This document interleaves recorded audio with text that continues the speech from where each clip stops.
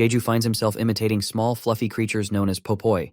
His actions are streamed live for viewers to watch. Despite their cute appearance, these creatures have a bizarre diet, feasting on mana stones and rocks. In an attempt to blend in, Jeju takes things a step further. He starts eating the stones alongside them. This isn't just some stunt for entertainment. It's part of his strategy to climb the tower. To understand how he got here, we rewind to the beginning.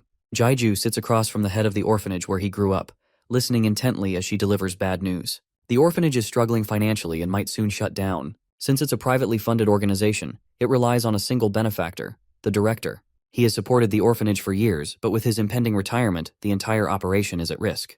Without him, the head lady suspects that the orphanage might not even last 3 more years. Jeju, who owes everything to the director, even his name, feels the weight of this crisis. He has always worked hard, but no matter how much effort he puts in, time is running out. He needs a way to secure a large amount of money quickly, but every option seems impossible. While searching for solutions, he comes across a video about the Awakened. They are individuals chosen to enter the tower and take on its trials. These people are not just adventurers. They are the world's most valuable resource. Additionally, the mana flowing through their bodies is used for magical engineering, powering entire industries. Because of this, companies offer them massive contracts in exchange for their mana. However, the path to becoming an Awakened is filled with danger. 7 years ago, a mysterious tower appeared in the middle of the country, selecting random individuals to participate in its challenges. Only a handful of those who entered have ever returned. These survivors, now known as the Awakened, never reveal what happens inside the tower. What's clear, though, is that those who return are forever changed. As Jeju watches these videos, his phone suddenly receives an unknown message. Suspicious, he assumes it's a virus and moves to turn off his device. But in the process, he accidentally taps on one of the files. What he sees shocks him. It's a video of himself. The footage shows him inside the tower, navigating its trials with precision. He is confused yet intrigued. He analyzes the clips further. From the footage, he spots himself interacting with the popoi creatures, the same little guys that were mingling with adventurers earlier. Observing the footage in detail has him thinking about the other tabs he received, each containing different bits of information. It doesn't take long for him to realize the truth. These videos are from the future. Not only that, they contain step-by-step strategies for clearing each floor as efficiently as possible. Want to know the best part? Since the Awakened heroes love to gatekeep information about the tower, no one knows how to clear floors with the best strategies. But now that our boy has access to these videos, he's got a natural advantage. And so begins his training arc. Knowing the fact that the portal will open in 2 years' time, Bro starts hitting the gym to give himself a head start.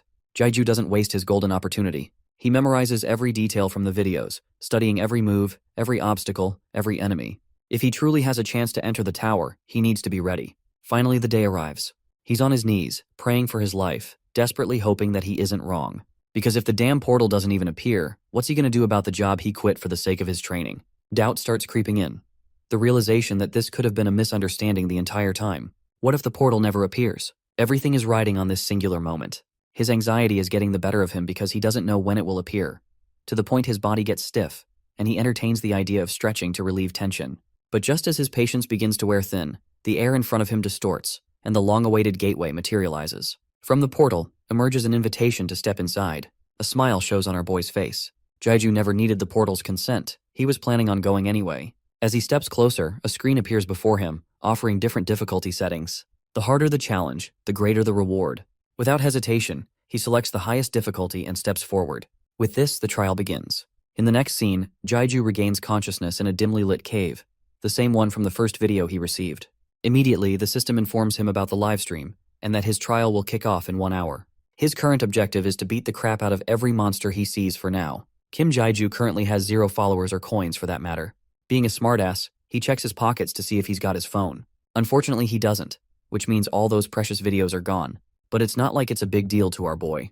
Why? Because he's got every last detail from the videos completely memorized after burning it in his brain. Let's talk about the specifics of the first floor for a moment. Participants of this floor are given a period of 1 hour to engage with the viewers and collect coins in that short time. That brings us to what the viewers are. You see, they're actually other awakened people who are sharing the tower's space. They have the ability to select from a wide list of streams. Typically, they love to check on the newbie streamers in an effort to sponsor them. But why specifically the newbies, you ask? It's because the currency of the tower, the coins, actually have a mutual benefit associated with both the streamer and the viewer.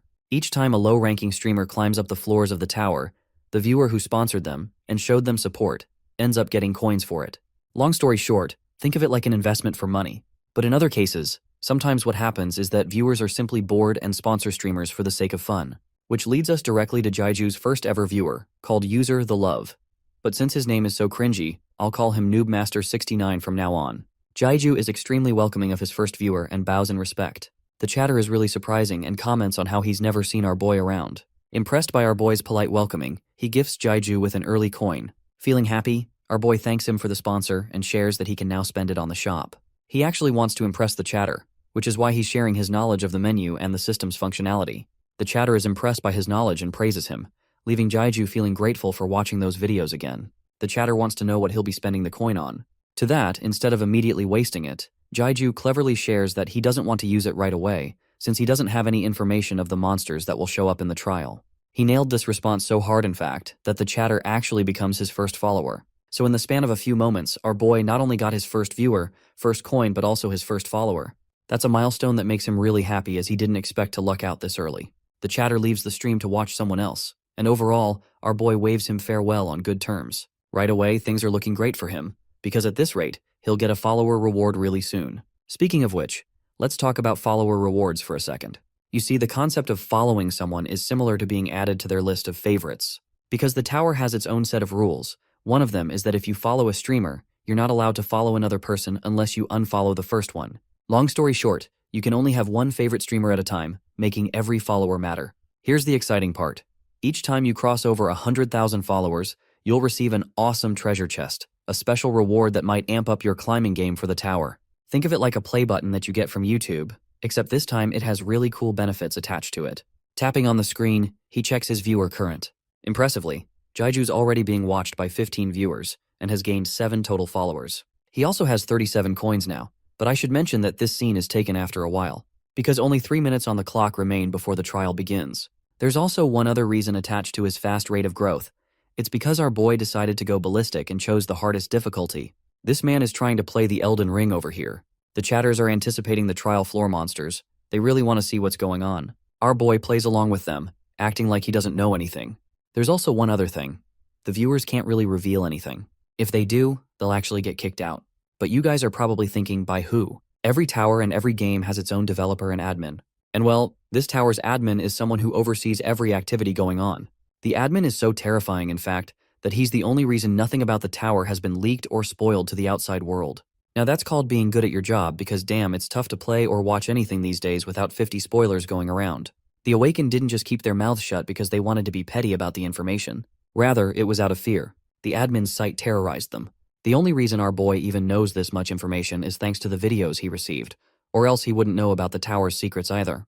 40 seconds on the clock remain, as our boy realizes it's showtime. He prepares himself, and boasts a positive attitude to speak with his viewers, apologizing for closing the chat while he's handling the trial. Even the chatters are astonished, as this guy actually seems to care about his viewers, rather than ignoring them or belittling them. Speaking of chatters, Noobmaster actually returns to see the good stuff. The countdown reaches down to 0 seconds, as the trial commences at last. A few summoning portals spawn next to the mana stone, making our boy nervous of what he'll encounter from the other side. His first guess is a kobold, based on the size of the portals. But then, bro is stunned when he sees glaring eyes from the dark, quickly transforming into puffballs of cuteness. The sudden appearance of the Popoi has completely robbed our boy of his soul, looking at him questioning his existence. By the way, maybe you guys are thinking that this is an easy battle, but here's the thing. Even the commenters are joking around about Jaiju's incoming death. They're leaving the stream because from their perspective, our boy is already 6 feet under the ground. Or should I say in the bellies of these fluff balls instead. Jaiju reflects that though these pretty balls of fluff appear to look cute, they're actually creatures of despair and destruction. For example, I bet you didn't fudging expect their teeth to cut through the hardest metal in existence. That's right, this thing can cut through Thor's hammer probably. Not just that, their rows of teeth quickly turn into a chainsaw while attacking, and they share a heavy grudge when it comes to the death of their own kind. For example, if you messed around with these little dudes, they're gonna go John Wick mode, track you down and kill every person you've ever known. Realizing that this situation is dead lost for this newbie streamer, the viewers start leaving like flies. Their reaction is understandable, as even Jaiju knows that these little guys give everyone a run for their money. To entertain some conversation with his viewers, he asks about the details of the creatures. The chatters point out how their fur is practically the ultimate defense that will stop any slashing attack, and then their teeth is just the annihilator of worlds, devouring everything. Really, this situation is the definition of despair for any unlucky person. Jaiju is starting to realize that his viewers might never return after leaving the stream, but right now, he's got to consider his options and brainstorm a solution. One fact is strange. 3 dangerous popoi appearing on a trial floor is unheard of and impossible to beat, even on hard difficulty. Jaiju does his best to return to his memories, extracting information about the popoi's habits, their behavior and attacking style. But then a realization dawns on him. These fearsome creatures aren't attacking him. In fact, they're not even paying any attention to him. To test his theory, he leads his foot right up to one of them to block the path. But instead of causing any harm, the little dude sweeps around his foot to continue moving forward. This confirms that they can definitely see our boy. They're pretty much aware he's here. The only thing is, they're not attacking him. Questioning what the heck is wrong with them, he steps closer to try and copy their behavior, banging on the hope that it will make him their ally. The viewers are still bullying this man in the chat, realizing that the stream is going to end up in disappointment with the way things are going. Unfortunately, it's the only option our boy has at his disposal. If he fights them here and now, well, that would be no different from choosing death. The scene cuts to the first viewer, the love guy, who is watching another dude's stream after leaving Jaiju's chat. Impressed by another person's abilities, he tries giving him a follow. The system responds with an error message, reminding him that he's already followed someone, so this action is impossible. The chatter laughs, thinking that the system is pretty outdated for thinking that Jaiju is still alive. But when he actually goes and checks our boy's stream, he can't believe his eyes. There are more viewers now than when he left, and not just that, the newbie hasn't become the food of the popoi yet. To satisfy his curiosity, the guy re-enters the stream. At this point, the little guys are jumping about and shouting their name like little Pokemon. This side of them makes them really adorable, even in the eyes of the viewers. The funniest part is how our boy has to act like a slave and copy their behavior, jumping like a clown to save his life. Even the chatters are clowning on him for this, but at least it's saving his life. Jaiju actually notices the first viewer rejoining his stream, but he quickly focuses back on the situation at hand. Firstly, let's address the big-ass blue rock. That thing is a mana stone, and the little fluff balls love munching on them as their favorite mineral. This stone is special, uniquely for its ability to be used as an energy source in mage engineering resources. Since the popoi are known for holding a ritual each time they discover a rare food, the mana stones are no exception. At the same time, because they're so conscious of their surroundings, they don't take it lightly when a stranger nearby is hovering around while they're carrying out the ritual. When that happens, they like to encircle the food source, just like how they were doing now with Jaiju, in spite of people's ignorance. It's their way of showing our boy that they actually acknowledge him as one of their own.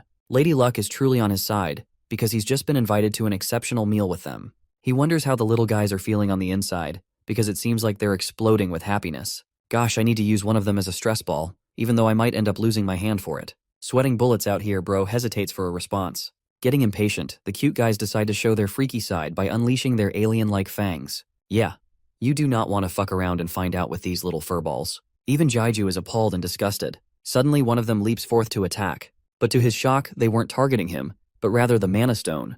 Gobbling the stone down and drilling it with their teeth, the popoi enjoy their meal. But here's the issue. Our boy is scared shitless that he'll also have to eat the rock in order to get on their good side. The chatters think he's crazy if he actually ends up doing that. But this guy thinks it's the only way out, so without further ado, he literally starts chomping down on the rocks. I bet you weren't expecting a rock-eating main character when you clicked on this video.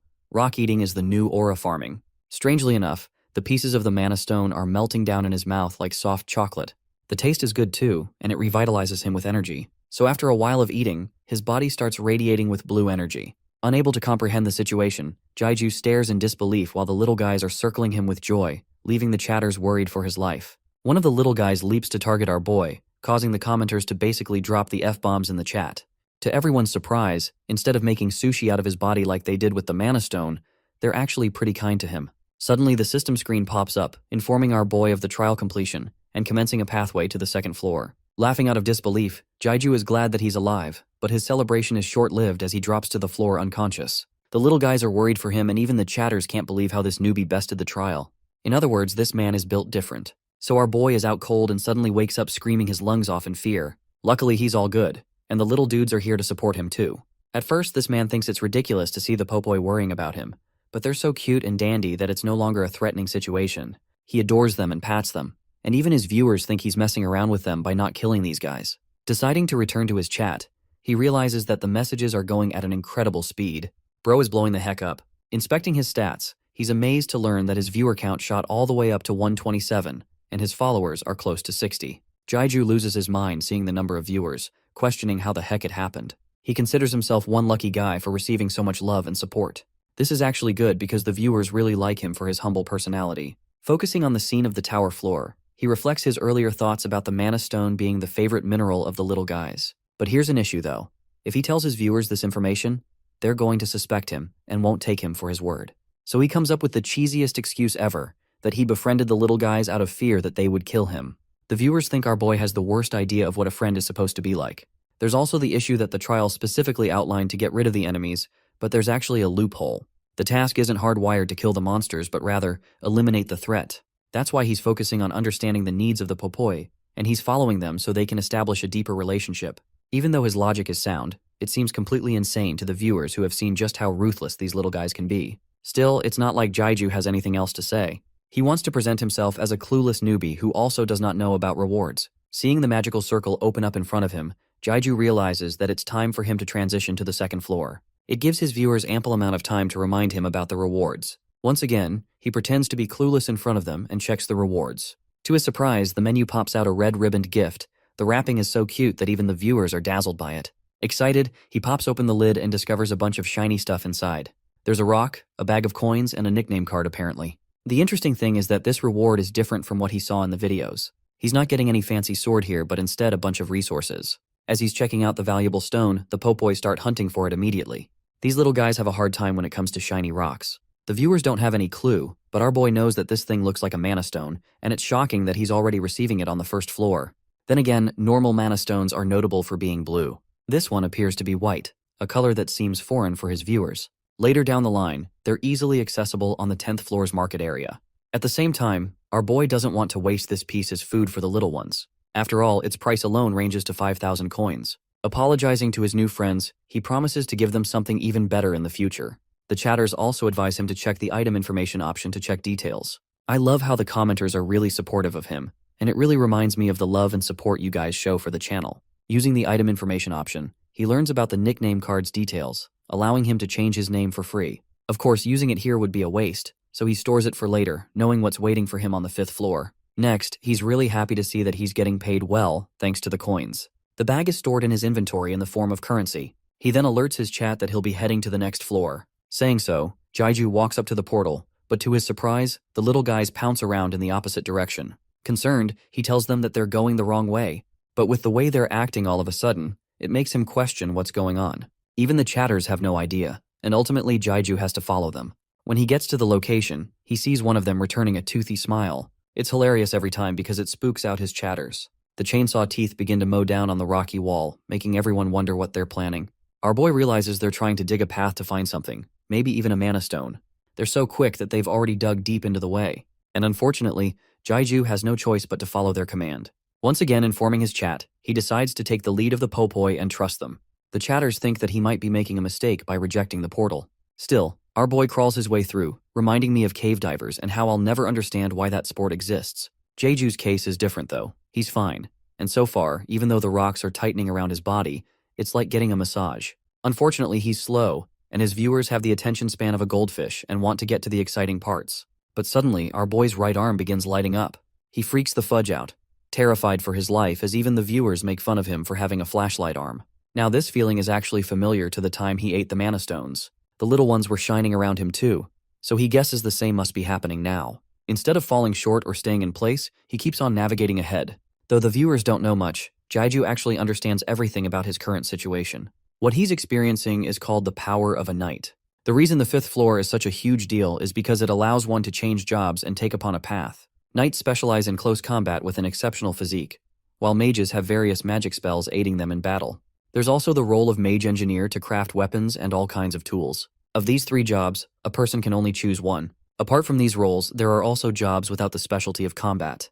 But nobody cares much about them because they're ineffective during a trial. Anyway, the strength ability he's feeling right now is the same as the power of a knight that strengthens one's physique. It's a concept of aura empowering his strength. Thanks to that, after a long and agonizing crawl, he's finally out to meet the popoi. Finally, he takes a look at what became such an urgency. To his surprise, there's a shiny necklace here, which means it's a special item. The little guys want to eat the necklace already, but our boy stops them. He draws a closer look at the necklace, using his information ability, and discovers that it's the talisman's necklace, with the special ability to save the user's life from 1 death. Now that is one hell of an item. It's basically a free respawn.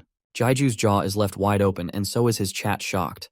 It's a precious piece that is rarely ever even found, boasting it the special, heroic rank. From the videos he received, Kim Jaiju was destined to die on the 15th floor. But thanks to the necklace, he lived.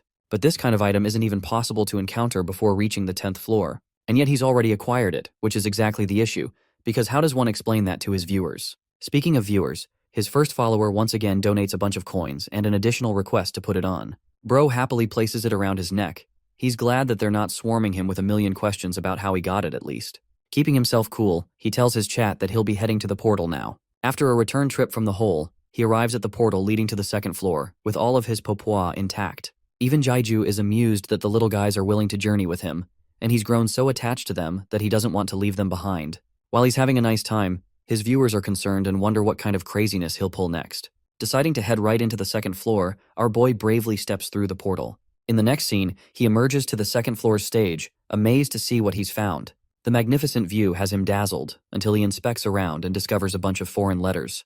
The system thankfully has Google Translate over here, and discovers the message signifying the downfall of the heroes. Our boy thinks it's quite the attempt to make the floor level seem intimidating. Then he searches around and finds another message. This one warns him that noble effort is different from dishonorable effort, and that not all kinds of effort result in the same result. For example, the kid was born in poverty in the real world, but it doesn't matter, since he's going to give it his all and make this opportunity count. The system message appears and tells him about the incoming trial. This time, his objective is to survive for 30 minutes against all monsters. With only 10 minutes left given for preparation, our boy hastens to do what he must. First off, he checks the shop window to get some nice stuff. Now the chatters are already warning him about the incoming red bears. The problem is, the chances of him running into red bears is pretty damn high because of the chosen difficulty level. It could also be serpents. The thing about a red bear is that its body is filled with flames. Basically, they're fire-breathing bears that are huge and a pain in the ass to kill. One method to protect his body would be to use armor and actually survive the 30 minutes. However, if a sea serpent appears, it's going to be a different game. The thing about these annoying serpents is that despite their power, they are a bit useless on the land. So in that case, Jaiju will only have to worry about avoiding its tail. From that perspective, taking down a serpent sounds easier since he can practically kill it with weapons. But all of this is speculation, since he's worried about how it will all turn out, especially when the first floor was full of surprises. Jaiju assures himself that everything will be alright. They can't possibly give him yet another impossible trial, right? Well, we're about to find that out together. The system commences the countdown as a mystical portal appears in the arena. Anticipating what kind of ugly monster he'll face, he guesses that it might be a serpent from the size of the portal. But when the portal expands and becomes even larger, he thinks it's definitely going to be a red bear now. I guess it's time to borrow Captain America's shield if that happens. To his utter shock, the portal becomes titanic in size, causing him to worry about the kind of monster that will appear. Are they about to send Godzilla on his ass? That would be funny to see. Jaiju and his little dudes are visibly sweating until our boy realizes the fudge is going on. From the portal emerges a dinosaur-like leg stomping on the ground. It's crazy how I was just messing around. They really did send a monster the size of Godzilla. The enormous turtle dragon roars with incredible force, scaring the crap out of our boy. The chatters are damn certain bro is gonna need that necklace to save his life now. Even Jaiju is desperately swiping his inventory to spend his coins as fast as possible, because fighting a creature of this size, he's really gonna need something massive. Luckily, he stumbles across a powerful one-handed axe, costing him 250 coins upon purchase. Bro just borrowed Thor's Stormbreaker using this system. With the battle axe in hand, the chatters think he made the dumbest choice here by choosing a weapon instead of buying something for his defense. Here's the thing though. Jaiju understands that on this floor, if you choose to attack instead of defend, you'll get a hidden reward. That's why he's risking his ass over here. The offended turtle dragon snarls at him while our boy lunges quickly to avoid becoming a sticker by the creature's foot. The turtle dragon smashes its limb into the ground, causing a shockwave and making the chatters believe that Jaiju's cooked for life. But instead of dying, Bro emerges from the mist like a champion. He stops the attack and also injures the creature. Since the wound isn't deep enough, he realizes that this process is going to be tedious. It's not like he can finish this battle in one attack like Saitama does on the daily. Well, the second problem is that he's only pissed off the dragon even more now. The creature ends up unleashing an electrifying breath, just barely missing our boy. Jaiju's strong reflexes have the chatters questioning what the hell he's made out of. Reclaiming the ground, Jaiju reflects how facing a red bear could have been way easier in comparison, since blocking would have worked. But even while facing the turtle dragon, he isn't having much trouble thanks to its predictable attack patterns. With this newfound confidence, he bravely assumes that he'll be able to kill the beast and obtain the reward soon. The turtle dragon, as you can guess, isn't pleased, but it doesn't matter, as our boy Speed blitzes the creature's legs, striking against each of its critical areas. Locking down on his target on the back foot, this guy loads his battle axe and plunges it deep into the dragon's flesh. Shivers of pain make the turtle dragon writhe in agony, causing the viewers to feel bad for the creature. In panic, it tries to eliminate Jaiju using its tail, but our boy is able to get out of the danger, satisfied that he's fooling the creature well so far. Gaining some distance on the side, he predicts that the turtle dragon probably wants to catch him with any methods at its disposal. But to everyone's surprise, the creature retracts its limbs and decides to take shelter in its hardened, spiky shell. This allows the monster to heal. By the way, its annoying healing ability is exactly the reason that the awakened warriors hate fighting the monster. Because once it goes inside, you can't do anything to it, you'll just have to wait until it's back to full health to kick your ass again. While Jaiju is considering his options, more and more viewers are chiming in to watch his stream, questioning how a turtle dragon ended up on floor 2 of all places. Sensing a moment to strike, our boy dashes full speed, carefully mounting on top of its shell and holding on to one of its spikes. It's a good thing that he can freely navigate without worrying about the monster moving. The chatters still think that he's being reckless with this strategy. Here's the thing though. Jaiju knows that getting on the creature's back is dangerous because the spikes detonate upon contact. But that's exactly what he's aiming for. Navigating around the spikes, he searches for a weak spot. Suddenly, he receives another donation from his first follower, who alarms him about the spikes exploding. But this warning concerns our boy, who ends up locating the weak spot at last. Loading his axe with full ferocity, he smashes the weapon against the spike. The spike doesn't break in one hit, so he goes for another shot, this time cutting clean and obtaining the spike for himself. Next up, he sees the creature shooting out of its shell, extremely pissed that Jaiju forced him out. Deciding to go crazy, the monster speeds up to crash against the wall, hoping for the recoil to knock the human down. With no other choice left, our boy places the spike on its vulnerable flesh while charging up his hammer. He's desperately hoping for this plan to work, and finally, the axe nails the spike down into the creature's neck, sending another wave of pain and detonating upon impact. The explosion is so powerful that it knocks the wild dragon down. The creature doesn't move a single limb, indicating to the chatters that the battle is over. From the smoke emerges our victor. Jaiju is injured, but he won the trial. As for the turtle dragon, I have to say, it sustained brutal injuries and didn't make the cut. That entire strategy was a risky gamble, even from Jaiju's perspective. He knew that the spikes are known to explode when mana is poured into them, which is why he released some of the mana he obtained from the mana stone and imbued the spike with it. Next up, he powered up his axe and well, rest in peace, little turtle. The detonation actually nearly took out Jaiju too, so it really was a gamble on his survival. Here's a little plot twist though. Jaiju is surprised when he sees the creature glaring at him, even in his pitiful state. Despite the monster's condition, our boy understands that he is fighting for his survival, which is why he makes the right choice and deals the killing blow. The system officializes the completion of the trial and allows him to enter the next floor, confirming that he's defeated a powerful foe. Thanks to him killing the monster, the system rewards Jaiju with a hidden reward. His efforts finally pay off, and other chatters even donate coins to celebrate the victory. Even the little fluffballs are dancing out in joy because they really want to get their fangs on the turtle dragon's remains. Jaiju internalizes that every creature in the Tower has mana stored inside their bodies, which means they're a natural attraction to the popoi. To them, this is probably like a buffet for free. As such, Jaiju allows his little psychopaths to enjoy the meal. Like the glorious little monsters they are, they begin chopping down on the turtle dragon's hardened shell and spikes. Meanwhile, our boy finally comes to terms with what he's just done.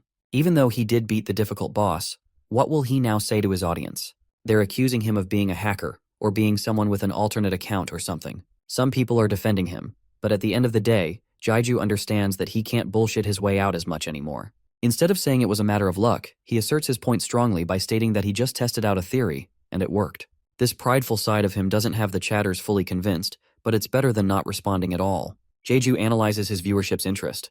The reason these guys are following him is especially because of the way he's tackling impossible trials at the start of the tower. Also, his growth has been alarmingly fast, because now he's at nearly 200 viewers just on the second floor. Even 50 viewers would be a blessing for anyone at this stage. Anyway, our boy accepts the hidden reward for gaining over 100 followers as well. With a couple of rewards racked up, he decides to check out the floor clearance reward first. The same decorated box drops in front of him. Inside, there's a bunch of valuables. 500 coins, which is pretty damn good, and a subspace backpack for him to store inventory. Keep in mind, this is still a special reward, because the backpack usually doesn't appear at this level either. It's a rare item, but it's a good thing because it keeps the viewers entertained.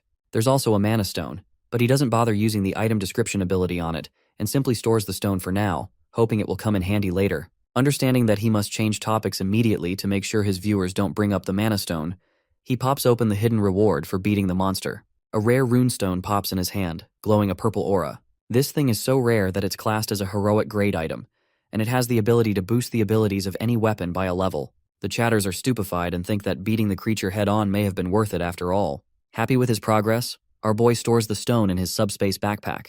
While his chat is going crazy and wants him to use the stone right away, our boy is jolted by a dizzy feeling. His senses are overrun, and the chatters recommend that he head to the third floor right away to heal all his injuries. Deciding to stick around, he checks the reward for reaching 100 followers. There are a bunch of blessings, with one to pick from. Now, the chatters are pretty split on what blessing he has to pick. Some want him to go for health, others agility, and some even strength or luck. Knowing that blessings are passive skills that basically boost a particular stat over time, mana appears to be the most neglected option of all. This is because it doesn't have much use in the earlier parts of the game, but in Jaiju's eyes, it's the optimal choice. He redeems the blessing of mana, upsetting his chatters that he chose to be stubborn instead of listening to their advice. The boost of mana gives Jaiju a pleasant sensation. He thinks about the differences between your average knight and a mage, compared to someone who studies magic and uncovers its mysteries. Knights and mages are strong from the get-go, so they're more appealing to choose. But when it comes to studying magic, it is difficult and requires so much effort that some don't even bother calling it a fighting class. Still, our boy understands that it's not going to hinder him much at the beginning of the game. After all, he still remembers the man he saw in the video. That guy ended up becoming a genius in the art of combat, using his magical engineering technology to his advantage and wiping enemies in one go. Bro appears to be fascinated by it. Long story short, this dude just wants to become Iron Man and shoot beams out of his hands. The thing is, even though he can still make his own weapons like that, they'll never compare to what he saw in the video. To imitate that kind of technology, it's going to require some time and effort. Well, apart from that, the little popoi are done chopping down the turtle dragon's shell, so much so that there's no shell left on that poor creature. Still, Jaiju's pretty damn drained and quickly enters the portal to the next floor so he can replenish his health. In the very next scene, the environment changes to fit the theme of the third floor, and our boy is beaming like a butterfly after regaining full health. As he's walking along, the system informs him of his third trial. His objective is to win a fight against the Guardians who have long been in their slumber. 10 minutes are given for preparation, and this time, a strict warning is given. If he leaves the garden area, Bro is going to be trapped here forever. At this point, our boy is starting to question why all 3 of the floors have been needlessly complicated so far. And if his assumption is correct, and the difficulty is in fact just as high, then it's going to be tough. To his shock, a random dude wearing body armor also arrives on the same floor. A realization hits him, and confuses the other guy as normally, the Awakened don't share combined floors. But now the difficulty makes sense, because this trial requires him to work with another person to succeed. Right away, Jaiju notices that the other guy is shaking, which means he definitely struggled a lot on the second floor. His armor is battered too. The two shake hands, and the other guy immediately becomes a puppy in front of our boy, asking him if he's a steamer. When Jaiju confirms that he is, the guy backs off and apologizes, but his awkward reaction is authentic, given that humans don't share floors in the tower or interact with each other. The poor guy starts bawling his eyes out, stating that he lacks experience. But his reaction is actually genuine for a newbie, unlike Jaiju, who appears so unnaturally composed that even his chat is catching on. Anyway, the guy introduces himself as Ha Yeon-seok. Our boy returns the greeting, prompting Yeon-seok to remark just how weird Jaiju's name is. Well, it's something he's used to already, so it doesn't affect him much. The inexperienced newbie asks Jaiju if the little fluff balls around him are really the popoi creatures. Answering brightly, he confirms they are, and he's pretty impressed that Yeon-seok has knowledge of them early on. Turns out that the viewers educated him early on, so that's how he knew about the popoi running around. Jaiju reveals that the weirdness started from floor 1, so it's a given. As Yeon-seok is about to ask another question, suddenly the ground begins rumbling. The stone gladiators start awakening and moving from their positions. Terrified, our boy recommends postponing their chat to later because they've got company to take care of. The Guardians confront the humans as the countdown hits 0 seconds, initiating the start of the third trial. Jaiju whips out his shiny axe while his new friend at the back is horrified. Knowing that the difficulty is the same, our boy is hoping that the Stone Guardians also share the same weakness. The thing about the third trial is that it is known as the definitive floor where the real trials begin. You can tell the difficulty level by the number of statues. 1 statue indicates low difficulty, medium is 2 statues. But even in the case of high, they don't exceed the number of 2. But in this special case, the hard difficulty requires both statues to be taken down at the same time. You can't go after one and then the other, because it leads to the defeated statue to resurrect. Preparing to kick some flat stone ass, our boy awaits the Guardian's first move. Beaming with red, dangerous eyes, the Guardian plummets his lance into the ground, generating a powerful shockwave that sends Yeon-seok tumbling away like a paper ball. The inexperienced newbie is terrified and thinks that Jaiju's already dead, but one way to know that he's still alive is that the stream is still functioning. Rampaging just between both of them, Jaiju is confronted by the shield statue attempting to crush him with full force. The shield makes contact with the ground, once again generating so much power that it sends a shockwave. Yeon-seok roars in worry, because if our boy got hit by that attack and with that force, he's coming out with every bone broken. When the shield guardian lifts the shield, nothing is there. And no, Bro didn't just get decimated to a trillion molecules, he escaped using his incredible speed. Using the power of the night, he imbues his body with superhuman strength, propelling himself in the air. Finally, he projects his full swing into the Lance Guardian's leg, cutting it clean and dismantling it. The creature collapses, but the Stone Guardian quickly comes up to assist his fellow. Get you a homie like this guy over here. Jeju is concerned that if he wastes too much time, the spear statue is going to end up replenishing back to full health. He can't allow the process to kick in, so he bolts with monstrous speeds to slice down the other one. The remaining shield statue also feels the full force of his swing. But the axe fails to penetrate the creature fully, so our boy puts 100% strength into using a second attack. The axe successfully cuts through, forcing both of the guardians to topple to the ground. With this, victory is Jeju's, a rather quick one at that. When the dust settles, our boy quickly leaps off of the severed leg and drops down. Yeonsuk rushes to his side. He can't believe what he saw before his eyes. Jeju is also a newbie in the eyes of everyone, and yet he's destroying every floor so far. But here's the plot twist. Just when you thought the fight was over, the stone statue's eyes light up again, shocking our boy. He roars and tells the idiot Yeonsuk to duck. The clueless newbie turns around questioning what happened. And well, right as he does, he sees a titanic spear coming over to give him a nice hug. Making haste, our boy jumps in to save Yeonsuk before the spear reaches him. Thankfully, he forces the newbie to duck down just in time, causing the spear to miss its target. But here's the problem. Both of the Stone Guardians are now back to full health, and they're ready to destroy the humans in their path. Even Jeju is baffled by the fact that the Spear Guardian threw its weapon just to hunt them down. Turns out that a simple knockdown won't be enough to kill these guys, which is common sense if you ask me. Jeju clings to his battle axe, this time prepared to end the fight for real. The two Guardians are cautious, however, and they're not attacking him right away. Seeing the statues hesitate in front of an ant-sized human is a huge moment for the chat. They think Jeju has officially become a badass. Playtime is over as our boy races ahead, lunging from spot to spot until he reaches on top of the Stone Guardian. Glaring down the creature, our boy puts himself into position for a wild sprint and rockets ahead once again. The sprint allows him enough momentum to jump off to an amazing height, leaping just over the Shield Guardian's weapon in order to target its body. This time, Jeju annihilates the creature with a downward slash from the side, crumbling it to pieces as it rests on the ground. Fight's not over as the other one is still left. That one attempts to smash him with its giant hand, but Jeju maneuvers against the obstacles and dives right down. Unfortunately, because he's in the air, he doesn't have anywhere to dodge the upcoming attack of the Stone Guardian.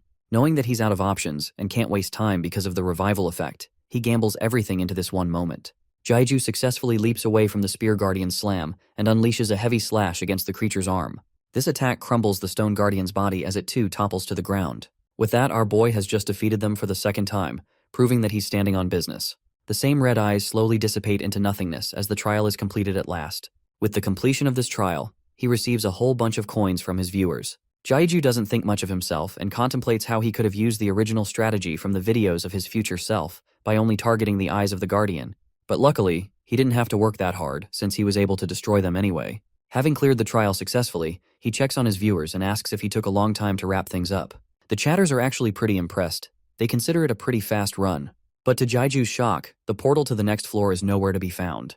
The chatters find it hilarious how this guy is supposedly an experienced fighter, and yet, he can't figure out a basic thing like finding a portal. But that's exactly where they're wrong. Our boy is intentionally acting dumb because in his mind, he has to make it seem like he's a dense newbie who doesn't know certain things. As he's about to leave, the other dude stops him for a little chat, begging for a conversation. It's unfortunate because our boy is already pretty drained, having wasted too much time on the third floor. Jeju rejects the conversation and bolts ahead, leaving the dude in the dirt. Speaking of the third floor, there's a giant temple here. Our boy makes his way to the top to collect a special scroll, which reveals a frightening tale. It talks about the demise of a city that fell victim to destruction and starvation. The spirits of the soldiers are told to linger around the empire. In the year 957, the psychotic emperor enjoyed beheading one of his own generals that returned from battle. The reason? The general didn't like following the instructions of the emperor and acted on his own during battle. As a final warning, the tale reads that one must never, under any circumstance, offend the emperor.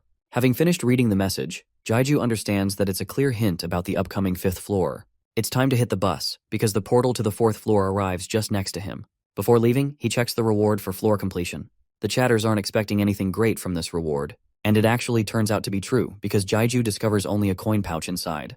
No weapons or potions or mana stones, just a bunch of coins. It's a bit underwhelming, knowing that this man is tackling the highest difficulty over here. But reality sets in when he checks the coin amount. 5,000 coins on floor 3, he's earned it, and his expression goes from being depressed to being grateful. At his current level, our boy has a total of 211 viewers and roughly 140 followers. The sudden increase in viewers is actually linked to Yeonsuk's personal chat room because they were watching the same stream. He's also got nearly 6,000 coins right now, and his excitement for floor 5th grows, because he's going to learn a lot about magic engineering. While that's the case, the chatters bring up an important concern. Just why are the popoi so inactive and quiet on this level? Just to be sure, Jaiju checks around and realizes that the little guys are fainted on the ground. The little dudes are down for the count, making our boy question if they're sick or something. Poor fluffballs can't even move, prompting Jaiju to share his concerns with his chat. Well, unfortunately, no one knows the answer because technically, he's the first ever human to ally with them and carry them along. One guy thinks that maybe it's because they're depleted of energy and need food. But that is one scary thought, because only a while ago, the little dudes literally munched down the shell of a turtle dragon. Deciding to test the theory out, he reaches for his bag and presents the fluffballs with a mana stone. But even that doesn't work since they don't seem pleased to eat. Suddenly, his first follower drops a voice note, telling him that it's a good idea to hurry to the 5th floor instead. It's a surprising recommendation, because the chatters seem to know exactly what the suggestion entails. Of course they can't say anything or reveal the secrets. At the same time, Jaiju realizes that there's actually someone on the 5th floor who can inspect what's wrong with his pet marshmallows. Rising to the occasion, he declares his journey to go to the 4th floor for the sake of his babies. As he's about to head in, Yeonsuk hurries to catch up, pleading for him to stop just a moment. Once again, our boy emphasizes that he really doesn't have any time to spare right now. Yeonsuk understands that he's being annoying by bothering him again, but he just wanted to come and say thank you. Yes, all that for a thank you. Because for a second, I thought he'd actually give some advice about the popoi. But anyway, Jeju takes it kindly and accepts it. Yeonsuk is pleased to hear his satisfaction and continues staring at our boy until he steps into the portal to the next floor. Emerging from the other side, the system blasts him with an information screen regarding the 4th floor's trial. The objective is to break the seal in order to open an escape door, and the time is pretty generous this time, giving 6 hours for completion. But the system does leave a warning. If he can't break the seal, he'll be trapped here forever. And to clarify what that means, Jaiju fully understands he'll die if he fails. Inspecting the menu options, he wonders if he can do something with his coins. Even purchasing food with coins won't be enough since it only delays his demise. This means he's got to clear the task no matter what. He leaves the babies on the floor and heads up front to inspect the writing on the wall. There are also 100 crystals placed in front of him, because the hardest difficulty. Basically, this is going to be an IQ test, so his battle axe isn't helping much. Deciding to check the shop entries of the floor, he reflects on how the 4th floor's shop is unique from all the others. Instead of giving you useless weapons, it offers food of all varieties to replenish the player. It's a time trial, and even if he's offered plenty of food, he still doesn't want to get comfortable and waste time. Knowing that he doesn't have any immediate needs, he closes the shop to focus on the task at hand. The chatters are shocked that this man rejected the finest meals ever to focus on the mission. But the fact is, Jaiju is waiting for the right moment, and he can't afford to waste too much time because of his fluffy babies too. So he gets to work, assessing that the 4th floor requires the use of letters inside the crystals to create the correct pattern. Aside from the pattern, he also has to match the correct colors. Each crystal shifts into a different color upon every interaction. That's the only basic rule of the game. Recalling his experience from the future, Jaiju can't believe that he struggled so much here. Now, the crystals with each symbol have its own set of colors. Originally, he found himself going crazy, unable to memorize every pattern. But eventually, he came to a strategy. Since symbols are difficult to remember, he translated them into numbers to make the process easier. As he's solving along, he knows that the pattern will only get tougher with time. The one frustrating part about this floor is that some crystals change colors on their own, even without any interaction. Now that's annoying as hell. Even the chatters are fed up with this level. But for Jaiju, he thinks of it like a giant Rubik's Cube for him to solve. Quickly, he smacks many crystals and racking down the possibilities to find the perfect pattern. From his perspective, it seems like he's making progress. But from the perspective of his chat, they think he's just smacking the crystals without any point. A few moments later, an entire column turns green, shocking the chat because they can't believe his ridiculous strategy is working. Jaiju is glad that he's figured out one part. It's not as difficult for him since he memorized the entire thing anyway. At his current speed, he's fully confident that he'll be able to solve this within 30 minutes. With the time limit passing by, our boy keeps on smacking the crystals, forming new crystal colors with each sequence. At the rate he's solving, his chat thinks he's really going to speedrun this thing down. At last, our boy reaches the end of the puzzle as he smacks the final crystal, breaking the seal and revealing a portal to the next floor. One of the chatters even donated to him and asked if he's some kind of super genius from the Mensa organization. But our boy is humble and rejects the possibility outright. Besides, what he did wasn't a display of genius anyway. Dude had the cheat sheet in his brain. His impressive solving ability causes the first follower to donate 500 coins. It's clear that he's landed himself a whale over here in terms of donation points. Pleased with the results, he announces the opening of the reward box. Inside, all he sees is a pouch of gold coins again. The chat thinks that the tower is bullshitting him with how little rewards he's getting. But it's fair because the bag of coins is worth 5,000, and at this rate, he's already got over 10,000 coins saved up. Still, Jaiju doesn't want to celebrate for long. His babies are struggling to keep up, so he's got to rush fast. Collecting the little dudes, he tells them they're finally going to the 5th floor. By the way, the chatters think that Jaiju is trailing behind the fastest newbie, who is on the 7th floor right now. But that's only because he wasted a ton of time with the popoi on the 1st floor. It's not like he cares much about speed, because in this upcoming floor, Jaiju is going to prove to everyone why he's built differently. Heading into the portal, the 5th floor's trial initiates. It's a special trial that restricts the viewers from transferring any donations. With a time span of 1 week inside the world of the tower, the player will be tasked to clear the trial inside someone else's body from the ruined world of Astrode. In this world, there's going to be another person just like him, a real user from the tower. There are 2 clear conditions for the trial. The first is to reach the correct ending, and if not, it's to murder the other user in cold blood. Now that's a level I'm looking forward to. The scene cuts to a wealthy estate. Here, a red-haired man appears sat regaining his senses. He quickly navigates to inspect the historical records. In this world, it's the year 944. Currently, the person whose body he's possessing is 10 years old. The kid once asked his father for a magic animal as a birthday present, but in the end, received a hard slap as punishment.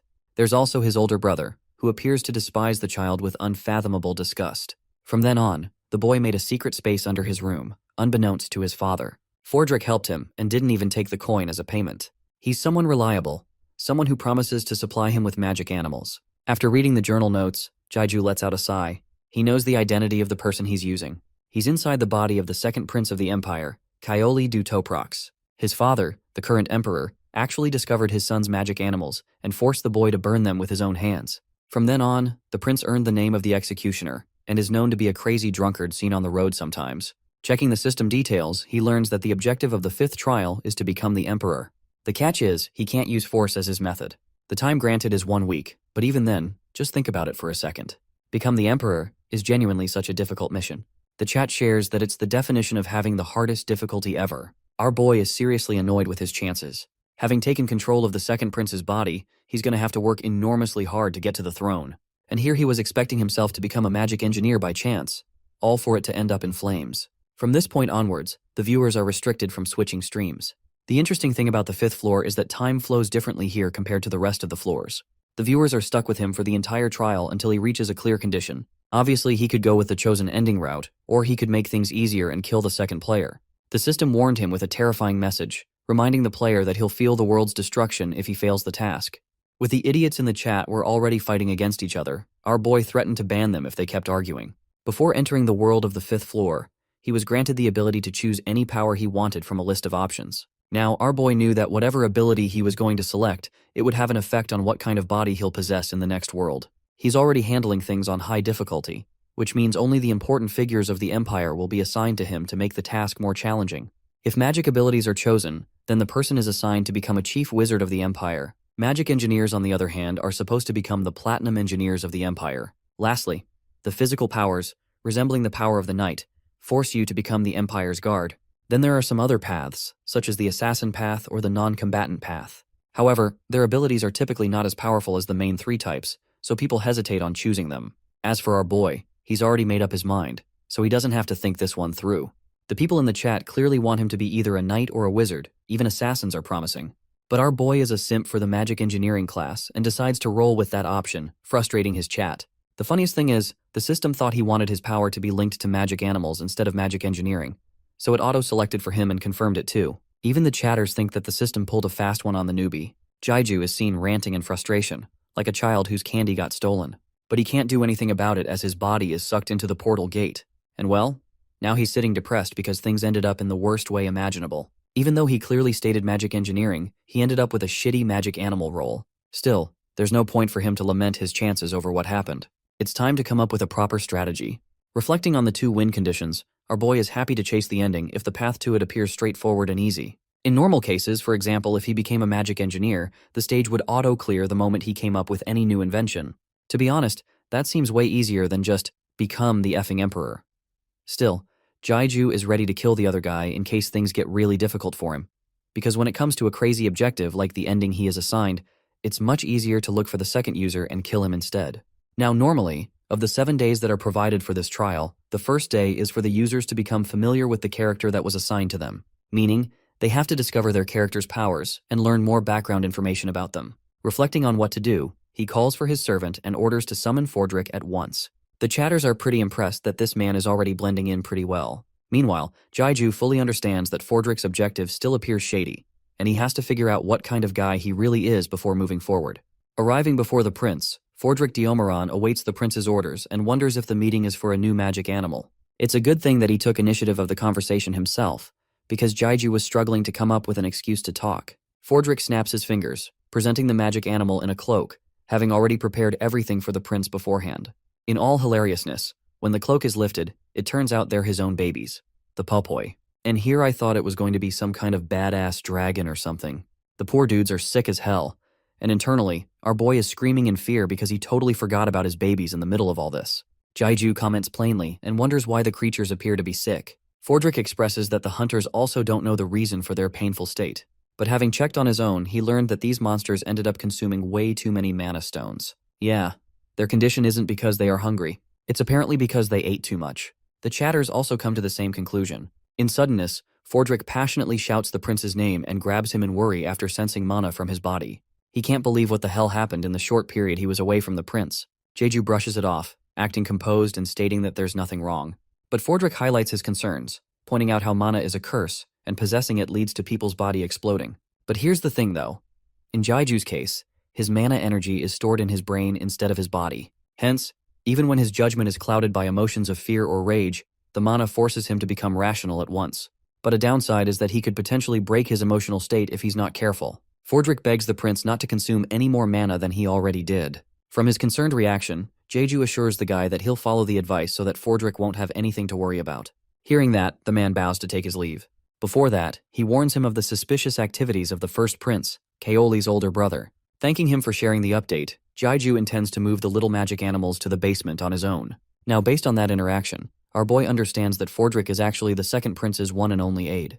Having served as a guardian knight for the boy's mother, Empress Perdesa, he swears loyalty to the little boy. Fordrick ended up retiring right after the Empress passed in order to become the servant of her son. Apart from that, the only reason Jaiju didn't feel any fear against the guy is because he's already faced immensely powerful opponents like the turtle dragon before. Otherwise, he would have shown signs of fear. As for the older prince, it seems that the game has already begun if he's acting suspicious. In 1 week's time, Jaiju has to make sure he defeats Kaoli's older brother in a battle to seize the throne and claim his position as the emperor. Though it's true that he could always kill the other user by hunting them down, he thinks that the clearance rewards for reaching the ending would be way better. According to the information he learned from his diary, he discovers the secret book that opens a pathway to the secret room just underneath. The chatters have no idea what the heck is going on, and they're left questioning if this is some kind of new ability. Jaiju descends down the stairs with his little guys, and here he finds many other cages like the one he's handling. The system presents him with a message, and all his other friends, the magic animals, are pleased to see the second prince again.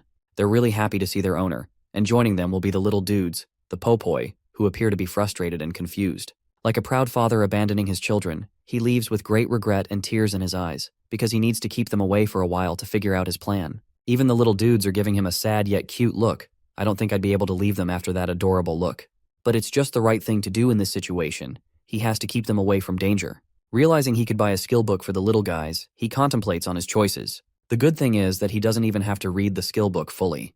The only requirement is to choose from a list, because the contents are directly transferred to his memory anyway. The system winds up creating a basic animal magic skill for the little guys, but honestly it's pretty shitty according to Jaiju, because it will barely help the little guys. Well, the good thing is that it's a cheap purchase, so he didn't lose much anyway. He comes out of the basement and seals it back shut, realizing that he's got one more place to explore now. Based on his calculations, our boy predicts that his opponent chose the knight or wizard class. And if that is the case, then the competitor is going to be hanging around in the research room to research magic, or exploring the training grounds as a knight captain.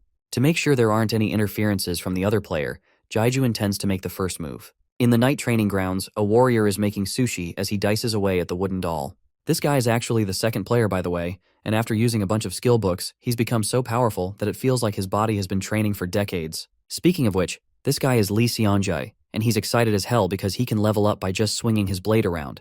Seonjae's run so far has been lucky. Because of him choosing the hardest difficulty from floor 1, he earned a crap ton of coin donations from his followers. Thanks to that, from the second floor, he began using his kendo skills to slay any monster in his way. Arriving on the third floor, he actually used his teammate and sacrificed the guy's life so that he could complete the trial. This is how you know this guy's messed up.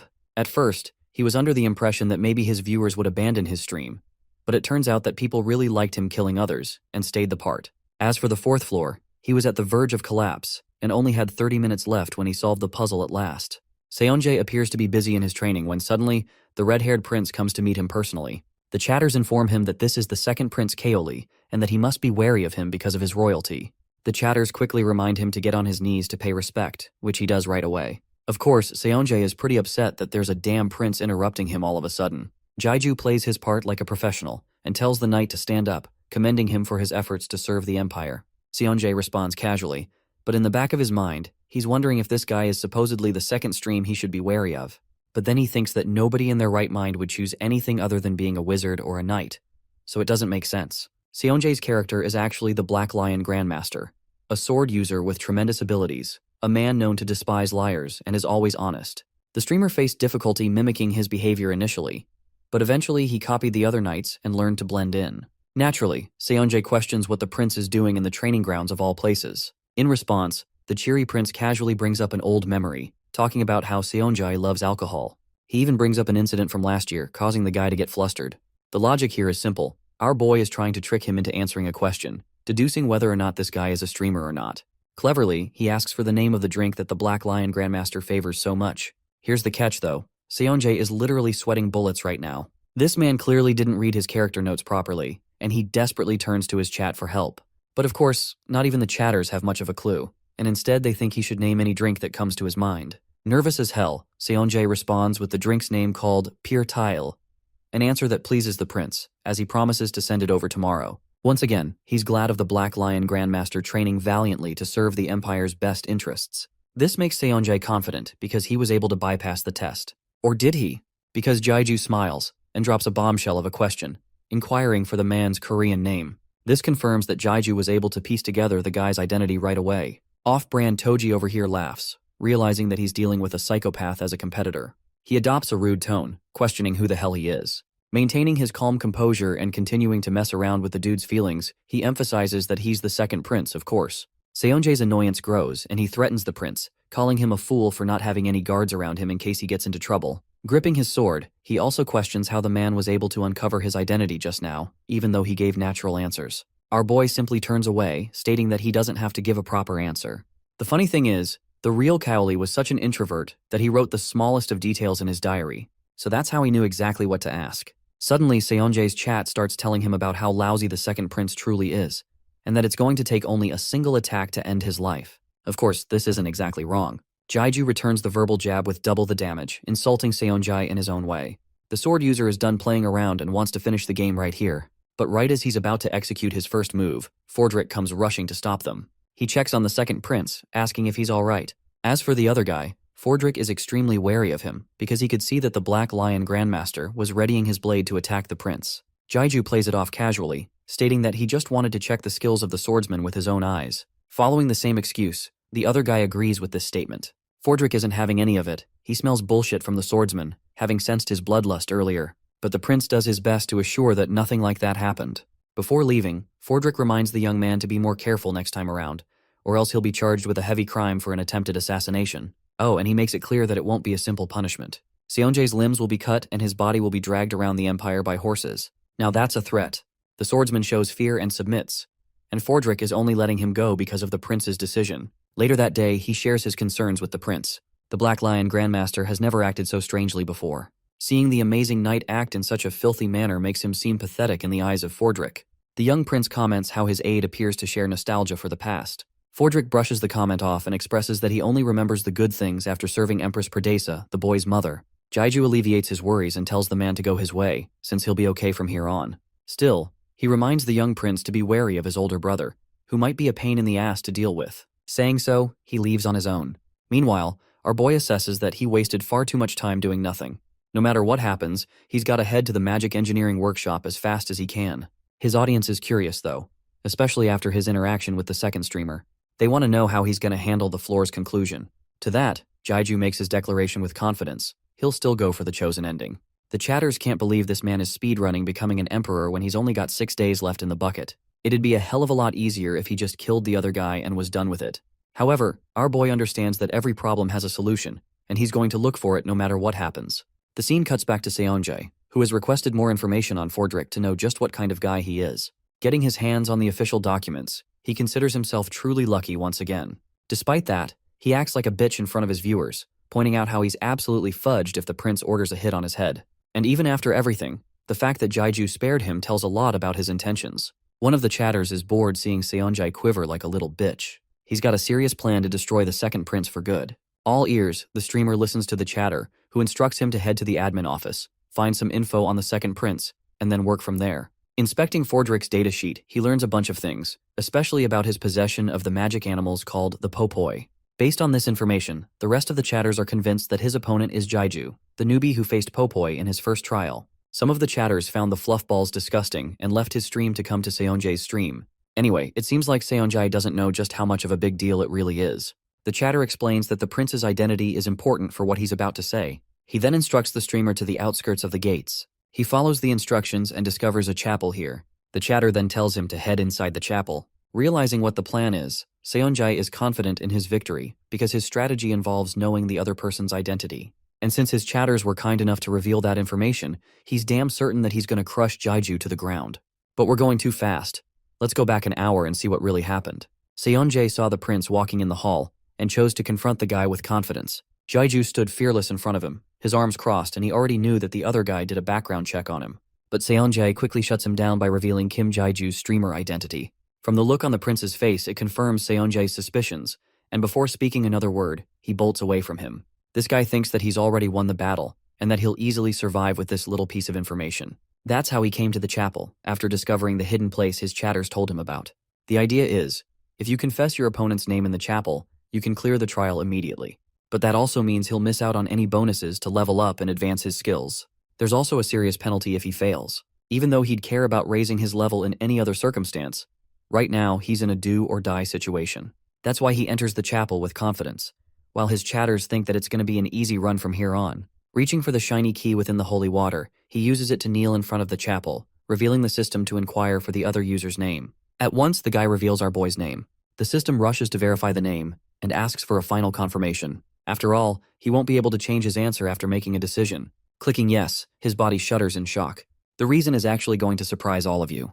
He got the name wrong. The system curses him with a penalty for getting the name incorrect. With this, he's going to lose every skill he learned so far. The feeling of victory is replaced by a feeling of frustration and loss, as he questions what the hell happened. Seonjae is on his knees, roaring in disbelief, failing to comprehend the situation. Time for the reveal. Let's cut to Jaiju's perspective and see what really happened. His chatters thought that our boy was officially cooked, now that the swordsman would reveal his name to the chapel and get an instant clear. However, the prince actually wanted the other streamer to fall for his trap.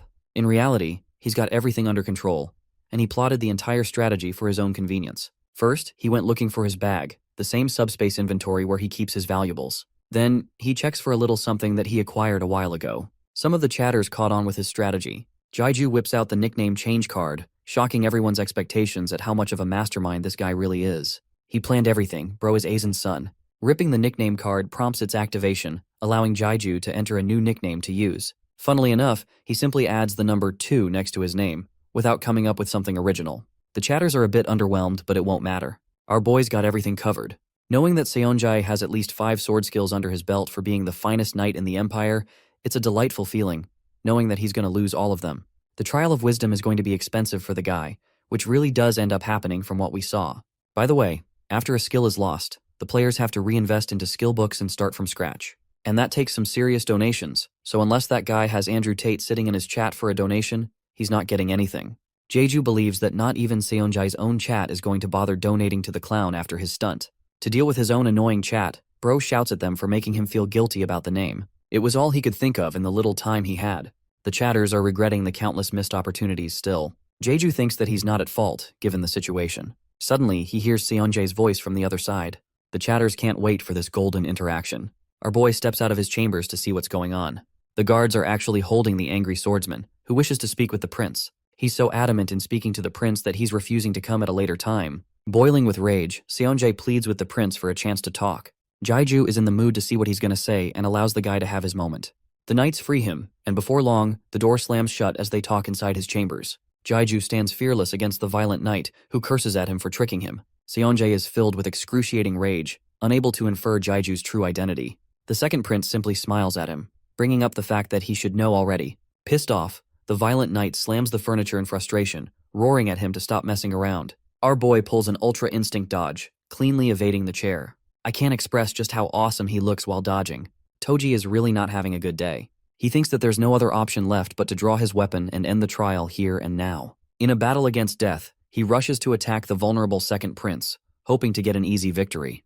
But here's the thing, bro is moving at a snail's pace. He's extremely predictable because his skills are gone and reduced to dust. Jeju casually dodges him and overwhelms the attacker, pinning him down. Seonjae begs to be freed, but let's be honest, he's not in any position to make demands.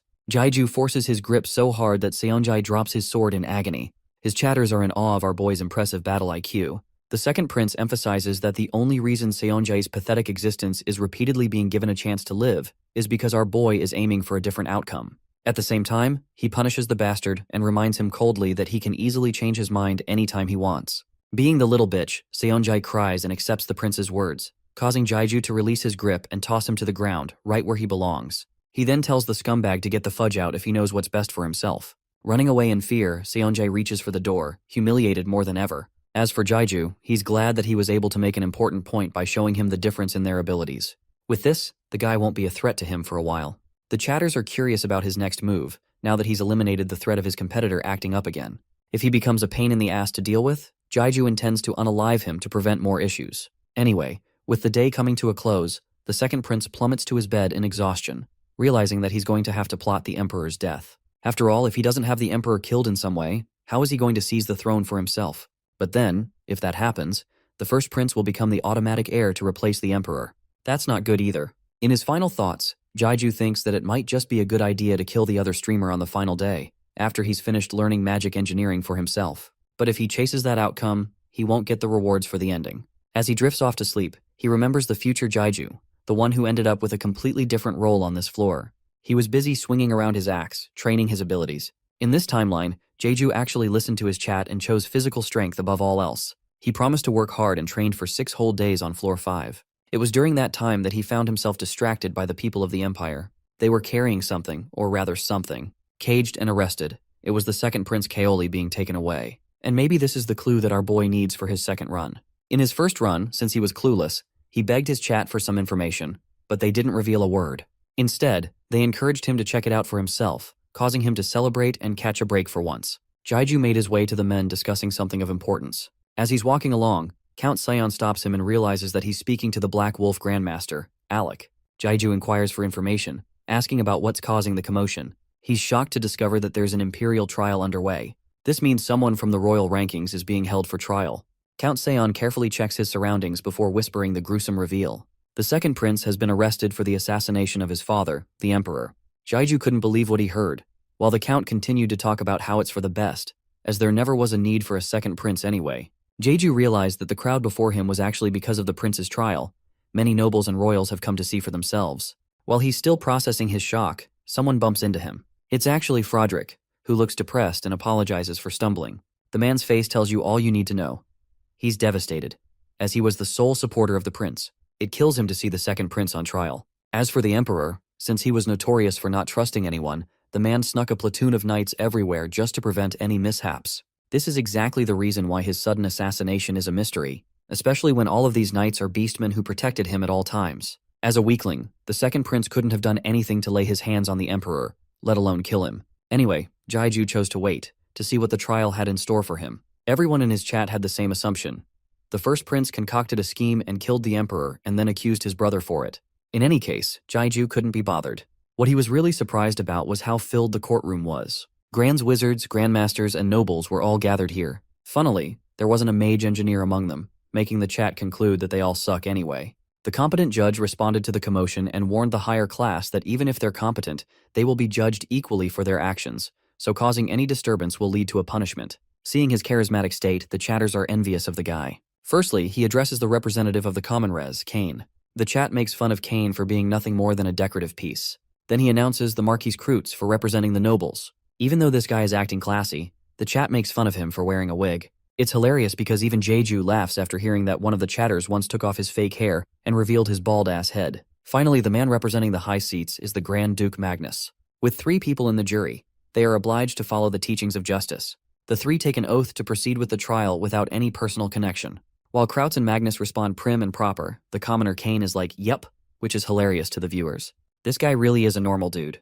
The judge emphasizes the urgency of the trial because they saw the defendant at the scene of the crime. The defendant has yet to confess or admit to any of his crimes, and in light of that, the judge emphasizes that this trial will be on official grounds. Jaiju wonders about the implications of his words, because it basically means the defendant won't be given a chance to defend himself. They've already accepted the crime happened because of him. The second prince is instructed to take his seat. The weak and cowardly boy struggles to state even his name. The judge reminds the prince that the crime has been confirmed, so they won't be challenging or questioning him on the culprit's identity. Furthermore, the boy won't even be given a lawyer to defend his case. Now that's fucked up. Poor kid simply says yes in response. With a reaction like that, anyone can tell that Kaoli couldn't even kill an ant if he wanted to. The judge then reads the details of the crime, revealing how Kaoli went to his father's room at night to speak with him. Sharing an audience with his father, they spoke for about 30 minutes.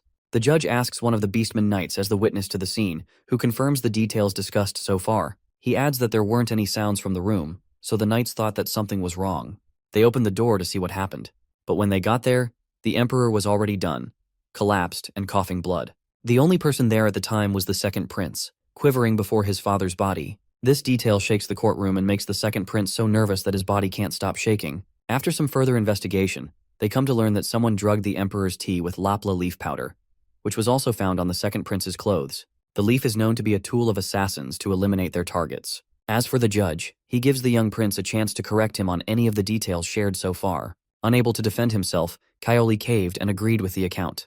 The judge concludes the trial, causing the courtroom to grow furious, while Jaiju can't believe that this short conversation was a trial just now. It's a brutal ending for the prince. As for the Grand Duke Magnus, he appeared not only upset, but so furious at the mocking of the Empire's name that he ordered a brutal punishment on the boy's head. Kaoli was to be hung on horses and dragged across the Empire. Every citizen would know of his crime. Hearing this only broke the poor boy's heart even more as he awaited his cruel fate. Krauts and Kane both supported the Grand Duke's conclusion. The only person there that found this whole thing to be a sham was Fordrick, who rose to the prince's defense, pointing out the ridiculousness of the whole thing. The Grand Duke questioned if he found something troublesome with the trial. To that, Fordrick countered that the court appears to rush the process out of a need to shut the case down quickly. It's almost like the case has been specifically planned by someone, leaving no room for discussion. Fordrick even talks about the boy's nature and his lifestyle to gain sympathy for the second prince, but Grand Duke Magnus shuts him down, countering that Fordrick is letting his personal emotions get in the way of the trial. He doesn't care about hearing anything anymore, and orders the second prince to be taken away at once.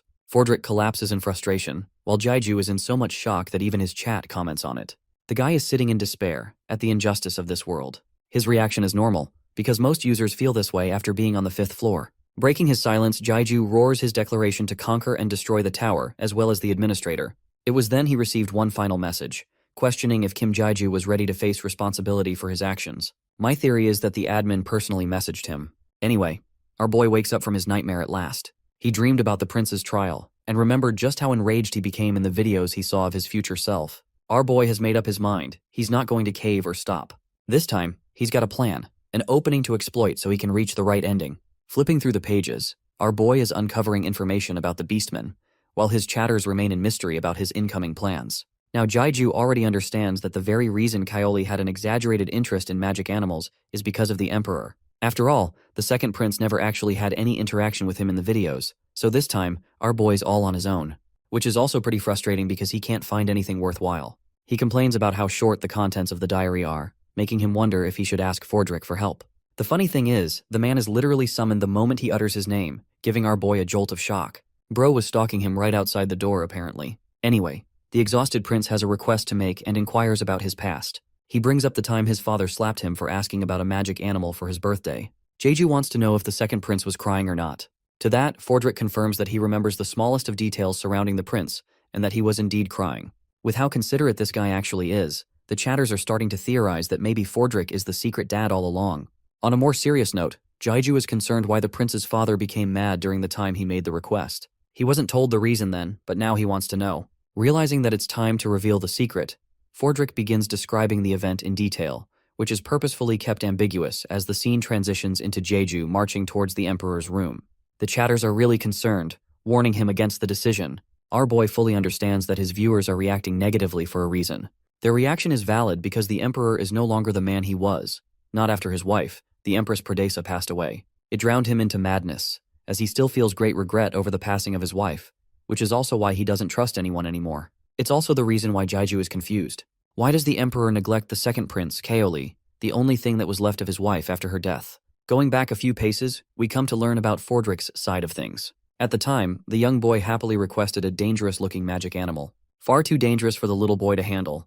Jaiju is spacing out in his thoughts and quickly catches himself when he spots the Emperor's guard standing just outside. Before heading inside, he makes sure to close the chat to focus 100% on the task. Poor chatters are angry at him, but he promises them a good show. After closing the chat, he prepares himself mentally for what's to come, reminding himself of his identity as the second Prince Kaoli. But this time, he's no longer a shy boy, but a changed person who has the capacity to surprise and impress his father. Talking to one of the beastmen, the young boy requests an audience with the Emperor. At first, the guards are strongly opposed to the decision, emphasizing that it's not possible this late at night, even if he is the second prince of the empire and his son. Realizing that the beastmen aren't going to change their stance, he changes his approach and roars his demands loudly, calling out the Emperor himself to make an audience with him. The guards still stand firm, but Jaiju can hear the footsteps of the Emperor approaching the room. The trick worked, as the beastman guard tells the boy to wait in the reception room. Shortly afterwards, they take him there. An intimidated Jaiju sits before the Emperor, consistently reminding himself that he's Kaoli, the second prince, the son of the Emperor at this moment. Radiak Du Toprox, a blonde-haired man, is the Emperor of the Astrode Empire, and he's surprised to see his son meeting him at such an hour. Kaoli pays his respects, emphasizing that it's just a meeting between a father and a son. The Emperor is displeased with the idea because he always thought that the young boy never thought of him as a father, but Kaoli emphasizes that he's always thought of him as such. Annoyed, the Emperor reminds him that the boy should have evidence for every word that comes out his mouth. In an effort to impress the Emperor, the second prince reveals his knowledge of the secret beastmen around him to track down his every action. This shows that the Emperor shows concern for the second prince in his own way. Jaiju continues to hammer his point, stating that he wants to believe in his father's love because of his actions. The funny thing is that our boy only discovered the hidden guards thanks to the chatters talking to each other, so it's not like he went out of his way to conduct an investigation or anything. Impressed, the Emperor makes himself comfortable and inquires if that's the only thing the boy came here for. The second prince makes a request to his father, wanting the beastman to exit the room for what he's about to say in confidence. As every action requires reason, the Emperor demands to know why. The boy smiles at him and states that it's uncomfortable and embarrassing for him to say. Tension looms over between the father and the son. The Emperor decides to respect his request and sends his men outside. With them gone away, he wants to know of the real reason why the boy requested to send them away. The second prince shares his knowledge that he knows his father's magic ring controls the beastmen according to his will. But not just that. He also goes as far as to say that the ring his father is wearing at this moment is actually a fake.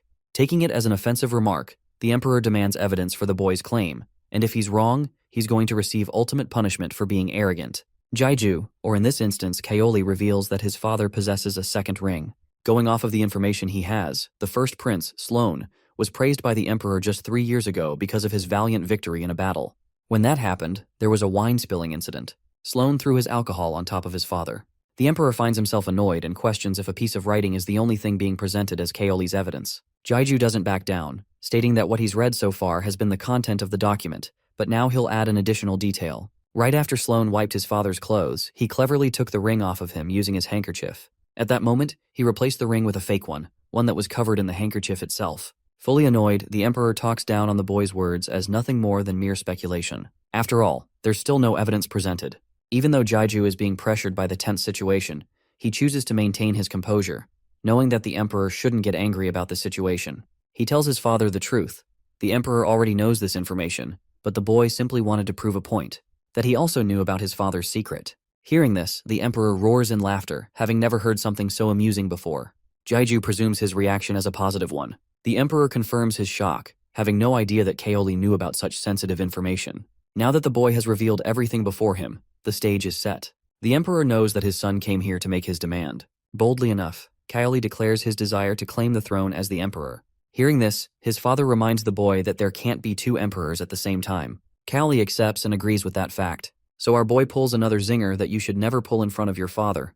He tells him to die. In the next scene, a viewer is watching Jaiju's stream from the comfort of his home and finds himself marveled at his portrayal of the prince and his bold declaration against the Emperor. It impresses the viewer so much that he doesn't even think a second time about donating 1,000 coins straight up. The user One Punch has only one demand: to crush everyone in his path. The rest of the chatters can't believe what they're hearing.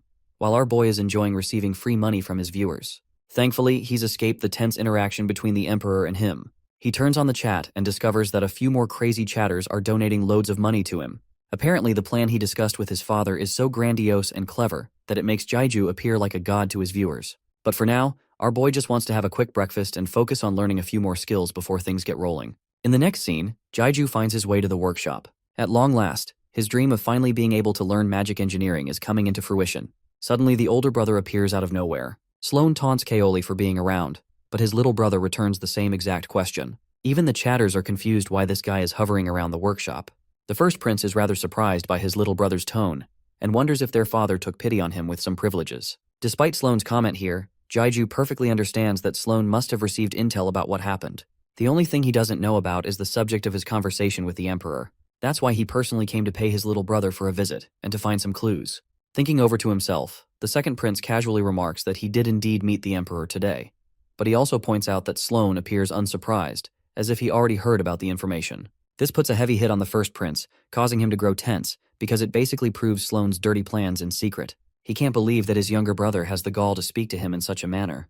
To educate his younger brother, the scumbag blonde raises his hand, ready to unleash the slap that knocked down Will Smith. Luckily, the master craftsman of the imperial household, Bran, puts an end to their conflict and questions why the hell they're meddling around in front of his shop. Sloan adopts an arrogant tone, but the workshop owner reminds him that they're causing a disturbance in front of his business. The first prince remarks Bran for being rude, but the old man clobbers him back by returning the same sentiment. After all, Sloan is out here demanding respect from people for no reason, even though he hasn't even become the Emperor yet. The chatters are impressed, because they know the Emperor is humble enough to treat someone talented with respect, unlike his son over here. Bran emphasizes that if the first prince doesn't want people to call him out on his bullshit, then he should take his matters elsewhere instead of causing a scene in public. I have to say, Bran has balls of Jupiter to say all of that without reaping any consequence from it.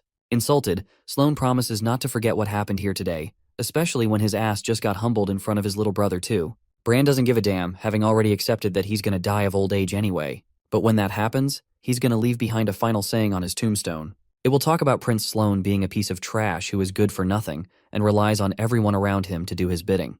I think if someone insulted me like this, I would just bury myself 6 feet under for crossing them. Sloan's practically seething.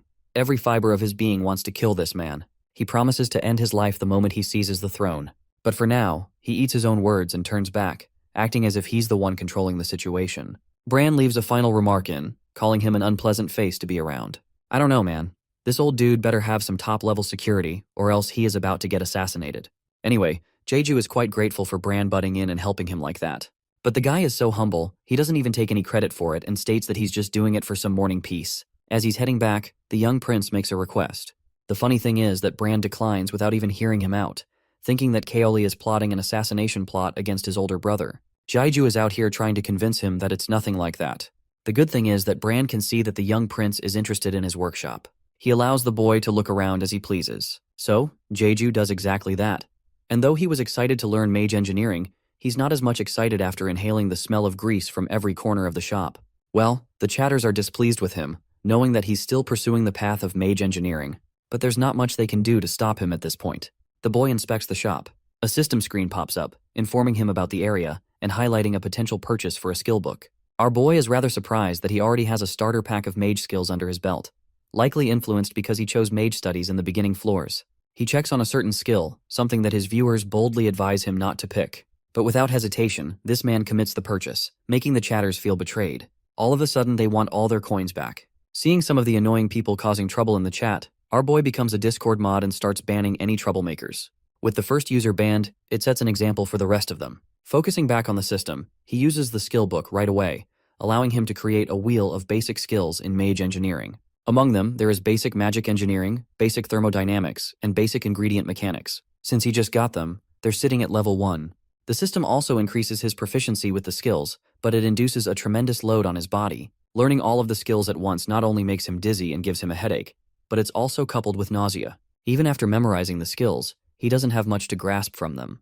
There's a lot for him to learn with his half-baked knowledge. Still, it's a start since he can at least imitate the process for some skills, even if he doesn't use them fully. Apart from that, because of the massive headaches and strain on his body, Jaiju strongly believes in the idea of increasing his skill level. The chatters have already given up on giving him advice, seeing as he doesn't care about their opinions. Deciding to stick around in the workshop for a bit, he goes up to the owner's room and gives it a knock. Bran pops out, questioning if the boy wants something from him. The beaming young prince makes his request, politely asking for a favor. Unable to resist the prince's charm, he invites the kid inside. The boy follows him closely. The scene cuts off to the first prince, Sloane, who is convinced that his little brother plotted nothing in the meeting with his father. All he's acquired is a bunch of attitude, but the older prince isn't intimidated by that. In fact, he pities his younger brother, as a malicious smile forms on his face. Sloane thinks his little brother made a huge mistake by interfering with his matters, and that's why he's going to assassinate Kaoli as his first target now, using the original magic ring of his father. Going back to the talk between Bran and our boy, Kaoli tells him that he wants to use the workshop for himself. The owner thinks that magic engineering is dangerous as a hobby and shouldn't be used to pass time. However, the boy assures him that he's already got some basic grasp on the fundamentals, so nothing will go wrong. He admits having some knowledge of thermodynamics and mechanics. Intrigued, Bran takes his pen and writes down a bunch of stuff on the paper. There's a diagram as well, and the task is for the boy to interpret the idea being discussed. It's quite the pressure, but our boy accepts the task anyway. Bran offers him a seat and explains to the kid that the circle shown in the diagram is a common mechanism used in the Empire. The boy's job is to solve it. Labeled Leighton, the circle appears to be a mineral used as steel in engineering. Knowing that there are 3 materials being used inside of the circle, our boy quickly gets to work while Bran watches him from afar. A while passes, Jaiju's finally done with his solution notes. When the shop owner comes around to check it, he shares the bad news. The second prince only got half of it right, the rest of it is in shambles. Hearing this, Jaiju gets disappointed and wonders if this is the end of the road for him. However, it appears that Bran has taken a liking to the child, and believes that Kaoli's interpretation was a good attempt. He likes it so much that he allows the boy to enjoy the wonders of his workshop. At the same time, Bran leaves a warning for the kid, emphasizing the importance of the boy's nobility and how a craft like magic engineering could end up in his demise. However, Jaiju is the most excited he's ever been and pleads with Bran to guide him along. The kind workshop owner assures the kid that he'll keep his annoying older brother away from the shop. It's a good thing because it's in Jaiju's best interest to avoid distractions. As for his chat, he's hoping they're not getting bored to death, because the pursuit of magic engineering doesn't seem as exciting to them. Unfortunately for them, they can't even switch streams since he's stuck on floor 5 right now, so they don't really have a choice. Days passed, Jaiju's typical life as the second prince continued. His horrors persisted and finally, there was only 1 day left until the end of the trial. Working hard in his room, the boy is interrupted when Fordrick comes to inform him of some shocking news. The Emperor's crucifixion is here. It was always going to happen on the 5th day, so Jaiju was mentally prepared to hear the news. The chatters are celebrating in joy because now they won't have to sit through boring-ass magic engineering sessions anymore. Fordrick informs the young prince that they've yet to conduct a deeper investigation. Interestingly, Jaiju inquires about the suspected culprit behind the deed. Apparently, just like in the original ending, the high nobility assumes that it's Kaoli, the second prince, and they want to seize him for it. In fact, they barged in to collect him. Fordrick roars at Bailiff, the man who brought his guards to seize the young prince. Kaoli's crime? The assassination of Radiak Du Toprox, the Emperor. They're so quick on his arrest, putting the shackles on the young prince and emphasizing that the criminal must confess his sins in the interrogation room. The interesting and yet suspicious thing is how, even before the trial started, these people are already treating Kaoli, or in this case Jaiju, as the criminal behind it all, practically confirming that Bailiff is a servant of his older brother. Bailiff roars at the guards to take the criminal to the investigation room. The boy's trusted friend and servant Fordrick attempts to stop them, emphasizing that it's ridiculous to seize the prince without evidence. Unfortunately, he couldn't do much, because at the end of the day, the same scenario runs down in the courtroom. The judge begins the trial, saying the exact same words as last time. Jaiju catches this detail, knowing that Kaoli is destined to fall. The judge inquires for the boy's name, who is held on trial as the second prince, and the suspected murderer of his father. Sensing the incredibly violent eyes piercing him down and looking at him with disgust, Jaiju pities Kaoli for being trapped in such a way. In Fordrick's eyes, unfortunately, this is the worst outcome imaginable. The high nobility here are all friends of the first prince, so naturally they'll support him. Not just that, Kaoli is being regarded as a criminal without being given the opportunity to prove his innocence. The big question is how the young boy will escape this life or death outcome, and he rests all his hopes in the prince's hands. The judge starts off by mouthing the same words about the confirmation of the crime, and how the boy isn't here to defend his act. The judge continues with the same account, using the same beastman as a witness. The beastman repeated the same exact words, stating a false account, because this time Kaoli didn't even have a meeting with his father on the same day. From this, Jaiju infers that everything in this trial was planned from the very beginning, in an effort to bring about the demise of the young prince. Some ongoing investigation later, the actual cause of death was discovered, being the same exact lapla leaf powder from the first instance. Before moving on, the judge allows the defendant to object to the words spoken. This is where Jaiju breaks loose and asks for a chance to be heard. Firstly, he roars his declaration. He did not murder his father. But the moment he does this, the Grand Duke Magnus fires up in anger and slams his hand, frustrated at the boy's attitude even after the crime was proven. He wants to rush the ending of the trial, but the calm prince holds his ground, emphasizing that he has one final witness. And he's so confident in his witness, in fact, that he's ready to give up his own life if any of them distrust their words. The viewers are getting excited, and I am too. Magnus throws a fit, slamming his hand again. I think he might break his hand if he keeps up. Anyway, he challenges the kid to bring out whoever it is he's got. For the grand reveal, a man marches forth, wearing his royal attire as the entire courtroom holds their shock. They can't believe their eyes. This entire trial has been a fabrication from the start. Wearing the same rare necklace that grants you a second chance at life, the man reveals himself. The witness that Kaoli has summoned is none other than the person he is accused to be the murderer of, Emperor Radiac du Toprox. The courtroom falls into complete silence as Emperor Radiac makes a dramatic entrance, definitely alive, unlike everyone had assumed. His sudden reappearance shocks the crowd. Radiac goes around the courtroom and observes everyone present there. He finds them all looking rich and healthy, which puts him on edge, slightly, because it was clear to him that they all were enjoying colluding with Sloane while he was absent. If the sudden reappearance of the Emperor was not enough, the cracked pendant that is only worn by the Emperor is enough to prove he's not some royal impersonator. Meanwhile, the Grand Duke Magnus, who is also present in the courtroom, looks at the Emperor like he just saw his tax records go public, and becomes horrified. Radiac locks eyes with Magnus and comments on how good he's looking since the last time they met. But then he throws some subtle shade, asking when Magnus got important enough for the Emperor to look up to him. Hearing these words sets panic into Magnus and his entourage as they rush to the floor and drop in full grovel mode, petrified to even look up to face the Emperor. Jaiju watches the chaos unfold, which the Emperor low-key seems to be enjoying. The chat, too, has nothing but praise for Radiac's aura because they all thought he was just some couch potato. Radiac doesn't miss a beat. He openly criticizes the recent spike in regional taxes, calling it disappointing, just as much as the image of the Grand Duke groveling in front of the court. He tells Magnus to get up. His face dripping with sweat, his pupils grown thin, Magnus awaits his next instructions. Radiac questions him about the rightful owner of the throne, so the horrified Duke immediately answers that it is none other than the Emperor. Reclaiming his throne with all the flair of a returning hero, Radiac calls on Marquis Kreutz to state his accusations. Kreutz is visibly sweating bullets and clearly regretting his life choices. Flashbacks show how Magnus had sweet-talked him with promises of safety and a pricey bribe. Radiac doesn't have the patience for weak-side characters, so he turns to Kane for a recap. Kane explains that Prince Sloane had accused Jeju of killing the Emperor and now stands on trial. He was even given the right to summon a witness for trial. Radiac shuts that nonsense down immediately by declaring Jeju innocent. He addresses the crowd for any objections, but none dares to defy the Emperor's ruling. Everyone nods, relieved and impressed. Radiac rises again, this time to call out Magnus directly. He announces that in his absence, Magnus has done enough shady stuff to warrant an interrogation. As punishment, Radiac strips him of all judicial authority granted by the goddess, Mir, and commands Magnus to accept this. Magnus, shaking in his royal boots, agrees. Then comes the trifecta of royal justice. Strike 1. Radiac reminds Magnus of his oath to be impartial, then smacks him in the face like it's a scene that caused ripples in the room's atmosphere. Everyone gasps. Strike 2. He scolds Magnus for failing to keep an eye on the nobles and ignoring the general public's opinion. The smacking continues, this time much harsher than the first strike. Strike 3.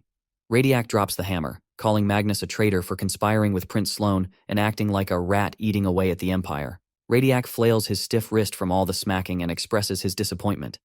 Magnus, now ugly crying, pleads that it was all just a misunderstanding and claims he was only thinking of the poor. Radiac, not buying it, brings up a certain signed order, one that raised grain prices and was conveniently sent to Sloane. Magnus is speechless. With zero remorse shown, Radiac gives the final order. 4th Grandmaster Alec and 5th Grandmaster Linehigh are to arrest Magnus immediately. Labeling him a first-class sinner, Radiac demands he be thrown in the dungeon like a dog. Magnus screams in denial as he's dragged away, insisting it's all a setup. Seeing Magnus whine about being framed takes Radiac back, because that is exactly what happened here. He looks at Jaiju with his peripheral vision and thinks about what happened 4 days ago. Jaiju had met with Radiac privately and asked him to fake his own death. The reasoning? Jaiju knew Sloane wouldn't be able to resist trying to eliminate him if he thought the Emperor was out of the way, because this sibling rivalry has turned into pure hatred. That would lead to Sloane making his move in a public trial, trying to pin Radiac's death on Jaiju. Radiac, clearly intrigued by this 4D chess plan, agreed to go along.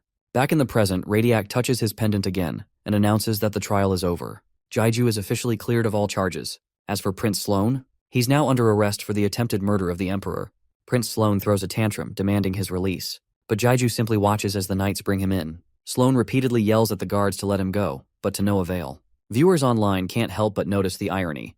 Jaiju, who was previously accused of treason, got a more respectful escort than Sloan, who's now being dragged like a dog without even handcuffs. Desperate, Sloan turns to Emperor Radiac, calling him father, and accusing Jaiju of orchestrating everything.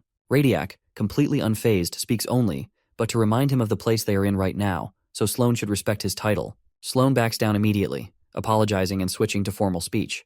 The chat goes wild at Sloan's sudden change of tone and brace themselves for the show that is about to begin. Meanwhile, Jaiju notices a 500 coin donation from a viewer named Luca, who apologizes for previously criticizing Jaiju's choice of magical engineering and begs to be unblocked. Jaiju smiles, then casually dismisses the system window. Priorities. The rest of the chat continues to enjoy their unbanned privileges. Radiac prepares to resume the trial, but Jaiju steps forward, stating that he still feels insulted after being falsely accused. The room freezes. Did this guy just interrupt the Emperor? Everyone braces for impact. But Radiac takes no offense from the interruption, smiles, and allows Jaiju to speak. Jaiju bows respectfully, then asks for permission to reveal the real criminal and prove his own innocence. The audience is stunned again. Radiac agrees. Jaiju, internally smirking, knows that a typical emperor would have had him exiled for such boldness, but Radiac is already in cahoots with him for this plan. Jaiju begins his cross-examination. He casually asks Sloan if that's really his name. Sloan, red with rage, effuses to break to this mockery. Jaiju, however, presses the arrogant prince for an answer, or one will be given by the judge, according to the rule from the will of God. Sloan clenches his fist and grits his teeth to restrain himself, and complies with Jaiju, confirming that Sloan is his actual name. Then, without beating around the bush, Jaiju hits him with the question of whether he plotted the assassination of the Emperor. Sloan is frozen. When asked again, he pounds the podium in anger, denying the accusation by calling it a farce, without any proof to back his claims. Jaiju asks if he can present evidence of not planning it at all, trying to push Sloan's buttons. Suddenly, Sloan starts to laugh hysterically over this absurd situation he finds himself in.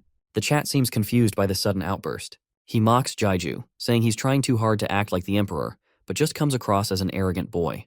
He gets up in Jaiju's face with no regard for personal space, trying to shift the topic by accusing our boy of aiming to become the Emperor. He even rests a smug hand on Jaiju's shoulder, offering mercy if he begs to get out of this situation before things get bad.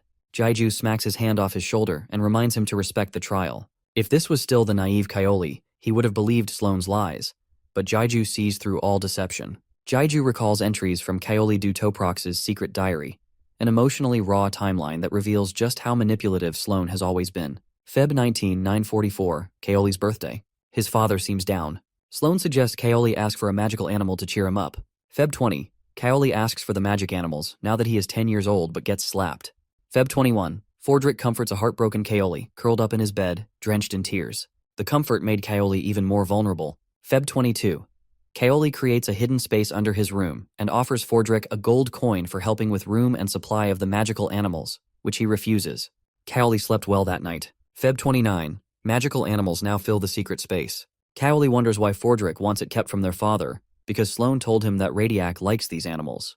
May 12, 948, Radiac finds out about the animals and orders Kaoli to burn them himself. Kaoli is devastated and suspicious of Sloan and Fordrick, as they are the only two who knew, but dismisses the thought due to shock and disbelief. May 23, Kaoli burns them all by his hands and gets drunk at a commoner's bar, but gets beaten up by a bunch of magical animals hunter because he threw a cup at them for being proud of their hunt. Fordrick finds him sobbing. June 23rd, Kaoli bonds with another magical beast, deciding animals are more trustworthy than humans. Back in the courtroom, Jaiju ends the flashback and proceeds with the trial. Sloan agrees to hear the so-called evidence, even offers to call up the Beastman to the trial because they guarded the reception room. The Beastman comes up after Jaiju calls him forth, but Sloan takes the questioning in his own hands. Why? Because he tries one last trick. He subtly activates a control ring hidden in his handkerchief, confident it will force the Beastman to lie for him. He starts to celebrate his victory way too early, because when the Beastmen open up his mouth, it is not for Sloan, but instead, against him. Sloan's confident smirk turns into panic. Sweat drips, and his fingers tremble as his final trump card failed. It does not help his case when the Beastman doubles down on his testimony. Radiac, fully aware of the reason, messes with Sloan by asking him about the long face. Sloan shockingly looks up at the Emperor, only to see the device that faulted his plans. The real ring of the Emperor that controls the Beastman, capable of overpowering the first copy Sloan has. Sloan realizes that it is too late for him now. In despair, he drops it. It rolls to a stop at Jaiju's feet. Jaiju picks it up, announces that Sloan just offered the final piece of evidence against himself, and formally accuses him of attempted regicide. Sloan lowers his head in silence as he pictures his life in the depths of prisons. After Sloan drops his guard and the ring, Jaiju picks it up and presents the fake control ring to Emperor Radiac, who recognizes it immediately, a cheap knockoff of the original masterpiece crafted by Master Bran. To add to the humiliation of Sloan, Radiac casually explains that the fake was probably made by some greedy student who wanted quick fame and money, so he made this sorry excuse of a copy.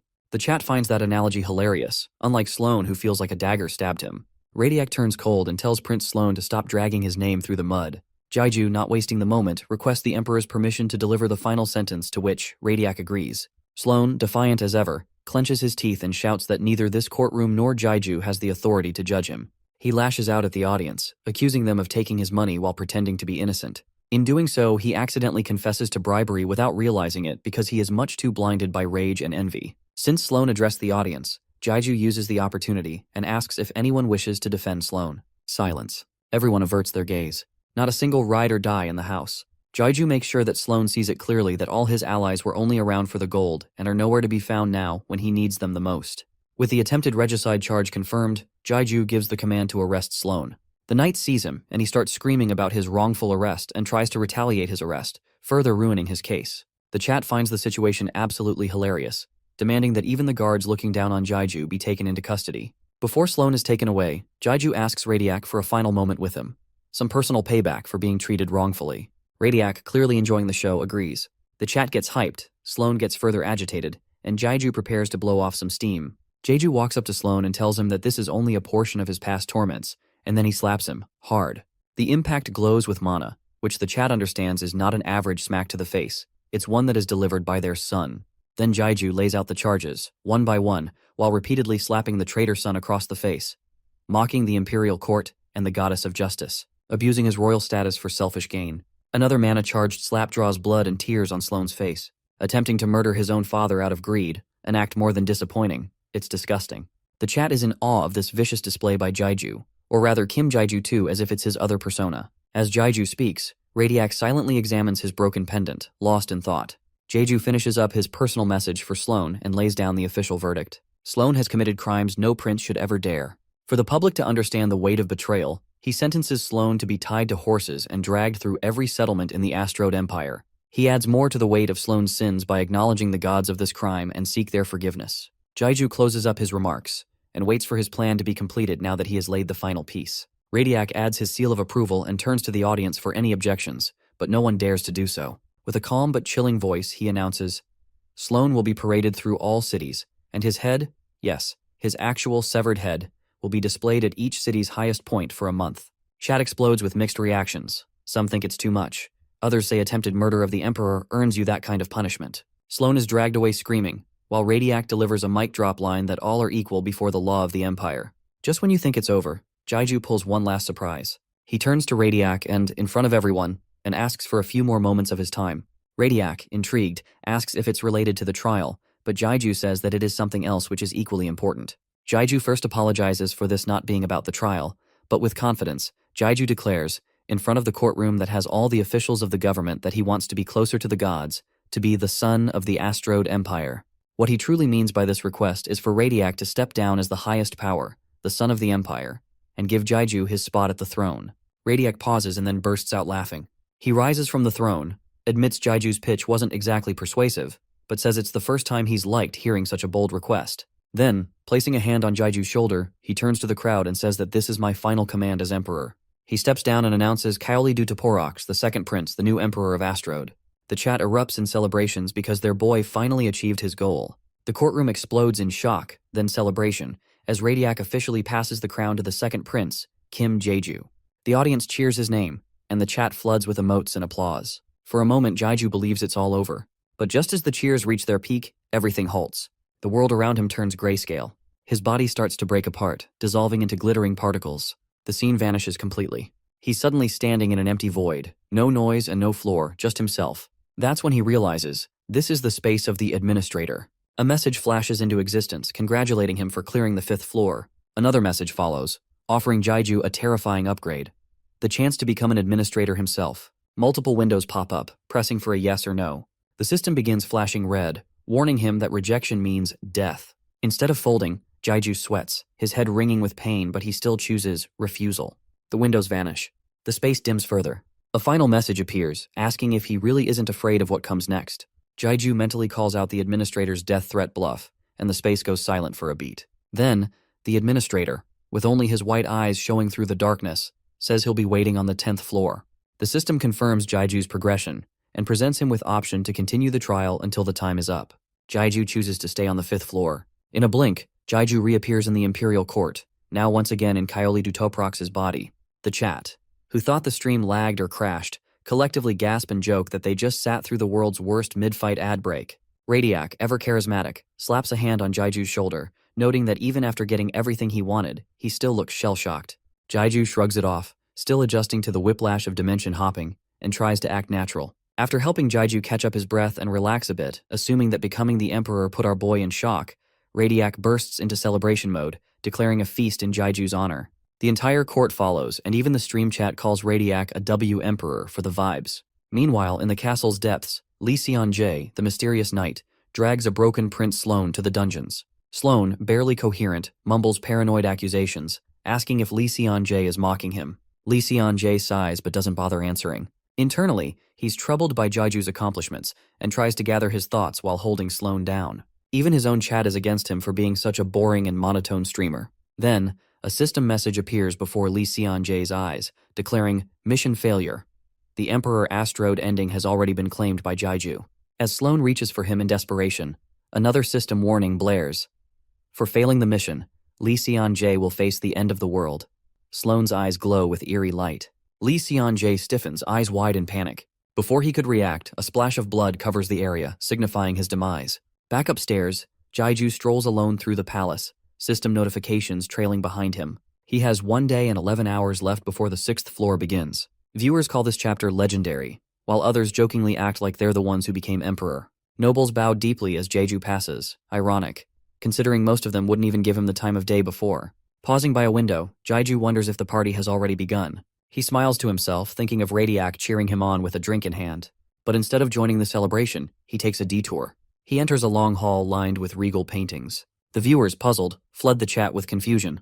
Why is he skipping the party? Jaiju walks past several portraits until he stops before one in particular. Here he lingers. He remembers a time before the tower, before the test, when he saw Kaoli's tragic fate and silently promised to help him. This was that moment.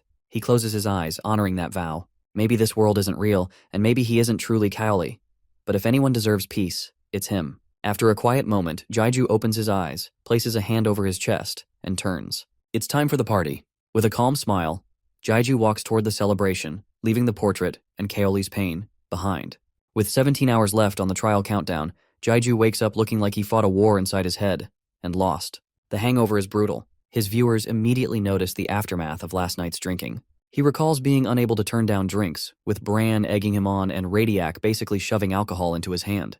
He calls them demons and abruptly sits up, trying to hold back the urge to vomit. One viewer even pleads for him not to puke on stream. To avoid further embarrassment, Jaiju activates invisible mode, which cuts off both video and audio. The chat jokes that he's prepping for his funeral. Stream ends. After a bath and some recovery, Jaiju reflects that invisible mode is pretty handy. It lets him vanish entirely from the stream. When he turns the camera back on, viewers immediately bombard him with questions about his next move. They remind him he's completed the stage and still hasn't used his donated coins. Confused, Jaiju apologizes. He doesn't remember any of it. A viewer reminds him that he did say he wouldn't remember donations while drunk. Another just says the chaos was totally worth the fun. Still groggy, Jaiju opens the system and freezes. He has 16,592 coins. Shocked, he just stares. The chat erupts with laughter. One viewer confesses he blew all his pocket money buying Jaiju virtual fried chicken. Then a system message pops up.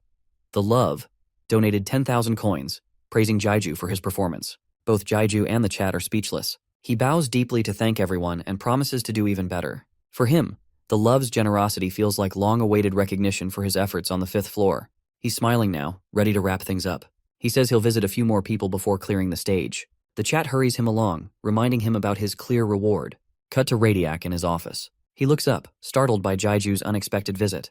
Jaiju casually sits down, saying he's happy to see him. Radiac closes his book, suggesting Jaiju rest before what's ahead. But Jaiju insists, this talk matters more. He brings up Kaoli's diary, specifically the part where Radiac got angry when Kaoli was caught with magical beasts. Jaiju asks what really happened that day. Radiac sighs and leans back. He's surprised Jeju still doesn't know, apparently. Fordrick never told him. Radiac decides it's time to come clean. Cowley had collected magical beasts that were on the brink of going wild. At the time, Radiac blamed Jeju's inexperience. But later, he learned someone else was pulling strings, and he knows Jeju knows who. Radiac admits he saw Kaoli's mother in him, but watching her be manipulated so easily filled him with helplessness and shame. It made him resent her, even if he didn't want to. After pouring his heart out like that, he coughs, reopens his book, and tells Jeju to leave if that's all he wanted. Jeju stands and agrees. Before leaving, he turns around, bows, and thanks Radiac for raising and loving that disgusting Kaoli all the way until the end. Radiac doesn't reply. He slowly covers his face with the book, sits quietly for a moment, then says that Jeju has changed a lot since becoming emperor and still has much to learn. He smiles faintly behind the book. Outside the palace, Jeju runs across the gardens as he wants to say one last goodbye before returning. The chat makes small talk while he is at it. One asks why he didn't take a knight's weapon. Physical strength still matters after all. Jeju shrugs it off. Others joke about his choice of gear, a quirky mechanical glove, and call it adorable. Jeju simply says, magical engineering is cool. He finally reaches the person he wanted to bid farewell to. Master Bran is stunned when Jeju shows up. He now refers him the son of the Empire, asking if he's descended from heaven just to thank him. Jeju smiles and says that's exactly why he came. He wants to express his gratitude and ask how Bran's doing. Bran brushes it off, teasing Jeju for losing their drinking contest. Jeju laughs and apologizes for getting carried away. Bran asks if he came for the custom gloves he made. Jeju nods, he needs them. Bran warns that the device is unstable and probably dangerous, but lets him have it anyway. Jeju thanks him again. When Jeju bows and wishes him good health, Bran mocks his dramatic tone, confirming if he really an emperor now before standing tall and matching the bow. Jeju gives an awkward smile. Bran notes Jeju is acting like they'll never meet again. Jeju just smiles in response. Leaving Bran's workshop with a box full of magical engineering gear, Jeju sees the system. 13 hours remain. He thinks quietly. Once the test ends, all of this will disappear.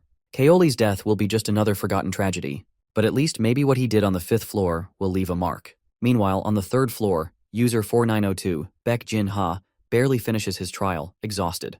His viewers clown on him for picking the hardest difficulty. He asks where the portal is. A viewer tells him to look at the scroll nearby. It opens the exit. Jinha grabs the scroll, muttering curses. He reads, "The year is 957 in the Astrode Empire. The ruler is just wise and beloved. Celebrations echo through the land. Travelers are warned not to trifle with the kind heart of our emperor, Kaoli." The viewers are confused. One points out this isn't the right lore. Another says they've never seen this text before. Some think it's a glitch. Others demand proof. The scroll is signed, Fordrick. Elsewhere, Fordrick sits quietly, finishing the last stroke of his pen. A faint smile appears on his face. As Jeju strolls through the castle halls, he casually asks to check on the Popoi, then loudly calls for Fordrick. To everyone's surprise, Fordrick shows up instantly, like he was summoned with a cheat code. Jeju asks if he knows what's wrong with the Popoi. Fordrick doesn't, but reassures him that they aren't sick or mentally affected in any way. Jeju seems satisfied and lets him go, announcing with a grin that he's going to see the Popoi. The audience erupts in cheers, hailing Jeju as the best emperor, and screaming the Popoi's name like it's K-pop fandom night. Jeju heads below his room to their cage. As he crouches near them, one Popoi blinks awake and immediately reacts with joy. The rest soon join in, bouncing with excitement. The viewers melt, declaring they'd have rage quit long ago if it weren't for the Popoi's cuteness. Jeju notices they're well cared for, props to Fordrick. One Popoi eagerly licks his hand. He opens the cage, and the little fluff balls explode out like confetti, clinging to him, squealing happily. He gives one a head pat, amused, while viewers wallow in jealousy. Someone jokes that maybe magic school isn't such a bad idea after all. But Jeju's got work to do. He tells them he'll be busy. The chat isn't having it. Someone jokes that he might as well cause some chaos before the curtain falls on his emperor career. Others beg him to play with the Popoi longer. Ignoring the banter, Jeju enters his room, sets the Popoi free inside, and sits down with tools, staring at an incomplete glove. It's dangerously unstable, just like Bran had warned. One wrong move, and it could blow up in his face.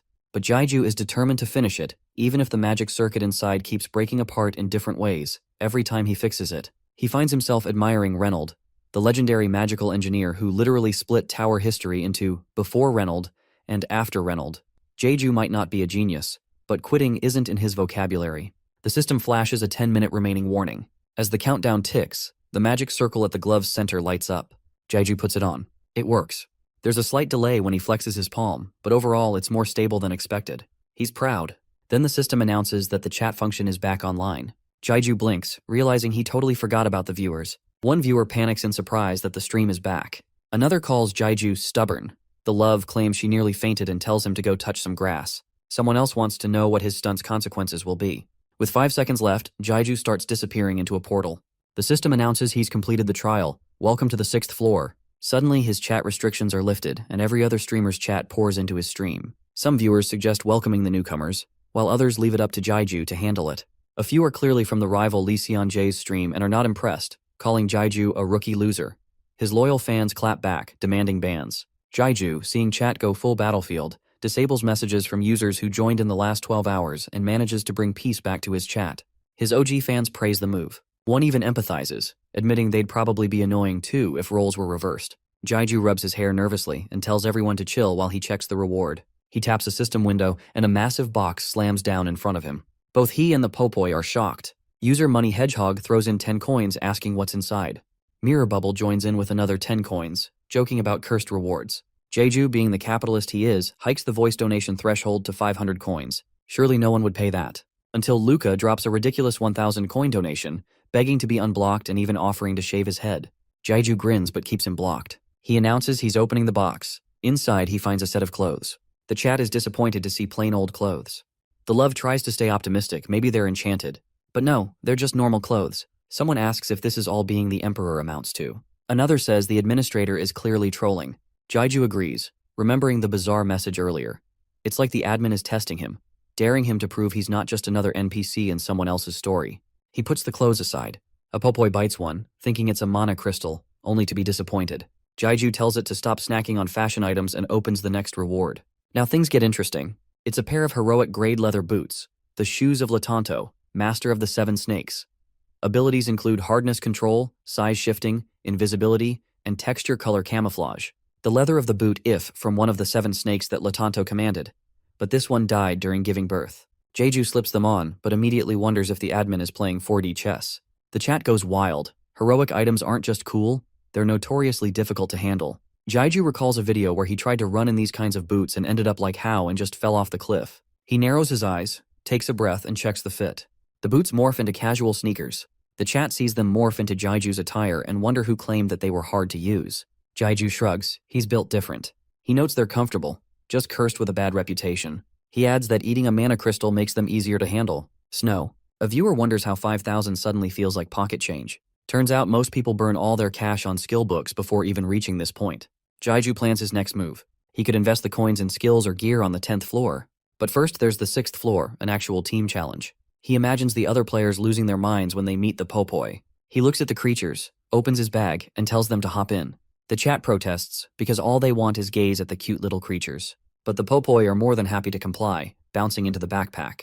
Jaiju slings it on and says he's heading out. The love wishes him luck. One user worries about the team-based mechanics. Another is still stuck on wanting to see the popoi again. Jaiju steps into the portal. The system begins counting players. 4 have arrived. The 6th floor trial begins now. The location is the Forest of Evil Spirits, and the mission is to survive 5 enemy waves. The timer for the first wave to arrive is 59 minutes. Jaiju sees a bonfire. 3 others are already there. Young Kang Hyuk, the tanky knight type, greets him and waves him over. One viewer complains about muscle guy stereotypes. Jaiju guesses he's the last to arrive. He sizes up the group. Kang Hyuk's the knight, Park Jin-soo's the mage. Then there's Lee Saiha. Jaiju freezes when he sees her. Before he can gather his thoughts, Saiha frowns at him, underneath that mask, and asks if he has never seen a woman before. Jaiju nervously tries to smooth things over with Lee Saiha by commenting on her unusual mask. He finds her blunt personality a bit too much. Meanwhile, the viewers are buzzing. Who does she think she is, talking to the Emperor like that? Some think she needs to be put in her place, while others point out the mask she's wearing must have cost a fortune. Kang Hyuk, all smiles, raises his hand and suggests they introduce themselves. They'll be working together to clear this floor after all, especially since they have a rookie on board. Of course, some viewers immediately hate Kang Hyuk's vibe, mocking his shifty eyes and predicting he'll be the first to die. Kang Hyuk introduces himself as a 26-year-old health coach who's also a knight. He chose hard mode and got the role of a great swordmaster on the 5th floor, so at least on paper, he's supposed to be good with a blade. Next up is Jinsu. He introduces himself as a mage, assures the team he'll handle his role, and lets Jaiju know not to worry about him. But he also makes it clear, he doesn't plan to get chummy with anyone. Jaiju immediately senses tension between Kang Hyuk and Jinsu. Kang Hyuk claps, clearly eager for the student's turn to come. The viewers groan, already anticipating a power struggle. Some switch to the other members' streams to scout them, while streamers like Wakanda Forever, Baby Dinosaur Paduri, and Help Girls Donut log off. One even leaves a donation on the way out. Lee Saiha then introduces herself. She doesn't go into details, only saying she knows a bit about giving and taking punches. Finally, it's Jaiju's turn. He flinches when addressed but introduces himself calmly. In real life, he's just a store clerk. In the tower, he's a magical engineer. Everyone is stunned by how underwhelming his class is. Magical engineers, after all, aren't frontline fighters. Kang Hyuk sarcastically wonders if Jaiju's viewers are villains for letting him pick such a useless class. Jaiju clarifies that it was his own choice. His chat immediately jumps to his defense. One user tells everyone to look at Kang Hyuk's smug face, saying he's clearly judging. Another admits they did try to convince Jaiju not to go down the magical engineer route. Kang Hyuk face palms dramatically, like he's been cursed. Saiha shrugs it off, confidently saying that the three of them will handle it. She casually calls Kang Hyuk an old man for worrying too much. He tries to defend himself, but she's already moved on, thinking magical engineering sounds terrible anyway. Jinsu agrees and tells Kang Hyuk to stop wasting time, they need a strategy. Jinsu breaks it down. They're surrounded by fog acting as a wall and marking the floor's boundary. Since Saiha and Kang Hyuk are melee fighters, they'll hold the front. Jinsu will stay mid-range as a mage. Jaiju will hang back, offering support. Kang Hyuk accepts the plan for now, but still doubts Jaiju's usefulness. Jaiju smiles, understanding why magical engineers are seen as dead weight. Still, he's confident things will work out. Then the countdown starts, 15 seconds until the first wave. Tension rises. As the fog thickens, a strange silhouette appears. One viewer, the Love, senses something's off. Another mentions that soul observers are usually ghost-type enemies that float, so why does this one look like a foot giant? Kang Hyuk grips his sword, ready to go. Saiha tells him to wait, it's weird. Jinsu confirms his chat is freaking out too. But Kang Hyuk throws caution to the wind, shouting something about how striking first gets you victory. He rushes in like a classic shonen protagonist. He lands a hit, but nothing happens. The monster's paw doesn't even flinch. Kang Hyuk is disarmed in a flash. The monster grabs him and pulls him toward its massive jaws. He screams in pure terror. Blood flies. Saiha shouts for him to back off. The chat goes wild, some are concerned, and others just laugh at the health coach's health bar dropping in an ironic turn of events. Kang Hyuk clutches his injured hand, trying to escape. The monster looms over him, a massive armored insect. Someone in chat yells that it's a cleaner, a cockroach-like beast straight out of a nightmare. Another jokes that Kang Hyuk soiled himself. One viewer even roasts him for bragging about being the 6th Grandmaster. Jaiju's heart sinks. He recognizes the monster. Cleaners aren't supposed to be here. They're devil-type creatures from at least the 25th floor. There's no way newbies on the 6th floor are meant to fight something like this. He glances at Jinsu, who is paralyzed in fear. It's clear now, this isn't a standard team mission. The administrator is messing with the difficulty. Again, the cleaner raises its antennae, spreads its wings, and lunges at Kang Hyuk. Frozen in place, he watches death coming straight for him, until Saiha steps forward. She stops the cleaner's jaw with one palm. It trembles under her grip. She clenches her free hand into a fist and punches. The monster explodes. Spectators scream. One viewer deadpans that Saiha just punched a cockroach. Another jokes she's half a tank in schoolgirl form. The system confirms first wave complete. Next wave in 30 minutes. Saiha looks down at her now bloody clothes with disgust. Someone in chat calls her One Punch Girl.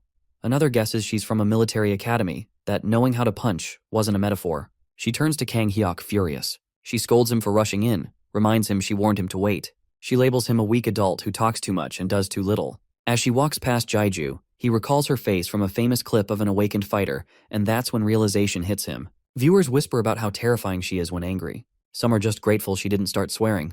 Then Saiha frowns, staring at Jaiju's gauntlet. Her eyes narrow when she realizes it's a magical engineering device. She sighs and looks away, writing him off as another pathetic non-combatant, but something nags at her. She pauses, turns back and stares a little harder.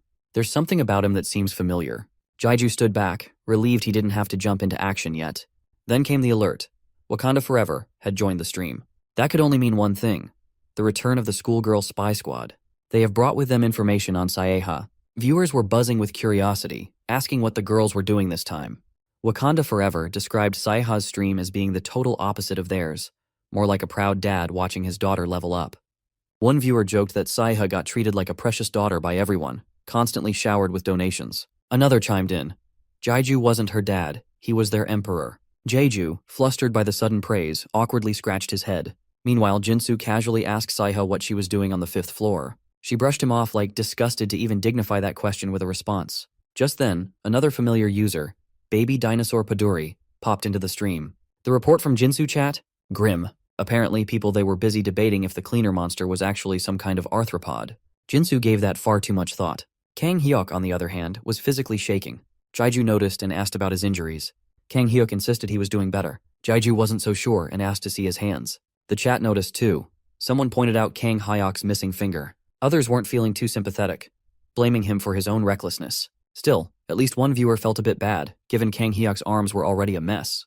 The chat offered a small donation to help the poor girls instead, while Kang Hyuk, on the verge of tears, held out his injured hand for Jaiju to inspect. One viewer straight up admitted they enjoyed watching Kang Hyuk lose a finger. Our boy is not a miracle worker, but at least he can subdue the pain that the injured knight faces, so Jaiju activated his glove and warned him this was going to hurt.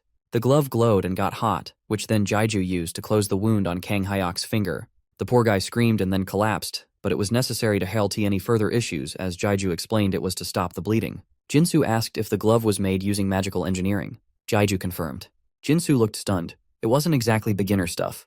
Jaiju, ever the unbothered genius, suggested Jinsu pick up the basics when they reached the 10th floor. Saiha, arms crossed, still looked unimpressed with magical engineering. Jinsu, meanwhile, praised Saiha's combat skills and proposed a new formation. She'd take the front, he'd support from the middle, and Jaiju would cover the rear. Everyone agreed, except Kang Hyuk, who was deemed too shaken to fight. Then came the second wave. The system announced the incoming danger, and 2 cleaner-type monsters appeared. Viewers panicked, begging for help. Saiha didn't wait. She leapt forward and made quick work of both enemies. Just 2 hits, 2 kills. The chat exploded in awe. With 30 minutes left on the clock, Saiha muttered about how her clothes were getting filthy. Jaiju quietly admired how she'd just solo cleared the entire second wave. He remembered her old streams, back when she climbed up to the 4th floor relying mostly on luck and donation boosts. But everything changed on the 5th floor, where she met a mysterious, reclusive master. That encounter awakened her potential and earned her the title Melee Prodigy. Jaiju always knew they were part of the same generation of awakened, but he never expected their paths to cross like this. Suddenly, Jinsu showed a projected image. 4 cleaners were approaching. He asked Saiha to hold the front line again. Jaiju was to cover anyone that slipped past. Wave 3 kicked off. Only 2 cleaners appeared at first. Saiha, sensing something was off, went for the initial targets anyway. Jaiju also felt something weird. Even Jinsu admitted he had a bad feeling. Just as that thought hit, a massive paw swiped out near Jaiju. More monsters were coming. Jinsu reacted by casting a fire spell, but it fizzled out, completely ineffective. He froze. The chat roasted him for his basic spell work. Jaiju quickly told Jinsu to fall back. He'd take care of the threat. Meanwhile, Saiha took down another monster but grew concerned about the chaos behind her. She turned just in time to see a creature lunging at her, but it was too late to dodge. She braced for impact, but instead of pain, she only felt warm blood splatter across her face. Jaiju had struck the monster from behind, saving her at the last second. The chat lost it, showering Jaiju with praise. The Emperor strikes again. From the start, Jaiju knew magicians had a tough time against cleaners. They were fast and had tough exteriors, but beyond that, there wasn't much to them. One charged into attack. Jaiju intercepted it, activated his gauntlet, and took it out cleanly. The second didn't last much longer. He figured Saiha could handle the rest, but when he spotted a monster sneaking up on her, instincts kicked in. He modified his boots for extra speed and took a giant leap to close the distance, and then struck from behind, saving her at the last moment. The viewers were split between awe and memes. One even joked that people would be bowing to Emperor Jaiju by the 10th floor. Saiha, meanwhile, looked stunned.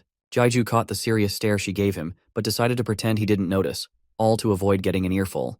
With about 30 minutes left, the group gathered around the fire. Jaiju casually asked Jinsu if he had any more powerful magic up his sleeve. Turns out that weak fire spell earlier was his best. Jinsu asked if Jaiju was a magical engineer, and after a nod from Jaiju, pointed out that his speed was faster than most knights. Jaiju downplayed it, of course, as to not oust himself as an anomaly. Kang Hyuk, still recovering from earlier trauma, chimed in with a cheer of encouragement. Jaiju and Jinsu just stared. Saiha let out an exhausted sigh. With 2 minutes remaining, they braced for the next wave. Kang Hyuk guessed 8 cleaners, and Jinsu confirmed they'd be attacking from both sides. Jaiju realized the number of enemies was increasing exponentially. It was clear now, this test wasn't meant to be passed easily. They all circle around with their backs to each other, facing off in every direction to intercept the cleaners. The 4th wave hit. Jaiju and Saiha fought together while Kang Hyuk ran for his life again. Saiha bailed him out. He tried to show that he is embarrassed, but Saiha knows that he is just not up to the task. With this, they clear the wave number 4, and now await the next one with 30 minutes to go. Sitting around the fire again, Jaiju did the math. If the enemy count kept squaring, then that meant potentially 256 cleaners next. Just the thought made everyone more miserable. Jinsu vented about how useless the admins were, and the chat surprisingly sides with him because this is too much of a challenge for everyone involved. Then came the warning. 26 seconds left until the next wave. Jaiju told the others to lay flat on the ground as he activates his gauntlet in preparation of firing a devastating AoE attack that may harm friend or foe alike. The fifth wave began, and so did his counterattack. Dozens of cleaners swarmed. Jaiju released a devastating light beam from his overcharged gauntlet. The recoil pushed him backward, but his upgraded sneakers fired out tentacle-like anchors to stabilize him. He focused everything into this one strike to take out all the cleaners coming in from every direction. The dust cleared, revealing a small patch of untouched ground. Every cleaner was gone. Jinsu stood there, wide-eyed. Saeha stared at Jaiju, unsure what to even think anymore. Jaiju pulled off his glove and started coughing up blood. The chat lost their minds. One pointed out that Jaiju just did what the supposed mage couldn't. Another asked if he was okay. The magic stone in the glove wasn't enough for the strike, so all his mana from his body got depleted. Had he lacked the blessing of magic power, he would have passed out way before the attack finished. The system confirmed. The test was complete. Jaiju dropped to his knees, overwhelmed but relieved that this hellish trial is over, at least. Comments flew in, calling for a full revaluation of magical engineering. Someone cracked that it looked a lot cooler when he did it. Another asked if Jaiju was seriously alright. Saeha approached, concerned. Jinsu noted Jaiju had pushed himself too far. Jaiju waved it off, saying it was just the cost of burning through so much mana. Jinsu helped him up, mumbling something about magic engineers needing a buff. Chat users kept asking if he was really okay. One said that if he could still talk, he'd survive. Another reminded everyone he wasn't even a real mage. Jaiju reassured Saeha again. Saeha, clearly being a tsundere, crossed her arms like she doesn't care. Viewers caught on fast. Someone joked she was going full anime. One even asked if she'd take her mask off next. A donation popped up, asking who Jaiju really was. He ignored it. Jinsu asked one last time if Jaiju was fine. Jaiju nodded, then noticed something. The portal had opened. He said he'd go check the reward.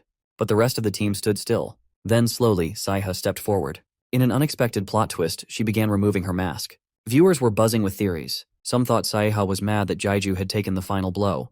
Others figured she should be grateful. Both sides had a point. Then, Saeha casually pulled off her mask and called Jaiju a weird uncle. The chat exploded. One viewer commented that this finally explained the strange energy in her stream chat. Curious, Saeha asked Jaiju for his real name. Jaiju froze. He insisted he'd already told her, but Saeha said no results came up.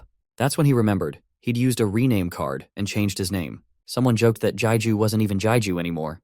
Viewers noted how loyal Jinsu and Saeha's audiences were, unlike Kang Hyuk's slowly vanishing fanbase. To fix the search issue, Jaiju said they'd need to slap a 2 onto the end of his name. His viewers laughed, blaming the search engine. Jaiju's stream was now flooded with new viewers, so he shut off the notifications before his brain melted. Kang Hyuk apologized, admitting his viewers were jumping ship. Jaiju expected it. One loyal viewer proudly claimed they didn't want those people anyway. Jaiju agreed and blocked the defectors like a seasoned mod. He chuckled, realizing he wouldn't qualify for a subscriber reward on this floor. Then a viewer named Papa Saeha donated, thanking Jaiju for saving Saeha. Jaiju tried to play it cool, but the awkwardness was real. People in chat noticed the donor's name, instantly suspicious. Meanwhile, Kang Hyuk, trying to hold on to his audience, promised to do better. He was clearly panicking about losing subscribers. Jinsu reminded them to check the rewards and move on. Jaiju hesitated. Jinsu asked what the delay was. Jaiju reassured him he'd check his rewards soon. Just then, Saeha started to say something about meeting Jaiju before but stopped short. She noticed something strange about his reward box. Jinsu and Kang Hyuk also noticed it. It was completely different. Jinsu asked if this was really the 6th level contribution reward. Kang Hyuk pointed out that Saeha's box was just a normal one. The viewers? They were already bowing to Emperor Jaiju, spamming for him to open it. When he did, he revealed the leather gloves of the Master of the Seven Snakes, a heroic rank Latanto item. Crafted from the hide of a snake that died giving birth, these gloves had unique powers, controlling temperature, enhancing magical energy. Someone in chat, frustrated, cursed out the system admin. Meanwhile, Jaiju equipped the gloves. A system alert popped up. Set effect activated. He had now collected 2 out of 7 items from the set. With 2 pieces, the gloves granted abilities like magic zoom, enhanced mana, and camouflage for both color and texture. Kang Hyuk was skeptical. Heroic rank? They looked like they came from a bargain bin. Jinsu said his viewers thought the item looked useless. He went to check his own reward. Kang Hyuk then tried to convince Jaiju to lift the entry limit so his viewers could rejoin. Jaiju rejected the idea. It would go against the loyalty of his longtime followers. At that point, someone in chat completely lost their mind over Saeha. Kang Hyuk accused Jaiju of trying to steal his audience. He didn't believe Jaiju could keep streaming with such wild viewers. Jaiju received 5,000 coins as a bonus. Once all the rewards were collected, the boxes vanished. Jinsu thanked Jaiju before leaving the floor and expresses his newfound respect for magical engineering. Jaiju gave a faint smile. Jinsu said they'd probably meet again on a later floor. Kang Hyuk narrowed his eyes, said nothing, and walked off. The chat was not impressed. Jaiju knows that this was only their first meeting, so the next time they can really be enemies. Taking off his backpack, he let the gloves cool down before heading up. But then, Popoi suddenly jumped out of the bag. Jaiju flinched, wondering if it had smelled the magical energy from the gloves. He grabbed Popoi and told it to knock it off, because what they think is food is just his glove cooling down. Popoi whimpered, but Jaiju wasn't budging. Then he noticed Saiha hadn't stepped through the portal yet when she comes to him after recognizing the Popoi he is struggling to control. She caught his attention, clearly embarrassed. Jaiju stared in confusion. Saiha glanced awkwardly and fell in love with the Popoi's charms. Embarrassed to get caught like that, she bolts into the portal without even saying her piece. The chat exploded after seeing her cute side, an effect that happens to everyone after seeing the Popoi. Still confused, Jaiju picked up his gloves and the Popoi, stores them in the same bag, hoping the fluffy monsters won't eat his glove. He prepares to enter the portal now. Someone asked if his body could handle it, reminding everyone about the side effects of drained mana. As he approached the portal, a viewer noted that Floor 7 was infamous for its psychological battles. Everyone stops the viewer from spoiling Jaiju's experience like that, even if he is ignoring them all right now. Meanwhile, somewhere on the next floor, a mysterious figure smirks as he examines some sort of rock, clearly eager to begin the psychological warfare. Jaiju already knew what the 7th floor test was about. He'd seen it in a video. As he steps into the portal and crosses dimensions, a strong gust of wind hits him. The system alert popped up that the total numbers of users have been met after the remaining 2 users arrive at the floor. The test was starting. Viewers couldn't exit the stream now, and no violence was allowed. The one running this show? The Statue of Liars, imbued with the devil's joke. 30 minutes till the trial begins. Naturally, the viewers found the Statue of Beezers creepy. A 6-handed giant figure, a different weapon in each. Someone suggested Jaiju check the rules, while another wondered if this was just a glorified guessing game. Jaiju ignored the chat. He noticed a shady figure with a pale face and tired eyes standing by the statue. His name, Han Jiseok. Jaiju immediately recognized him. In one of the videos, Jaiju remembers Jiseok calmly saying he wouldn't mess with Jaiju, advising him to mind his own business. Jaiju, pointing to the bodies around them, asked why Jiseok had killed unrelated participants. There was no reason, just senseless violence. Jiseok casually asked if Jaiju wanted to join the dead. That was enough of a red flag for Jaiju to not complain anymore. When Jiseok asked for Jaiju's name, Jaiju gave it, and threw the same question back. Jiseok introduced himself. Meanwhile, the peanut gallery in the chat was busy speculating. One viewer wondered what his private chat room must be like. Another joked he had a permanent poker face. Someone else called him your classic indie gamer turned psycho. Jaiju asked what Jiseok did before entering the tower. Jiseok was surprised, almost amused. Was Jaiju profiling him already? Jaiju admitted, at least to himself, that Jiseok was the person he most wanted to punch in the face. At least now he knew who he was dealing with. The 7th floor test was a psychological game, a lie detector challenge. The rules were simple but brutal. Each participant stood in front of a board. When the board changed color, the statue would point to someone, and that person had to ask a question. The chosen target had to answer truthfully. Silence was considered a lie. If someone thought the answer was a lie, they could place the statue's eye onto the board. If the eye lit up in the respondent's color, they were lying. 3 eyes of the same color? The statue would awaken. False accusations also counted as lies. One viewer joked that just reading the rules gave them motion sickness. Another asked the real question, how can Jaiju defeat an emotionless guy like Jiseok? Jaiju began. He asked Jiseok if he came to the tower voluntarily or was dragged here. Jiseok replied that he came of his own free will. Jaiju thanked him, but silently doubted the answer. He eyed Jiseok suspiciously, thinking about what kind of question might force him to slip up. With a minute left before the statue activated, they both pick their appointed slates and stand on it. Time of the trial comes, and the statue raises its finger to point at Jiseok. He got granted a minute to come up with his first question, but all he needed was a moment of thinking before coming up with it. He asks Jaiju if he knew him before entering the tower. Instead of wasting time on how Jiseok could possibly figure that out, he just assumes that he slipped in his initial behavior. Jaiju said no, thinking that even if he had, Jiseok couldn't prove it. For now, denial was the safest move. Jiseok declared that was a lie and placed an eye into his board. The chat thinks that Jiseok made a mistake, already deeming him as the loser. The statue's result, one eye lit up blue. The audience gasped. So Jaiju did know Jiseok? Then it was Jaiju's turn. He asked if Jiseok would still kill people even when the test didn't require it. Jiseok responded affirmatively, without hesitation. The eye lit up blue again, meaning that his intentions are real. And now the chat worries for Jaiju. Jiseok fired back. Had Jaiju known what the 7th floor test would be? Jaiju replied it was nonsense. Jiseok called it out as a lie and added another eye. The statue lit up another blue eye. Jaiju was stunned. How did Jiseok know this much already? He figured that letting emotions taking control of him after seeing Jiseok led him to get caught so easily. After calming down, Jaiju realizes that Jiseok figured it out because he noticed our boy never checked the trial's rules. Then, trying to turn the tables, he asked Jiseok a hypothetical. If Jiseok had to kill his wife, could he do it? Jiseok dismissed the question as irrelevant, but Jaiju pressed harder. Could he do it? Jiseok snapped that Jeju didn't even know whether he was married.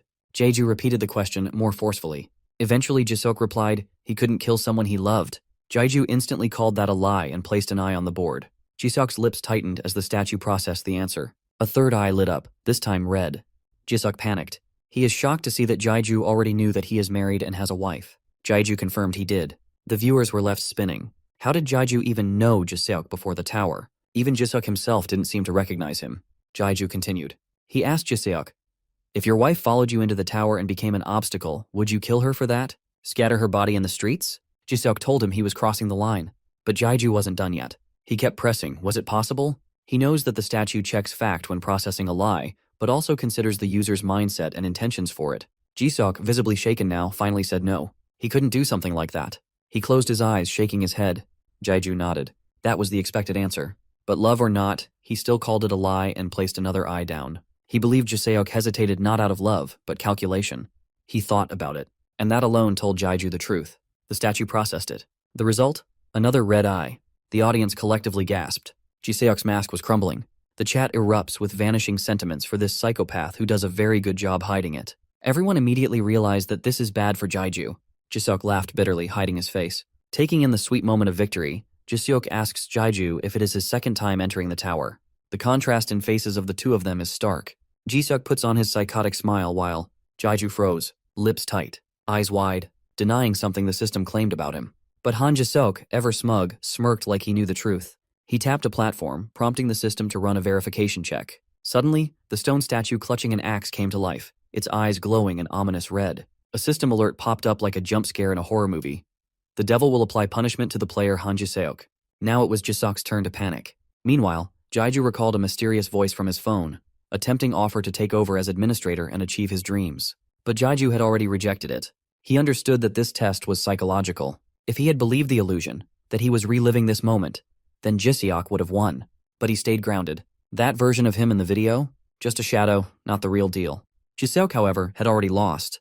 Dark tentacles slithered toward him and coiled around his limbs, yanking him in all directions. The stone statue, now looking way too happy with its mace, hammer, and sword combo, stared him down like it was ready for some Mortal Kombat fatality. Terrified, Jiseok turned to Jaiju, trembling, and asked who he really was. Jaiju gave him the most dismissive response, asking if it was even necessary at this point. A commentator chimed in, half amused and half horrified, calling Jaiju a psycho for being so chill during someone else's execution.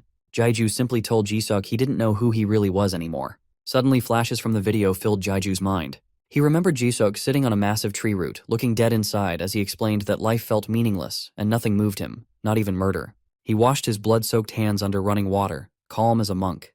Jaiju had questioned him back then. Did he not realize he'd killed his own family? Bloody and blank-faced, Jiseok had brushed it off, arguing that relationships held no meaning in the tower. Jaiju advised him to stick to that line of thought.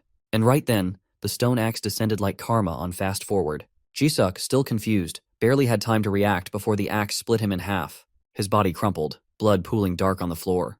Jaiju turned away, not wanting to witness it. Even the commentators felt a twinge of guilt after Jaiju's cryptic reveal. One viewer questioned if Jiseok had any worth at all, given how easily he dismissed human bonds. Another agreed, watching the lifeless body with discomfort. The red-stained floor reflected Jaiju's silence. He thought of his wife. Would entering the tower have made her happy? Or just broken her more? A commentator guessed whether Jaiju was so intelligent that he crossed into sociopathy. Another brought up a bizarre monkey experiment.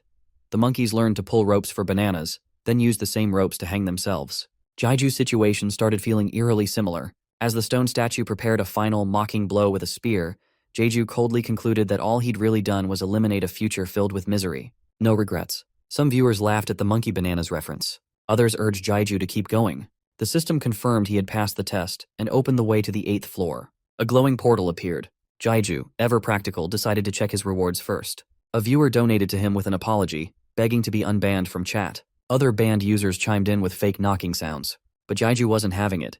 He suspected these were Lee Se-ha's followers. Letting them back in would only spell trouble. His loyal fans applauded his composure. Inside his reward box, he found the armlets of the Master of the Seven Snakes, Latanto, a heroic rank item made from the skin of a snake that died after childbirth. Brutal origin story aside, these armlets could nullify spells, making them incredibly useful. Reactions from viewers were mixed. Some groaned about more Latanto items. Others acknowledged these armlets were top tier. Jaiju equipped them and immediately appreciated the spell immunity. A system notification blinked. Set effect activation, 3 out of 7. His active effects now included zoom, boosted magic power, camouflage, and the new spell nullification. He stared at the armlets, wishing they were white, and poof. They turned white. Magic drip customizable. Viewers chuckled at the fashion show mid-dungeon. He also received a sack of 5,000 regular rank coins, automatically deposited into his account. Some users joked about the weirdly specific amount always showing up. Others pointed out he was now rich. One annoyed viewer complained, only to be told off by a commentator who reminded them they could leave any time. They didn't. Another asked whether Jaiju had been in the tower before. Someone else clarified. The statue had confirmed he hadn't. Jaiju turned toward the portal. His viewers rallied behind him, joking that they were literate coin investors who didn't care about his past, just the profits. They pushed him onward toward the floor number 10. As he entered the portal, everyone braced for the next trial. He landed in a lush green forest, 8th floor. A system message echoed that the test had started. There were no more entry restrictions for the chat. Jaiju was exhausted. Mentally and emotionally drained, he gazed at the trees ahead. The system warned him, defeat all enemies. A countdown appeared. 10 minutes left. Annoyed by the harsh sunlight, Jaiju squinted. A viewer joked that this was exactly why higher floor players ignored first floor noobs. He dropped his backpack by a tree and slumped down, trying to catch a break. But the system reminded him that time was ticking. Suddenly, the familiar sound of popoi creatures filled the air. He opened his eyes to find himself surrounded. The popoi weren't their usual cutesy selves. These ones looked serious. One lunged toward him, yelling. It melted into a cuddle, purring with delight. The rest quickly followed, nuzzling and climbing all over him. Jaiju couldn't help but smile as he hugged them like squishy magical plushies. Commentators watching the stream were baffled, and a little jealous. One even questioned if they were really envying a guy being swarmed by furballs. Jaiju wondered if this was because of his connection with magical creatures, or if the popoi just had a thing for him. Either way, their joy was contagious. Nearby, more popoi frolicked on the grassy field. But then thud. His original trio of popoi launched themselves from his backpack, landing on him like furry missiles. They angrily climbed on his shoulders, glaring at the local popoi as if they'd just caught their boyfriend cheating. Viewers speculated wildly. Were the original popoi jealous? Was this a magical beast showdown? Were popoi secretly overpowered? One thing was clear. Jaiju's popoi were not thrilled about sharing their human. Jaiju let out a tired sigh. Yep, they were jealous. And adorably so. At that moment, a system notification popped up. Test complete. The path to the 9th floor had opened. Jaiju turned toward the portal, popoi still clinging to him like decorative scarves. In the chat, someone cried foul, calling him a cheater. Others argued that if he wasn't breaking rules, maybe he was just a popoi whisperer. One loyal viewer clapped back, reminding everyone they'd only joined after the 5th floor, amateurs. Jaiju gently asked the local popoi to hop off. They obeyed, and his original trio immediately struck a proud pose on his shoulders, victorious in the battle of cuteness. He now realized what had happened. Just like on the 1st floor, because the popoi weren't hostile, the system counted them as cleared enemies. With a grin, he opened his rewards window. A portal shimmered open, and a scroll dropped from it. Jaiju and the popoi eyed it curiously. The scroll read a cryptic passage about lives born from the broken world tree, inheriting its will, mourning its death, and striving to grow a new one. The names, Foreen and Forden, names of the world tree stood out, terms connected to the fate of the Astrode Empire. The scroll vanished in a puff of sparkles. Viewers tried to make sense of it. Some thought it was deep lore. Others rolled their eyes and called it a glorified fortune cookie. Jaiju looked up at the towering world tree, recalling how it fell after suppressing the devil's spirit, leading to the Astrode Empire's descent into chaos. He knew the 25th floor test would be there, where brave souls saw tragedy as an opportunity to rebuild. Surrounded by the cheerful popoi, Jaiju suddenly flopped down and stretched out on the grass, announcing he'd take a nap. He dozed off instantly. Popoi slowly gathered around him like living blankets. Eventually, their squeaks woke him. He cracked an eye open to find them playing King of the Hill on his chest. After about an hour, he sat up, brushed off the popoi, and grabbed his backpack. As he approached the portal, he heard sad squeals behind him. The local popoi were watching him with mournful eyes. The chat exploded with emotion. Would he take them with him? Could he even do that? But Jaiju knew he couldn't. His path lay ahead, toward the world tree. With a heavy heart, he waved goodbye and stepped into the glowing portal. The world turned blue. A system message pinged that the required participants number of 2 has been met when the other person arrived. The 9th floor test was starting, a sealed temple with rune locks. The goal, break the seal to escape. The chat groans and whines about another brain teaser of a trial. Someone noted it was a 2-player test. Another grumbled about the 4-hour time limit, until the system coldly displayed 2 hours. If they failed, they'd be stuck. The challenge? Synchronize colored crystals on the temple walls. Not all the walls needed to match each other, but each wall's crystals had to be uniform. Usually this was a 2-wall setup, but now there were 4. Cue panic in the chat. Jaiju, dead-eye and tired, mentally cursed the test administrator. Couldn't they let him nap a little longer? Then he noticed someone by one of the walls. A girl. She spun around, startled, and then smiled brightly. She pulled back her hood and excitedly asked if the popoi on his head were real. Without warning, she grabbed his hand and fawned over the popoi like she'd discovered the first ever cute-looking creatures in existence. Jaiju, flustered, suggested she focus on the test. Viewers immediately spotted the flirtation. Some weren't pleased. One referred to Jaiju as the Emperor and gasped at the audacity of the girl touching him. She quickly stepped back, apologizing for being too forward. She introduced herself as Jin Hyeon, Hyeon for short. Jaiju recognized her name from his group, but didn't expect to meet her here. Spectators were in full gossip mode. Wasn't she that streamer from the first floor? The one with the dangerously enthusiastic fanbase? It doesn't help their worries that she was better known by her nickname, the Witch. Jaiju recalled infamous clips of her playfully asking opponents whether they wanted to be roasted or drowned. She was sharp, confident, and had a smile that lured challengers to their doom. He asked if she could manage all 100 crystals on her own. She clenched her fist dramatically, saying her viewers helped her, so she'd give it her all. Jaiju's chat collectively rolled their eyes. He turned to his own wall, tapping platforms with practiced ease. He figured he could manage alone. Still, maybe he was drawing too much attention from Hyeon. After a while, a system message showed, 1 hour 21 minutes remaining. Commentators asked if he was stalling. Someone joked it was a ring light challenge. But Jaiju was genuinely puzzled, nearly 40 minutes in, and nothing was working on Hyeon's end. He glanced over. She was struggling, claiming confusion. He didn't buy it. She was definitely stalling. But he also couldn't call her out yet. With renewed focus, he sped up. His chat begged him to stop holding back, reminding him the 10th floor was right around the corner. Jaiju finally approached her and politely asked to take over. She hesitated, embarrassed, but agreed. Within moments, the wall turned red. 1 wall down, 1 hour 3 minutes left. Jaiju finished the remaining walls swiftly. With just over 21 minutes left, all 4 were done. Hyeon stared in disbelief, then ran up and hugged him tightly, calling him a genius. Viewers lost it. Some accused her of being manipulative. Others were just plain jealous. Jaiju's expression turned cold. He quietly reminded her that she knew he wasn't a genius. She looked confused. He pushed her away, his face serious. With the popoi still perched on him like tiny royalty, he confronted her directly and out how even an hour was too long for her to solve all of these walls by herself if she really wanted to do so. In response, Hyeon's fake innocence dropped, and a sly and scary smile spread across her face. Jaiju flashed back to an old video where he once asked Hyeon how long it had taken her to clear the 5th floor. She played dumb for a moment, then casually claimed it took her around 30 minutes, blaming luck. But then, a male viewer exposed her, saying she'd actually cleared it in under 10 minutes. So much for just lucky. Hyeon, ever the trickster, just smirked and laughed. Then, with that trademark glint in her eye, she asked Jaiju if he was on his second run through the tower. That hit a nerve. Jaiju, playing it straight, asked what she meant and whether such a thing was even possible. Hyeon admitted it sounded ridiculous, but said her curious viewers had tipped her to ask anyway. She added with a grin that her chat was feeling generous lately, throwing coins like candy. One of Jaiju's own viewers joked that maybe these were the same folks who couldn't track him down on Han Jiseok's stream. Another viewer wondered aloud if people could really enter the tower twice, and whether the administrator was just a figurehead. Jaiju coolly replied that it didn't matter either way, and if it were true, well, Hyeon would have been toast by now. She faked fear, then accused him of being way too careful to be a second-time player. Pushing her theory further, she suggested he was either reincarnated or had regressed. Jaiju tensed up. Was she just fishing, or did she know something? She revealed that her viewers had given her a rewatch coupon, letting her review his trial from the 7th floor. Even though he didn't seem to know the future, he clearly knew a lot about the person in that video. She wondered aloud if she'd failed her little investigation. That's when it hit Jaiju. This wasn't just Hyeon being nosy. She was the Witch, the infamous streamer who obsessively chased after anything that caught her curiosity. Definitely not the kind of attention he wanted. If he played this right, maybe he could redirect her interest. Grinning, he told her he'd spill the beans if she gave him something in return. She perked up. "In return?" was written all over her face.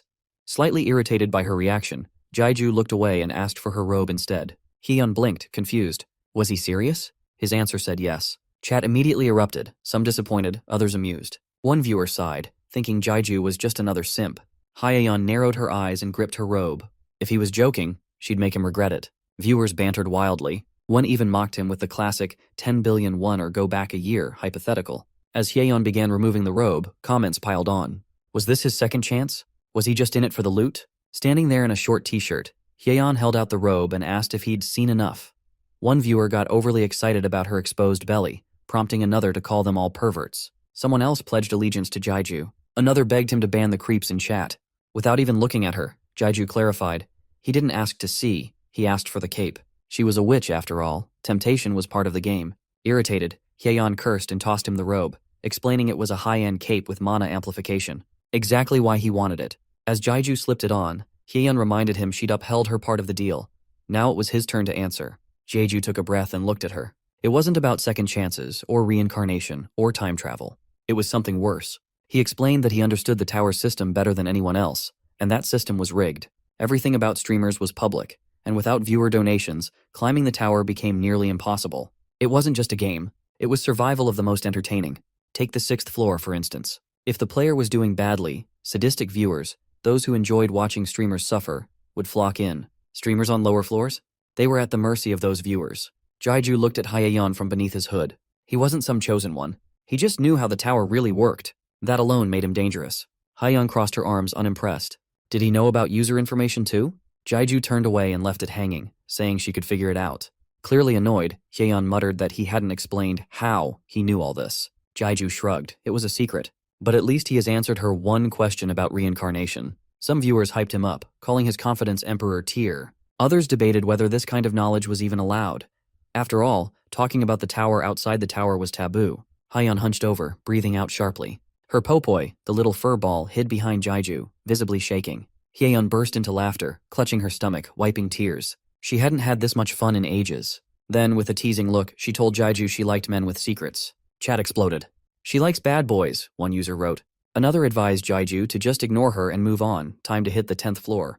Jaiju smirked and said something vaguely poetic. Then he spread his arms and his popoi jumped into them. Looking at Hyeon, he thought, yeah, no one's doubting she's a witch now. Conversation over, he turned to leave, but Hyeon tried to stop him. She asked him to at least share his real name. Surely Kim Jaiju was fake. He paused, confused, as chat roasted him with Kim Jaiju 2 jokes. Without a word, he jumped into the magic portal. Hyeon shouted after him, still trying to learn his name. Chat pointed out that he'd forgotten to check his reward. Another viewer asked if he was just stuck on the 2 part. Once on the 10th floor's free zone, Jaiju was greeted by a system message. Community features were now unlocked. He could now switch broadcasts and watch other streamers, though those below the 20th floor couldn't see his stream anymore, but can tune in on the streams of users below the 10th floor. The system also explained that coins would now be distributed based on watch time, donations, and floor progress. Chat reappeared.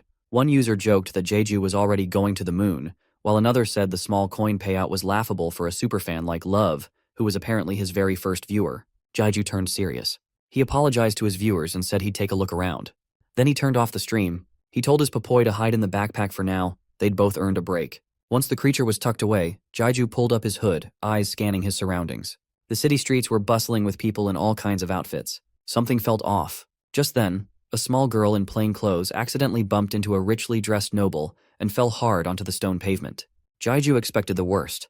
A commoner touching a noble basically means death in such places. But surprisingly, the nobleman bent down, patted her head gently, and asked if she was okay. He even told her to be careful in crowds. The girl apologized, still in shock. The nobleman told her not all nobles were scary and encouraged her to work hard. Maybe she could rise to his position someday. After all, the Asteroid Empire was ruled by Emperor Kaoli du Toprox. Jaiju stood frozen. Was this real? A noble treating a commoner with kindness? Something about this world had changed. Later, near a fountain, an elderly man was feeding pigeons. As they eagerly gobbled breadcrumbs, he smiled gently until he looked up and saw Jaiju staring at him silently. The stare down between the old man and our boy is intense enough to stop the leaves from rustling and the pigeons from munching. Jaiju politely asked if he could sit. The old man gave a vague nod to imply that he can do whatever he wants. As Jaiju settled on the bench in the quiet park, he remembered this exact moment from the video he once saw on the 10th floor, where he had met the administrator. Without turning to face the man, Jaiju asked how long he'd lived in this place. The man smiled faintly and said he didn't remember. Time for him had stopped mattering. Then Jaiju asked bluntly if he was happy. Still feeding pigeons, the man responded like a depressed teenager of the 20th century. They sat by a bubbling fountain, water gently falling as echoes of the past filled Jaiju's mind. The offer to become an administrator, his own hesitant yes. Then suddenly a bag of breadcrumbs hit the ground, startling the pigeons. One unlucky bird wasn't fast enough. With an almost theatrical snap, the man caught it by the neck. The air shifted. Jaiju smiled confidently and finally turned to address him properly, calling him out as the administrator. The man's hand tightened around the bird's throat. His eyes gleamed unnaturally. A surreal sound cut through the air, and the next thing Jaiju knew, he wasn't in the park anymore. Out of nowhere, Jaiju is faced with a vision. He stood on a hill, overlooking a battlefield. Below him, a warrior on a stone platform was rallying troops, demanding who would dare underestimate Taruha. The soldiers responded in unison, raising fists and roaring. Jaiju recognized it instantly. This was Taruha, the site of the 15th floor trial, the one that had supposedly fallen to the demonic monsters. And yet here it was, alive and full of warriors who radiated power beyond anything 15th floor users could handle. These were no cannon fodder, they were built different. Then the monsters came, towering abominations thundered across the plains. The warriors met them head on. One sliced through a beast's flesh with grim determination. Another lodged an axe in a creature's gut. The clash was intense, cinematic even, but not a single warrior fell. Jeju gawked. These fighters were somehow surviving the chaos. But it wasn't over. On a cliffside, Jeju spotted what looked like a grotesque flower blooming from stone. Its giant fleshy petals opened like a Venus flytrap from hell, and it was about to unleash wave after wave of demonic monsters. Jeju realized that the nightmare wouldn't end until all of Taruha fell. Bigger, meaner monsters followed. One warrior screamed a battle cry to the gods and charged. Another swung at a hulking beast, only to have his weapon casually slapped aside. Blood burst from a soldier's skull. Another warrior was shredded by fangs. This time, the monsters didn't just fight back, they devoured. One demon crawled up the wall Jeju was standing on. A shadow loomed overhead. Jeju turned too late.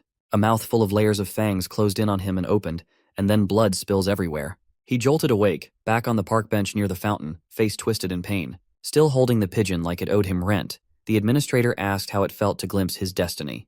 Jeju leaned against the bench, calmly declaring that no matter what sick show the administrator staged, his answer wouldn't change. He wouldn't accept the offer. The administrator gave a chilling grin as he isn't toying with Jeju. He insisted he'd only shown Jeju the future. Jeju clenched his jaw and shot back that he'd already changed one future shown to him, since he was clearly watching. That earned a smile from the administrator as he called Jeju by name and said that was exactly why he should take the mantle of administrator. Jeju snaps at the senile old man and rejects loudly, so it reaches his old ears. When asked if he knew why he'd been sent those videos, Jeju admitted he didn't.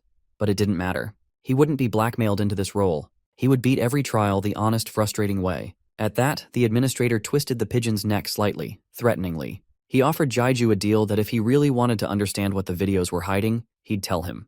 Jeju, disgusted but intrigued, agreed. The administrator let the pigeon go. It flew off, thanking the lords it was finally free. He asked Jeju about his definition of administrator. Jeju gave the obvious answer, someone who manages the tower. But the administrator wasn't talking job titles. He wanted to know if Jeju thought the world they were in, the Astrode Empire, was fake, just a stage for users to grind levels and gain nobility. But if Jeju really believed that, he wouldn't have gone through all the trouble of role-playing as Prince Kaoli. He'd have offed Lee Seonjae's without blinking. The administrator smirked, confirming Jeju didn't truly believe it was all just a game. Then he revealed something bigger.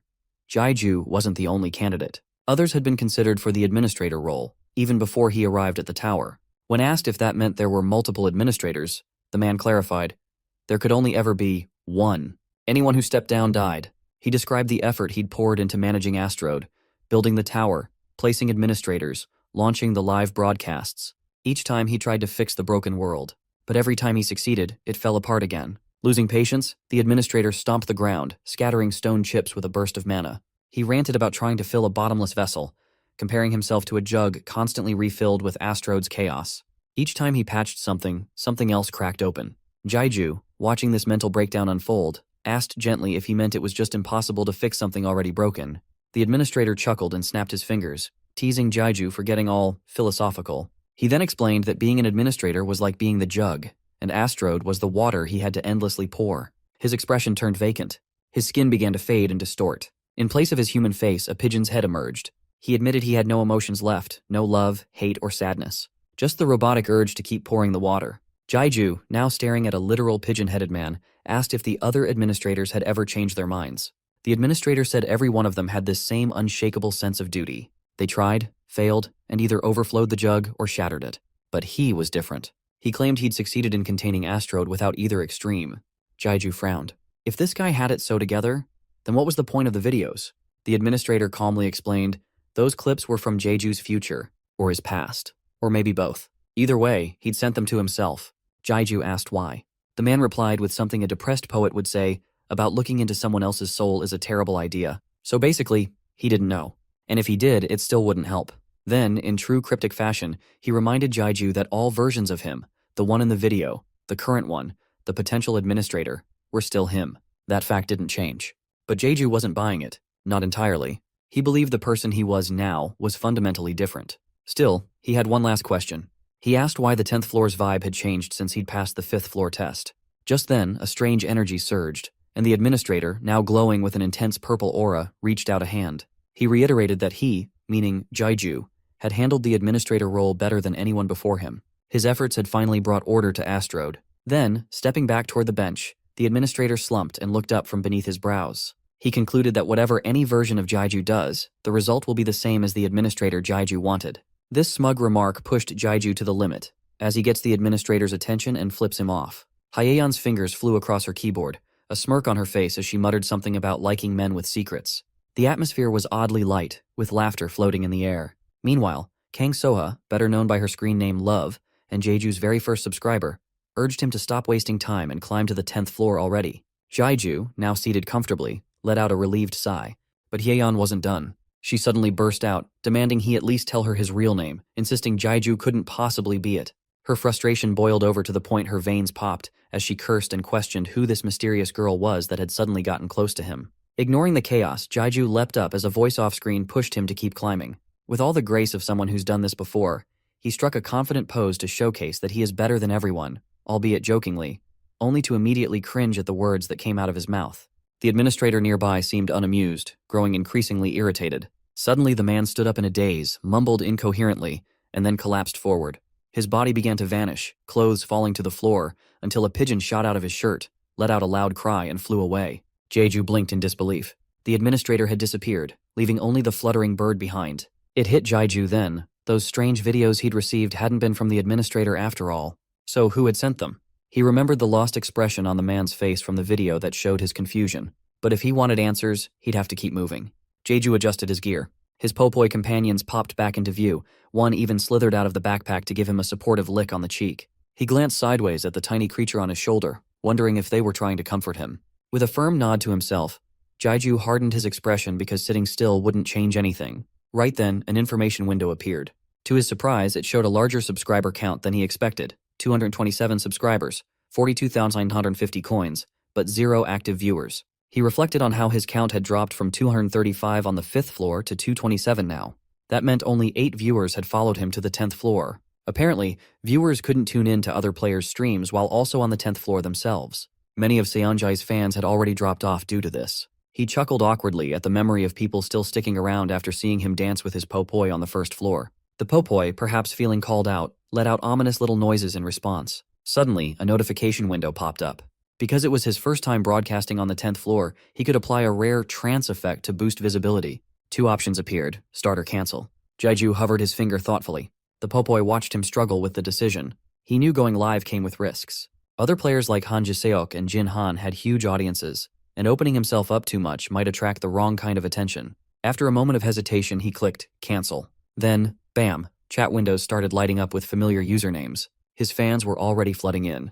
Jeju cracked a shy grin as messages poured in. Recurring users like Cray, Warino, and Love popped up first and worryingly asked why the stream had been turned off. Jaiju looked around clearly flustered. He brushed it off with a vague excuse, apologizing for the sudden break. What followed was a barrage of teasing, fans asking if their boy had finally hit puberty, laughing at how fast he'd grown, and half joking that they'd basically raised him and made him rich. Jeju barely had time to react before another window appeared, this one containing a message. It was a clan recruitment letter. The sender, part of the Crimson Clan, addressed him by name and promised support if he accepted their offer. They invited him to officially join their ranks. The chat had thoughts, of course. One user mocked the formality of the invite, while another claimed the clan was probably filled with weaklings overcompensating for their insecurity. Jaiju considered it briefly, but decided he didn't need a clan just yet. He was still finding his path. Another user jokingly noted how the Emperor wasn't even reading their clan requests anymore. Meanwhile, his Popoi began crawling back into the backpack one by one. The chat argued back and forth while he stood surrounded by a glowing pillar of light. He tapped the next interface, and the familiar world of Astrode flickered into view. Warano noticed the setting looked like Forest Sky Park, cleaner than before. Someone joked that now the 10th floor players wouldn't be able to track him because of the ring channel. The bustling street around him was filled with NPCs going about their everyday life in a typical depiction of market area. Jeju quietly walked through the crowd, wearing a cape to avoid drawing attention. He stopped in front of a building with a glowing sign, Cray's Workshop. This was the Empire's hub for magical engineering, and someone in the chat exclaimed in disbelief, "Wasn't this supposed to be Brand's workshop?" Others were confused too. Was this an alternate universe? Why did the building suddenly look so new? Without hesitating, Jaiju pushed open the door. A man inside, Cray, stretched lazily, barely opening his eyes, and greeted him with indifference. He assumed Jaiju was a customer and said they weren't accepting orders. Jaiju clarified he wasn't there to commission anything. He was looking for Bran. That caught Cray off guard. Why would someone search for the Empire's top magical engineer here? Bran was practically a royal treasure. The chat exploded again, questioning whether this was all a prank. One user complained the administrator kept rewriting everything and ignoring feedback. Another asked the real question. Was Bran dead? Cray, trying to get rid of him, asked again if that was all. But Jaiju said he needed to fix something and asked if he could borrow the workshop and its materials. He mentioned he had studied the basics of magical engineering himself. That piqued Cray's interest. Most travelers weren't into this kind of thing. Introducing himself as the workshop owner, Cray asked for Jaiju's name. After hearing it, he chuckled and said today's travelers had some strange naming conventions. Jaiju laughed awkwardly, while chat users had a field day debating whether this was Jaiju 1 or Jaiju 2. Cray then asked what he wanted to fix. Jaiju snapped to attention, grabbed his backpack and pulled out a damaged iron glove. Cray studied it closely. It had been made quickly, clearly unstable, and the flow of mana within it was dangerously chaotic. But repairing it? That sounded fun. Cray said Jaiju would need to buy a mana crystal so they could test the repair's success. Jaiju thanked him and promised to find one. Meanwhile, the chat was divided. Some called the glove a masterwork of engineering. Others rolled their eyes at Cray's sudden change of heart, first denying help and then jumping into the project. One asked, so what's Jaiju really planning to do? Jaiju, now more focused than ever, was ready to take the next step.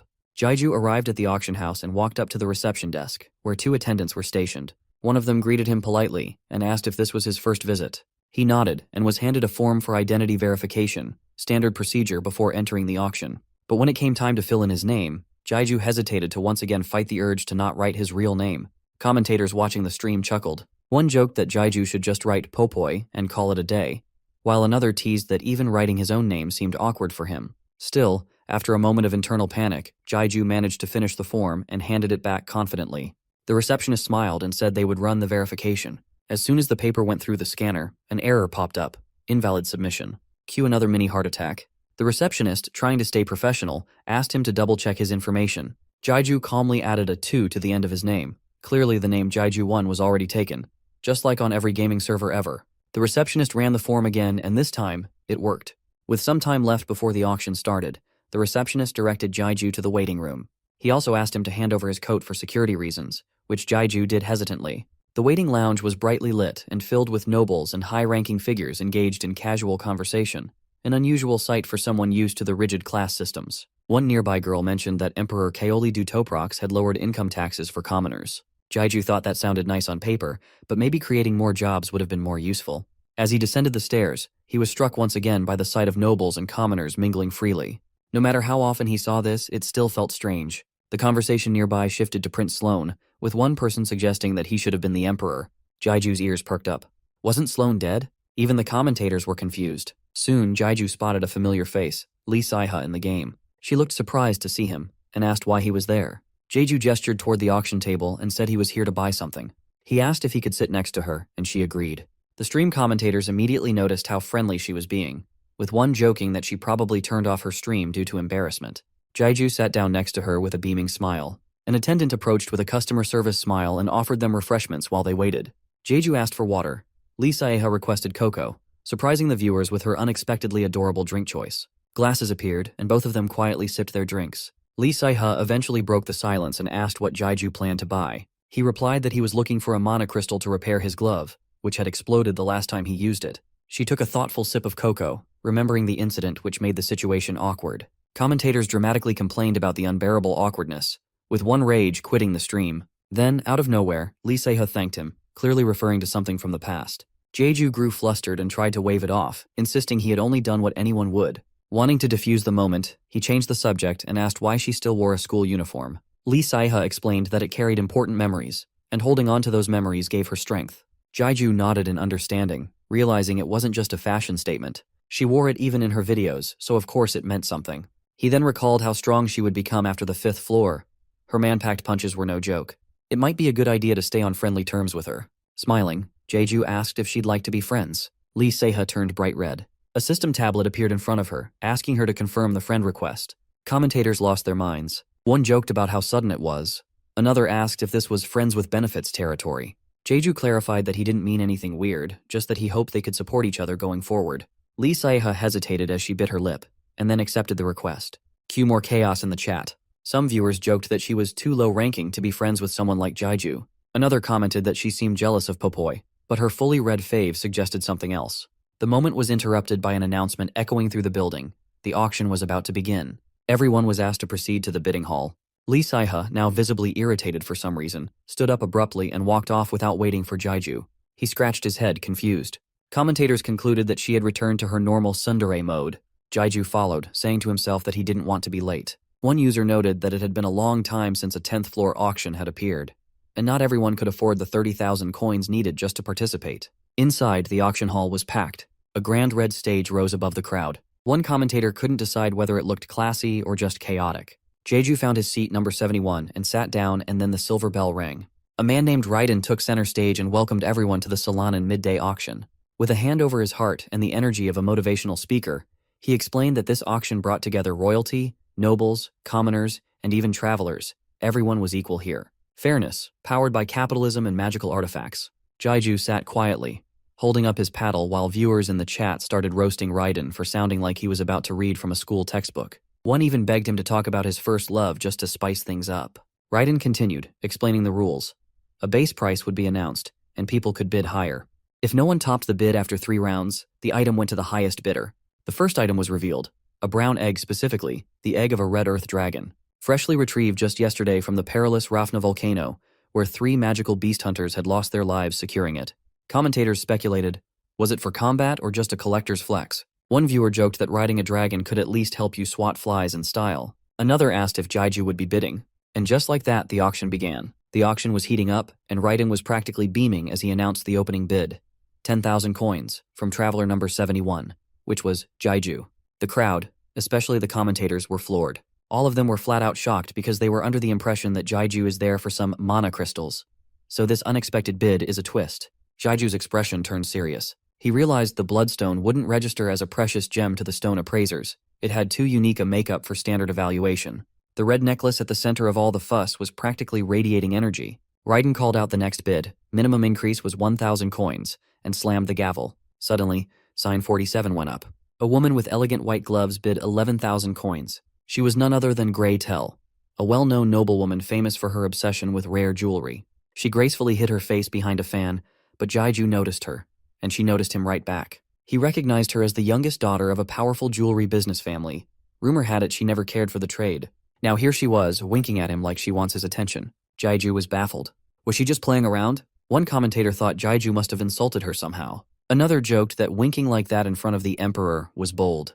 Jeju's demeanor shifted. He went from being playful to locking in due to his male ego. He raised his sign and upped the bid to 12,000 coins. Then the numbers exploded. 13,000, 14,000, 15,000, 20,000. The number kept going up. Raiden looked like he needed a nap. Even he couldn't believe the bidding war unfolding. Jeju hesitated. He admitted to himself that the bloodstone was powerful, but not irreplaceable. If it slipped away, he'd live. With a resigned look, he decided to fall back and just buy a regular mana crystal later. But then, plot twist, sign 70 appeared. 21,000 coins. It was Lee Saeha. Calm and unreadable as always, she silently joined the fray. The crowd and commentators were stunned. Grey Tell shot her a death glare, and Lee Saeha returned it with the energy of someone who absolutely wasn't here to make friends. The bids kept flying. 22,000, 23,000, 24,000. Commentators started joking about how deep Lee Saeha's wallet must be. One even brought up how she had a massive following on her live streams, implying she was basically being carried by donor money. Raiden, drenched in sweat, kept pounding the gavel in the most pleasantly stressful situation of his life. Finally it ended. Traveler 70, Lee Saeha, won the bloodstone necklace for a whopping 30,000 coins. She looked smugly at Grey Tell.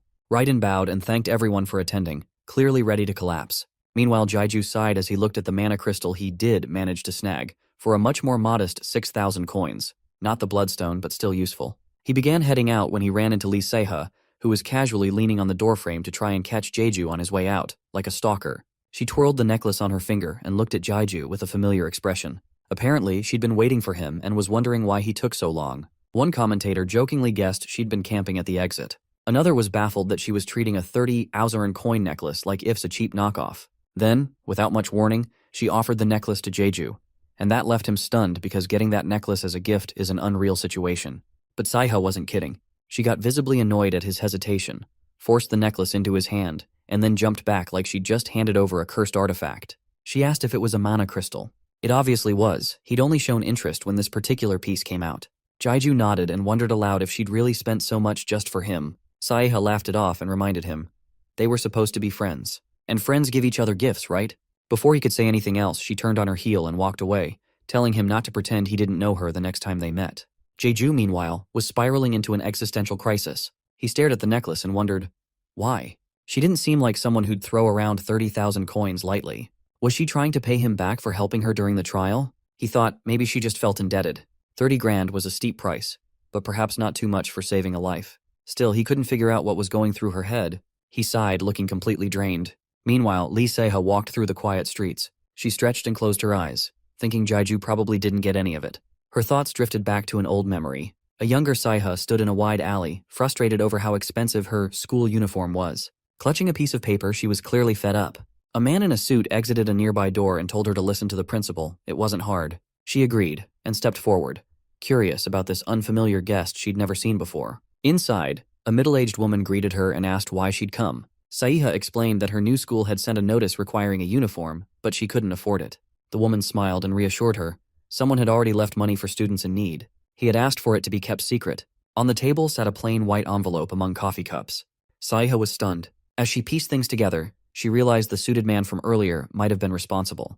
Saiha snapped back to the present, let out a deep sigh, and quietly thought to herself, he doesn't need to know. With her hands in her pockets, she kept walking, her thoughts hidden and her expression unreadable. Sometime later, Cray passionately works on Jaiju's mechanical glove. As he looked up excitedly, holding a sleek metallic glove and a red bloodstone, Jaiju walked in to see his equipment glowing in an upgraded light. Viewers wasted no time. Some called the glove ugly, others called it too old-fashioned. Cray thinks otherwise, as he folds his arms proudly over the amazing creation he came up with. Jaiju handed over his bloodstone pendant, casually commenting on the good timing. Since the bloodstone turned out smaller than expected, he'd intended to ask for a tweak, but the pendant practically landed in Cray's hands like fate itself. Without missing a beat, Cray slipped on his glasses and assured Jaiju that adjustments weren't needed. He already knew where to fit the stone, having built in a modular design for different crystal sizes. Using tweezers, he removed the stone from the pendant and grinned at its shape because of how well of a fit it is. Then, in true show don't tell fashion, Cray pressed a tiny button. A click, a bright gleam, and the glove's core transformed. 5 tiny pins snapped into place, securing the bloodstone perfectly. Cray explained the glove had an eject system too. Press the same button twice, and damaged mana crystals would pop out automatically. He handed the glove to Jaiju, who went red-faced, clearly impressed. Not having to worry about stone size or compatibility makes it so convenient for Jaiju in pressure situations. Naturally, Jaiju asked about the cost. Viewers instantly chimed in. He's got 50,000 coins. What's the problem? Others defended his budgeting instincts. This was no ordinary glove, and the color change alone was worth a price hike. Cray waved it off, saying he'd been more than paid and actually had fun with the project. Blushing a little, Cray rubbed the back of his neck and handed Jaiju an extra crystal, asking him to wait outside for a final touch-up. Jaiju thanked him and stepped out. Viewers groaned. Some felt he should have celebrated the completion more, maybe flexed it a little. Others just wanted a 10th floor tour. One fan even pointed out the entire floor seemed different now. Just then, a glowing blue object full of mana popped into view outside a fortress. Jaiju casually mentioned he'd head to the 11th floor tomorrow. Later that night, Jaiju was knocked out on a rooftop under a cozy blanket, until a popoi screeched and launched itself onto his chest. Surprise! It had been hiding under the blanket the whole time. Other popoi joined the ambush with varied expressions. One even showed off its sharp teeth and tongue like a goblin. Jaiju woke up covered in popoi drool, shrieking as the creatures licked him like he was a mana-flavored popsicle. He groaned, asking if they were hungry, and they bounced with joy. One even perched on his shoulder. He started cleaning himself up and noted he had to begin his stream. Sure enough, the info board confirmed it was live, 200 viewers already. Jaiju practically screamed in disbelief because it felt weird to see so many people instantly turning up for his streams, making it seem like he has hundreds of stalkers patiently waiting to get their eyes on him. With 227 subscribers now, Jaiju assumed most had been anticipating the broadcast. He pulled out a mana crystal, and the popoi went full loot goblin, eyes wide and tails wagging. He tossed it like a dog treat, and they devoured it happily while he got dressed. A viewer asked if he'd named the glove yet. Jaiju glanced at it thoughtfully, still undecided. Later, Cray emerged and handed over the fully finished glove. Jaiju slid it on, and it fit him perfectly, like it was made only for him. Cray, grinning like a proud dad, said it seemed to suit him. Jaiju insisted on paying at least for the materials, but Cray refused again because he considered the opportunity to work on such a masterpiece as a sort of payment itself, which makes Jaiju extremely touched. Cray added that even the greatest item is just a tool until it's given a name, so Jaiju promised to think of one. Viewers jumped into philosophical debates. Some mocked Cray for being sentimental about feelings, while others liked the idea of naming a glove. Holding it tightly, Jaiju felt something shift inside. The popoi popped out of his bag, and he reaffirmed he'd take his time naming it. After all, slapping a random name on something meaningful felt wrong. Meanwhile, a crowd had formed near the portal to the 11th floor. It was a bright day, but tension was in the air. No one from the Asteroid Empire could see the portal. Only awakened users could. Jaiju, hooded, scanned the crowd. Even though he'd left his old clan, plenty of people were still watching him. Viewers speculated, was he going solo? One suggested pulling stuck players from the 10th floor. Another warned about slowing down with randoms. Starting from the 11th floor, coup challenges became more common. Players used the community board to recruit for party quests. Jaiju approached the portal, stating plainly that he was going in. Background characters huddled around, clutching their weird good luck charms as if the Emperor himself would guide them. One viewer joked that if it got rough, weaklings would suddenly act like gods. Jaiju recalled the first floor and thought about teaming up with longtime viewers. But the memory of the administrator and that smug pigeon haunted him. What if the admin pulled the same tricks again, this time dragging innocent players into it? He clenched his fist. Better to confirm things first.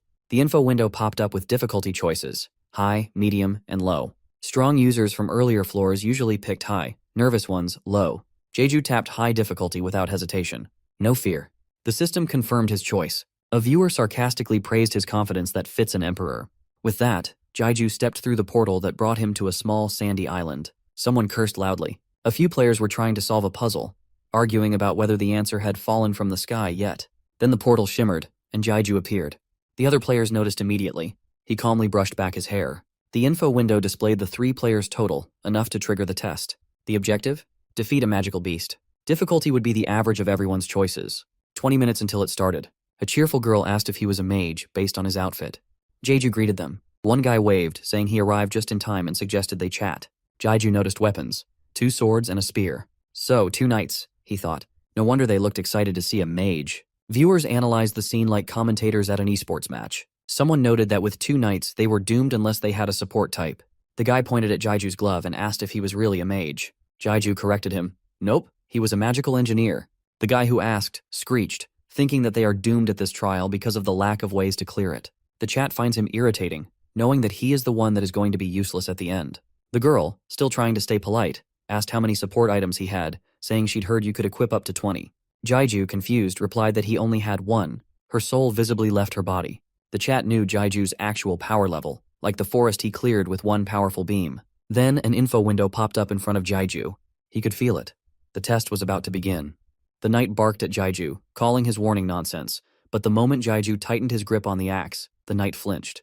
The viewers loved the shift, from calling him rude to now quietly respecting him. One viewer remembered how terrifying Jaiju looked when he wielded Latanto's hammer, while another admitted they thought it was kind of cute. Right then, the enormous turtle let out a deafening roar from his huge mouth. Without wasting a second, Jaiju pulled his arm back and told everyone to get behind him if they valued their lives. The female knight anxiously grips her spear and demands clarification. In chat, viewers joked the turtle looked irritated for being ignored, so one user from the chat claims that the frog is his old buddy from the 2nd floor. The turtle snapped its mouth toward Jaiju. A massive explosion shook the ground, leaving a cloud of dust. When the turtle looked again, Jaiju had vanished. Meanwhile, the knights ran back in fear. From the side, Jaiju watched the scene unfold, thinking the 2 knights unintentionally became bait. Not a bad setup for him. Suddenly, blue flames flared to life around Jaiju as he charged straight at the turtle's front paw with the axe raised. His face twisted in determination as he brought the glowing weapon down in a mighty arc. A loud crack echoed. The axe snapped in 2. The top half flew off into the distance. The turtle recoiled with a roar, its balance thrown off, and the remaining axe piece stuck into the sand. Jaiju stared at the broken handle. But then, without hesitation, he reached out again. The broken fragment lit up in cold blue light.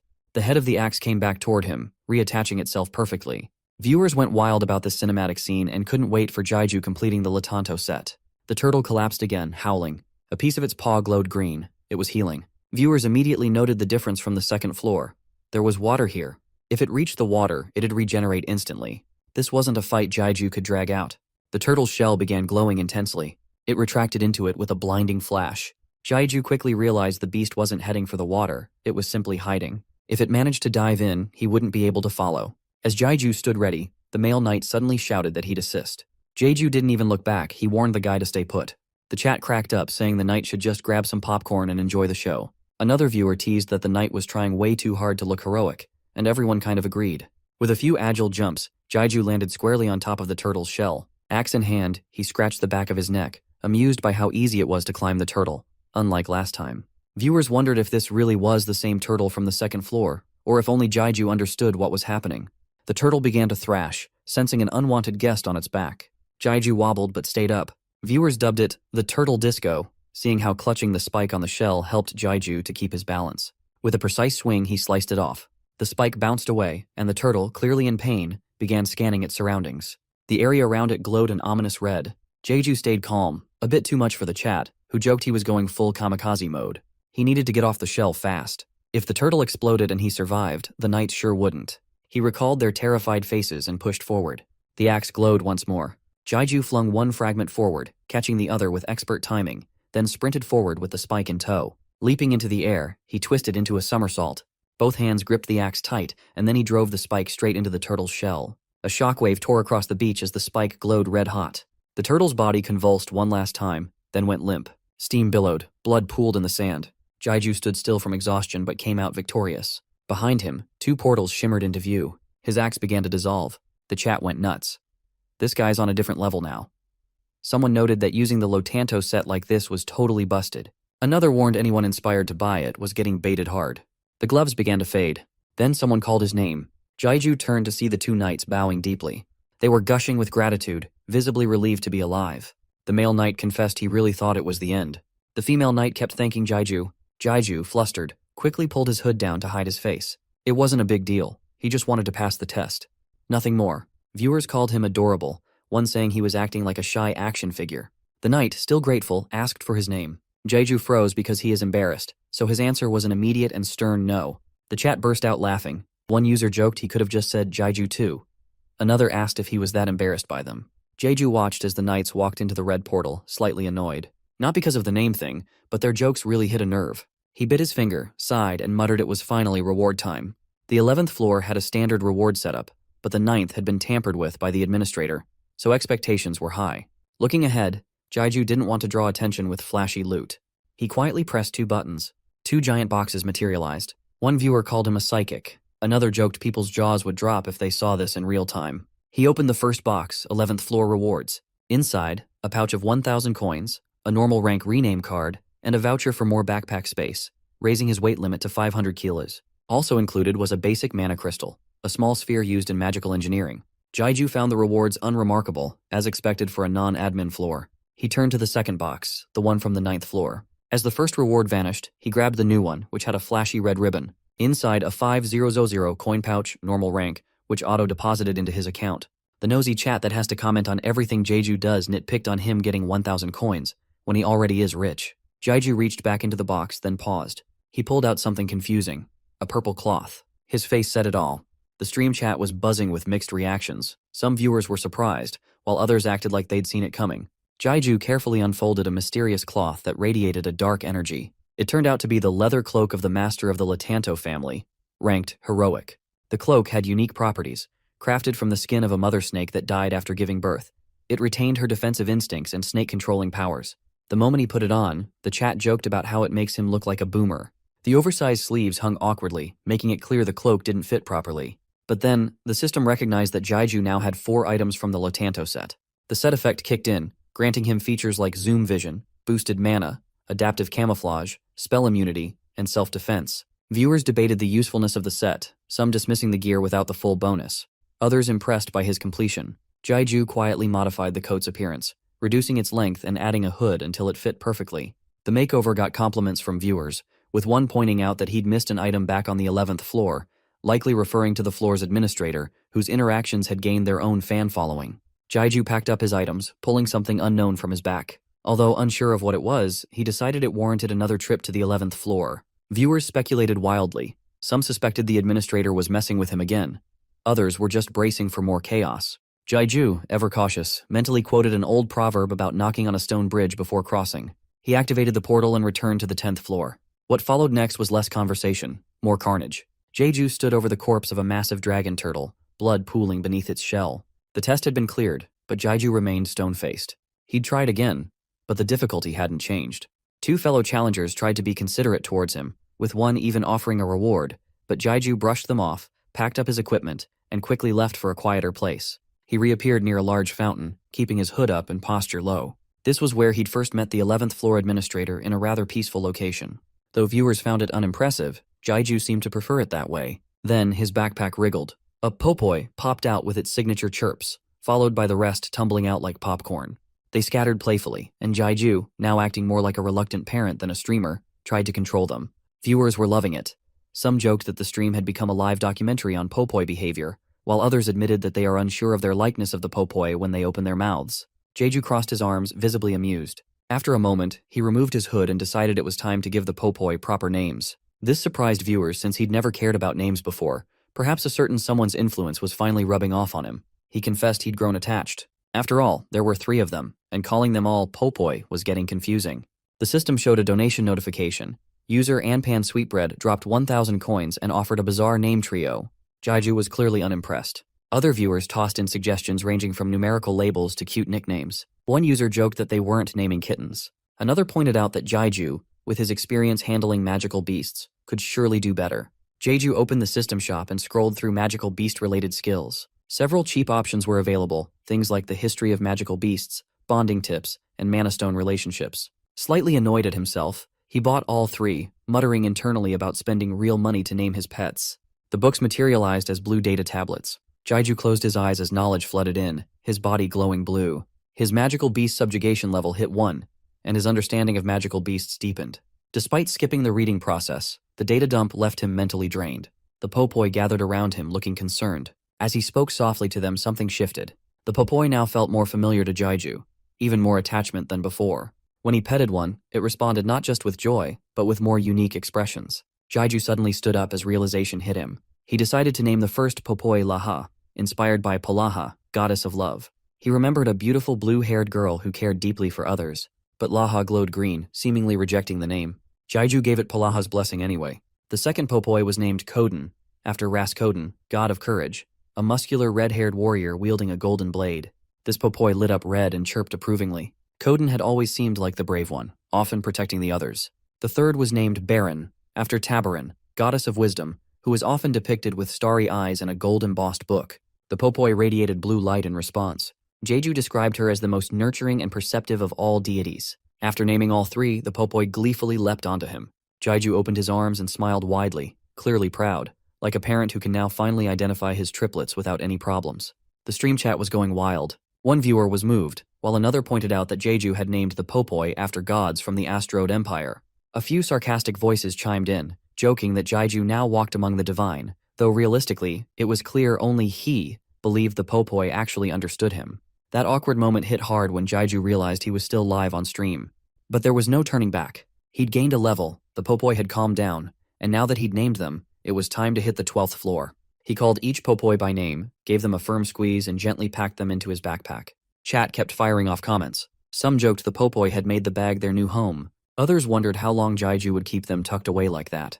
The popoi usually just hung around his shoulders, so the bag life was new. Jeju then pulls up his hood and grabs his backpack to move to the next floor, because blending in was the plan until at least the 15th floor.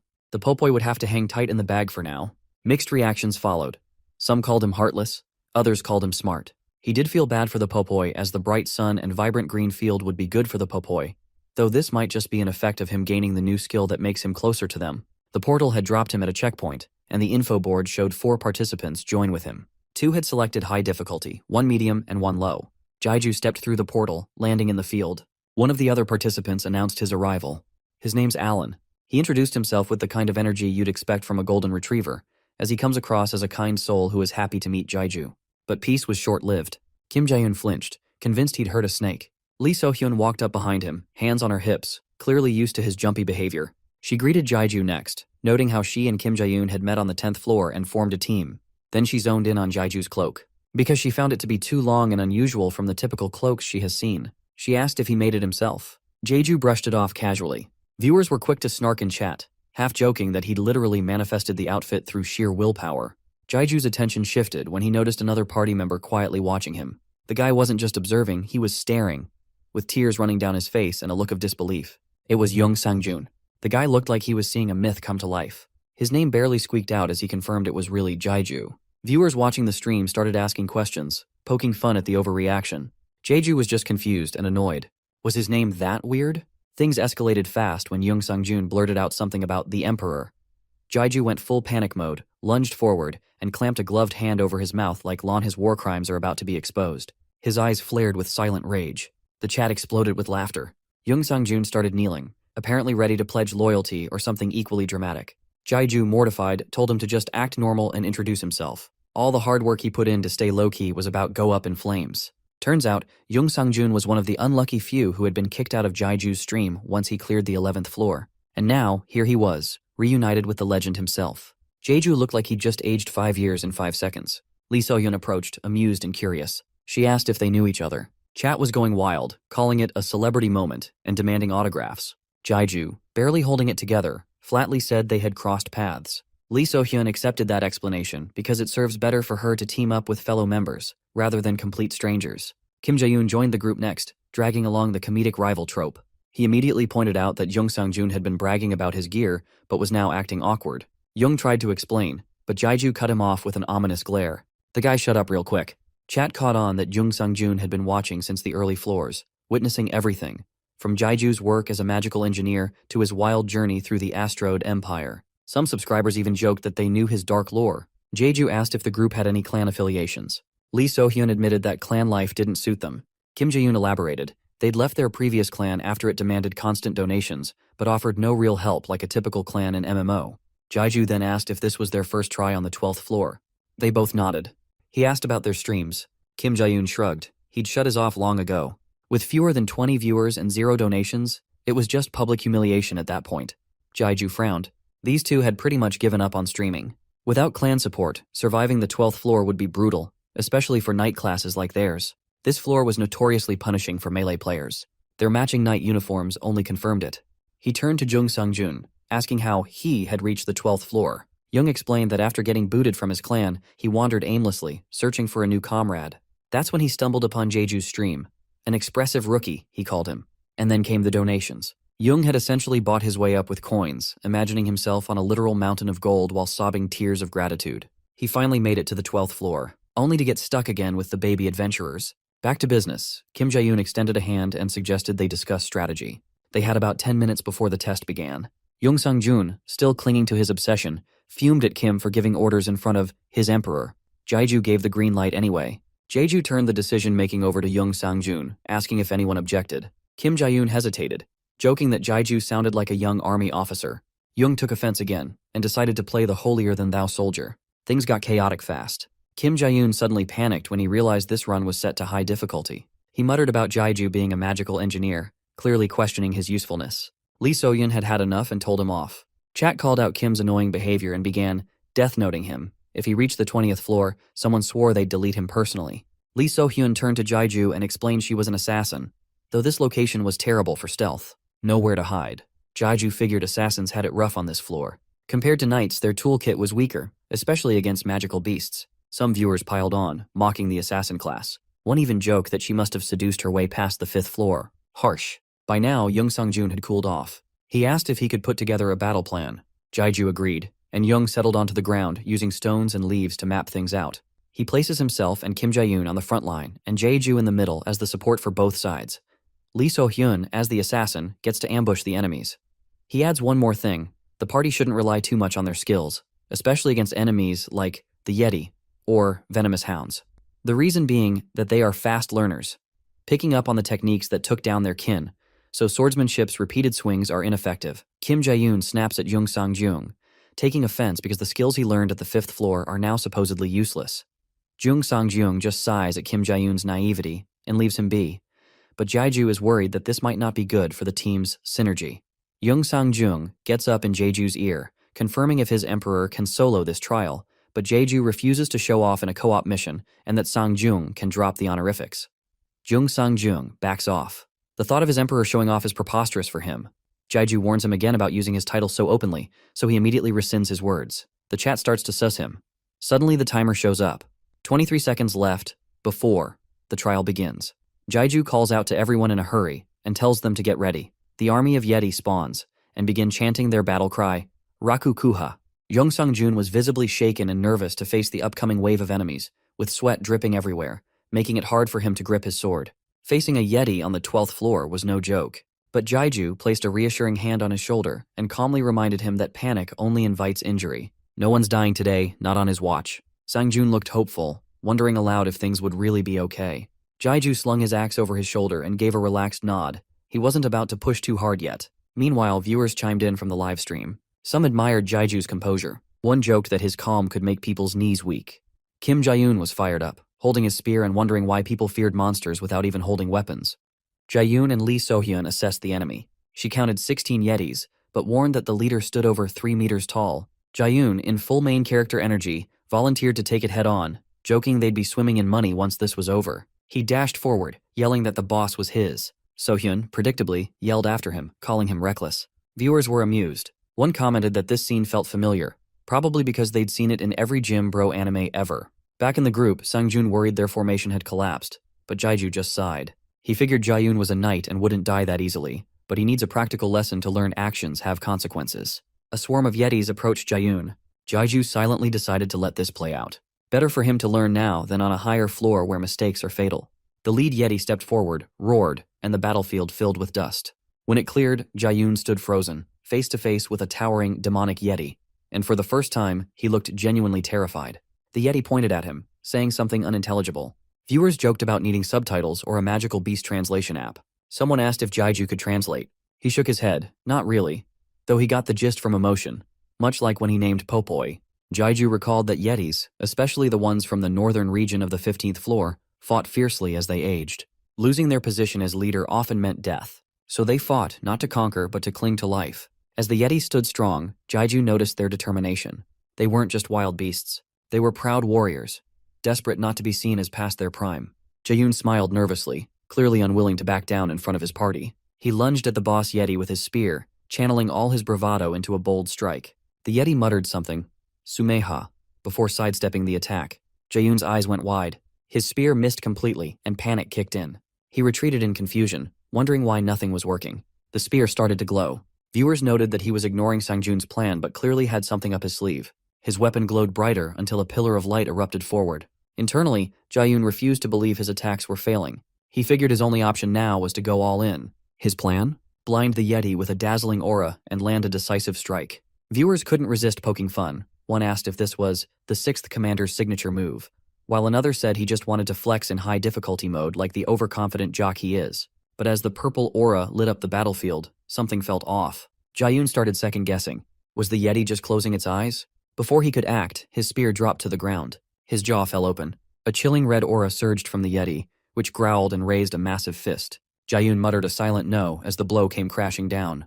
Blood splattered everywhere, but he was still alive. Jae-yoon looked up, dazed, and saw Jaiju, axe raised, blocking the Yeti's attack. He had stepped in at the last second. Jae-yoon backed away, scrambling in fear and awe. This was strength on another level. Jaiju knew he had to end it quickly. The Yeti raised another hand to strike, but Jaiju's eyes locked onto an opening. In a single motion, he drove his axe deep into the Yeti's chest, blood bursting out in every direction. The beast reeled and toppled. Viewers were stunned. One asked if this was the legendary Latanto, set at work. Another joked that they'd already bought it online. Jaiju's glowing eyes and bloody axe made for a perfect victory shot. The remaining Yetis were paralyzed with fear. Their leader's fall shattered their morale. Jaiju, now drenched in blood, pushed through their blows, with a calm demeanor and certainty of victory. As the axe dissolved from his grip, the system announcement triggered, Test cleared. Path to the 12th floor unlocked. Return to the 10th floor unlocked. 2 portals appeared. The party hobbled over, supporting each other. Sang-jun covered his mouth, stunned. Jaiju told them they did well, though viewers were quick to note he did 99% of the work. So-hyun joked about how obvious it was now that Jaiju had been to the 19th floor and come back down. She smiled, teasing Sang-jun's earlier nerves. Jaiju, embarrassed, scratched his head, smearing blood across his face. So-hyun cheerfully added that thanks to him, they passed the test, while her partner had been good for nothing. Jae-yoon groaned at the jab. One viewer asked if this was what So-hyun meant when she said her teammate was trouble. Before leaving, Jae-yoon looked back and asked about the word sumaha. So-hyun told him to drop it, but he insisted. It haunted him. Jaiju finally answered. It meant child. The realization hit like a truck. Jaeyoon turned bright red and sprinted into the portal, leaving even his pride behind. Viewers laughed, one saying he was so embarrassed he left without his girlfriend. Another asked why he even asked in the first place. So-hyun waved at Jaeju before heading into the portal, suggesting they eat something nice if they ever crossed paths again. Jaeju was caught off guard, rubbing the back of his head awkwardly. Viewers, of course, immediately speculated, "Is this a ship now?" One asked if they were dating. Jung Sang-jung fanboys at Jaeju's charm that entices even people meeting him for the first time. He admits, embarrassed, that a 10th floor level player like him shouldn't be on his stream. He's too self-aware about their trolling, so he starts walking towards the portal. Before he leaves, Jaeju asks him if he was an OG viewer from level 1. Ber Sang-jung turns around and claims to have only joined when Jaeju defeated the turtle dragon on the 2nd floor. The viewers wonder if Jaeju is worried about Sang-jung revealing his secrets or his dark past. Before the admirer of the emperor leaves, Jaeju shows his appreciation for him by thanking him for all the donations and views, something not all 10th floor players with an ego can do. Jung Sang-jung smiles suspiciously and returns the compliments. His journey was funded thanks to Jaeju, and also the fact he learned about real people living in the tower. He kneels down in front of Jaeju and wishes him well after he completes the 100th floor. The chat clowns him for his dedicated roleplay, but Jaeju gets embarrassed with all the importance he is being showed, so he tells Jung Sang-jung to get up. Suddenly, something bewilders Jaeju as he screams in confusion. Jung Sang-jun practically sparkled with excitement as he launched himself into the portal, as his dream of a lifetime came true. His dramatic leap was oddly reminiscent of Jaeju's attempt to befriend the Popoi back on the 1st floor. As the wind howled behind him, he even shouted "Popoi" to mimic what his idol went through back then. Jaeju just stood there, stunned, blankly staring at the portal because he couldn't believe what just happened. Viewers flooded the chat with teasing comments, some calling Jung Sang-jun 1st floor energy adorable, others accusing him of rage quitting after fibbing. But Jaeju, after a sigh, cracked a smile. He wasn't mad, he was just here to collect the loot. The system confirmed his rewards, 1,000 coins and a skill book for basic sword art. There was also a glowing spatial backpack which lit up. Jaeju wasn't about to learn sword skills, he could barely wrap his head around magical engineering. And yet, this sudden evolution of his gear gave him pause. He looked up, muttering it was time to leave, as the items in his hands dematerialized. Some viewers noticed his serious expression and worried he was upset. Others joked that even if he was, they'd still support him, unless he started crying, in which case they'd mock him and support him. With his bag strap tightened, Jaeju calmly approached the portal. He wasn't flustered. He had a plan. Return to the 10th floor, switch clans, and move up to the 13th floor. Cut to a snowy forest. A cold wind slipped through the trees, and a new portal shimmered into existence near a bonfire where a few figures had already gathered. One man chuckled, welcoming the new guy. The atmosphere was cozy but oddly off-brand. Some viewers wondered aloud if this was an American channel now. Others speculated they were still one person short, since no test announcement had appeared. Jaeju walked into the firelight, nodding a casual greeting. Kuttner, one of the men, gave him a calm welcome and asked if it was his first time on the 13th floor. Jaeju confirmed it with a nod. Kuttner raised a brow, likely clocking the mismatch between Jaeju's mouth movements and his translated words. Though the system translated speech, it didn't sync the lips, revealing Jaeju wasn't some Korean American, he was just Korean. Kuttner laughed off the awkwardness with a bad North versus South Korea joke and introduced himself. They shook hands. Kuttner immediately asked if Jaeju was streaming. Jaeju said no, flustered. A viewer joked that hurt their feelings. Another assumed Jaeju must be ashamed of them. Yet another reminded everyone to touch grass. Kuttner offered to introduce the rest of the crew, but the other two just stared blankly at Jaeju, like NPCs that hadn't loaded properly. Their deadpan expressions screamed practically gave away the fact that they are a clan that is up to no good. Viewers saw through it instantly. 3 knights, 2 mages, 1 assassin. The chat knew that this is a suspicious lineup. Clearly a pre-assembled raid party from the Black Scorpion clan, infamous for their dirty tricks. Jaeju mentally replayed scenes from old horror guild dramas, fake friendliness, backstabbing in tests, luring monsters, sabotaging teammates, and looting coins from the unfortunate. The worst ones didn't just betray their teammates, they made sure no witnesses survived. Classic villain guild behavior. Jaeju's face turned unreadable, his thoughts sharp and strategic. He was already calculating how to escape if needed. Kuttner, still wearing his friendly mask, noticed the shift and asked Jaeju's class. Calmly, Jaeju answered, "Magical engineer." Kuttner raised his brows but quickly smiled, suggesting Jaeju could cover for them. Viewers caught on fast.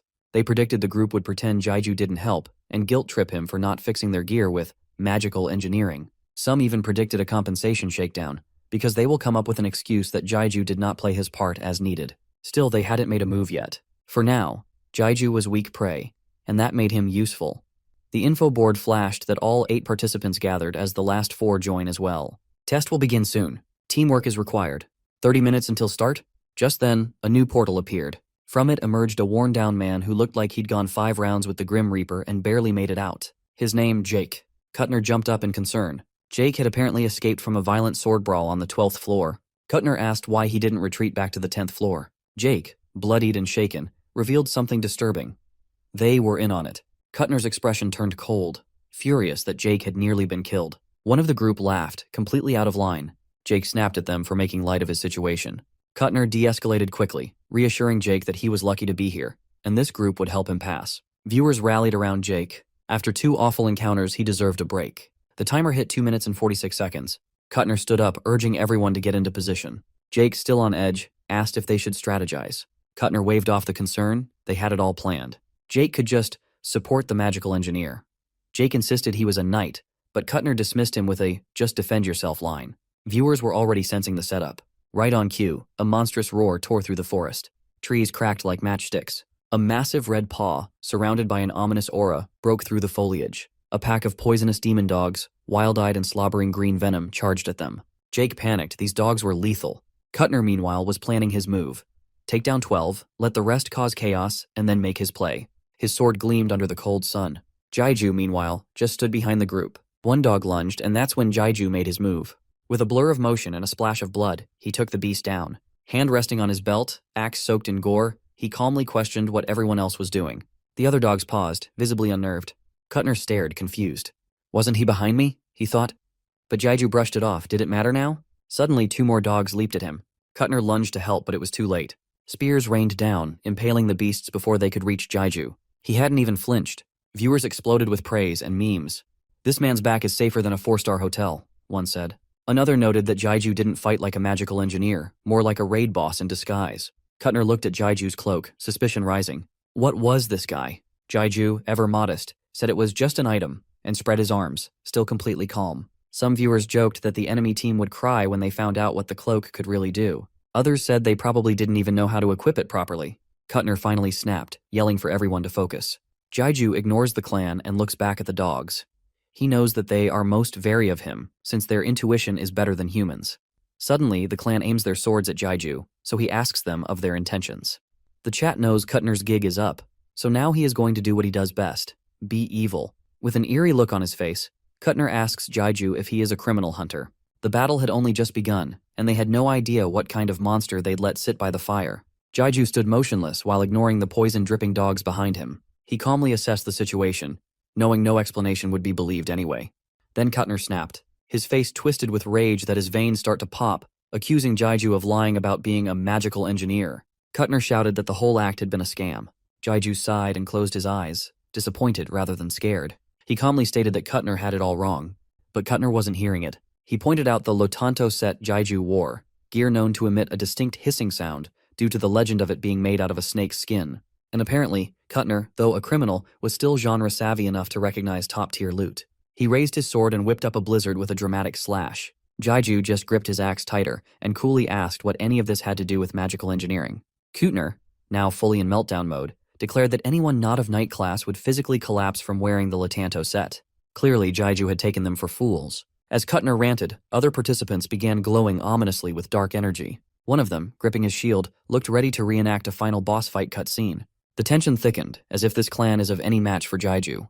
Kuttner's smile twisted unnaturally as he claimed that people like Jaiju always cheated, but those who lived to tell the tale were standing right in front of him. The atmosphere grew darker, literally and metaphorically. Jake, watching all this unfold, did not know how to react because of the rising tensions in the atmosphere. Just then, Jaiju's axe started fading, dissolving into particles. Snow stirred around as he stepped forward. One of the clan members accused him of pretending to be a magic engineer, thinking he is onto something.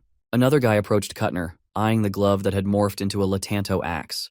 With a warrior's calm, he asked if it was the real deal. Kuttner admitted it was, rare loot that only dropped from the 20th floor and above, valued in the thousands. It was heroic class gear. A mage in the background nervously laughed, and then stared at the axe greedily. He asked again if it was really heroic class. The rest of the crowd looked just as terrified. Jaiju silently placed his backpack on the ground with a heavy thud. Kuttner interpreted this as surrender and looked relieved, assuming Jaiju was finally showing some sense. But Jaiju rolled up his sleeve, revealing his glove, and calmly explained he'd show them proof with action, not words. The glove began humming, glowing blue. As energy flowed, mechanical parts shifted, shining brighter. Jaiju's slight smile was confident, almost cocky. He bent his arm and started channeling more mana. Someone watching muttered that this had to be magical engineering. Another commented that it looked like something from the Emperor's secret stash. A third wondered if they had tried to block Jaiju from using his skill before. The glove's glow intensified, wind whipped through the area, and the pressure in the air climbed fast. Kuttner, now visibly sweating, tried to act like Jaiju was bluffing. Before Kuttner could finish his next insult, dozens of poisonous dogs with glowing eyes lunged. Jaiju shifted slightly, kicking up snow. The dogs halted in confusion. One of them noticed a shadow. It was Jaiju. Jaiju clenched his fists, focusing a wave of blue mana into a single blast. The shockwave landed hard. One of the dogs exploded in blood. The rest snarled in panic but backed away, clearly reconsidering their life choices. One member, fearful at this display of power, realizes that Jaiju got a clear hit. Jaiju stood surrounded by a deadly aura. His glowing eyes alone were enough to make the demonic beasts quiver. Kuttner panicked, veins pulsing on his face, realizing that the prey this time around isn't anyone they can just loot and leave for dead. The rest of the group gripped their weapons, eyes darting everywhere. That's when everyone noticed the looming shadow perched in the tree. The figure gave off waves of dark mana and vaguely resembled a person. Even the dogs stopped to stare. Jaiju eyed the figure, suspecting they were gathering because they felt cornered. He calmly raised his hand, condensing energy into his palm. A massive bolt of light shot out, vaporizing several dogs in a whirlwind of snow and wind. When the dust settled, a crater remained. Bits of shattered stone and blood marked the aftermath. The dogs were gone. Jaiju grinned slightly. His eyes still glowed as he tested his gauntlet. It was stable. Compared to his earlier fight against the cleaners, the energy output was lower, but the mana consumption had improved. He estimated he could now fire the attack 3 times consecutively without exhausting himself. This version didn't even need him to plant his feet. He could stay upright just using leg strength. And judging by the untouched snow around him, he hadn't even shifted his stance. But danger wasn't done yet. That shadow from earlier sprang into motion, diving down from the tree with deadly intent. A red-eyed assassin holding a dagger aimed straight for Jaiju, assuming he had let his guard down. Before the attacker could land the hit, Jaiju's cloak sprouted tentacles, piercing both the man's arms mid-air. The dagger dropped uselessly into the snow. Blood splattered the scene like a horror movie jump scare. The system chimed in. The trial was cleared. Access to the 10th and 14th floors was now open. A portal appeared behind the stunned group. They turned and bolted toward it, panic spreading like a virus. Someone even screamed for the others to wait. But a wall of snow stopped them. Jaiju appeared in front of the portal in an instant, cape fluttering in the sudden breeze. Arms folded and fully embracing the nonchalant side of his, Jaiju questioned them about leaving so soon. Everyone froze like NPCs during a server crash. One of them muttered in horror. Jaiju then smiled and cheerfully pointed at the portal with both hands, telling Jake he could leave. The crowd immediately split into meme-level reactions, and the chat took the opportunity to fully capitalize on it. They joked about how movie-like this scenario is, enjoying the suffering this evil clan was going through.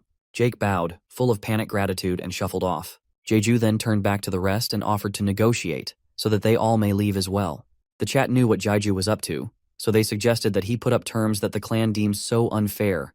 They would understand how every victim of theirs felt when they cheated them out.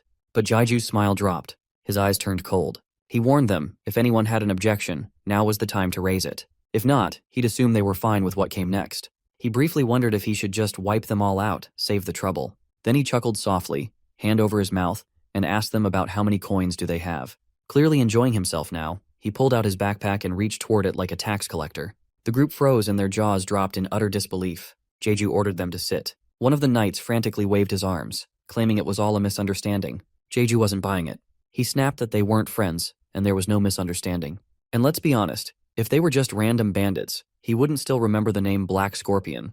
While the clan is looting those left behind on the 13th floor, they eventually accumulate enough wealth and power to further their evil deeds to the 20th floor. One of the clan members claims to be joking around, but Jaiju uses his cloak to shut his mouth. He sets a few rules to make sure the clan cooperates, based on crimes that they committed, like arson and murder, but brush them aside as jokes. First, no one will say a word unless it's an answer to his question. Secondly, no one should lie. He then throws away the clan member captured by his cloak. As the man holds his gasps for air, Jaiju questions them about their clarity on the rules. To ensure obedience and no bad blood, Jaiju sets a few rules so that the mob knows to cooperate. First, opening their mouths for anything other than a direct answer to Jaiju's question is prohibited. Second, lying will most likely result in a painful punishment. as his cloak decapitates the already fallen foot soldier beside him to demonstrate how serious our boy is. The mob now views him as their worst nightmare, like they got hit with a fear toxin by Scarecrow from Batman. However, witnessing the live execution of one of their comrades was not enough for them to take Jaiju seriously. One more soldier finds his fragile ego hurt by Jaiju's dictator attitude and proceeds to rile up the mob behind him. He points out that Jaiju has unequipped his godly glove, so killing and looting him is not a problem. Having numbers on their side made them completely delusional, especially when Jaiju single-handedly protected them from the dogs without even batting an eye. Speaking of batting an eye, this random fussmaker should not have removed his eyes from Jaiju and abided by the rules, because instead of leading a charge like Erwin Smith against the Beast Titan, he became Reiner against Eren in the Marley arc.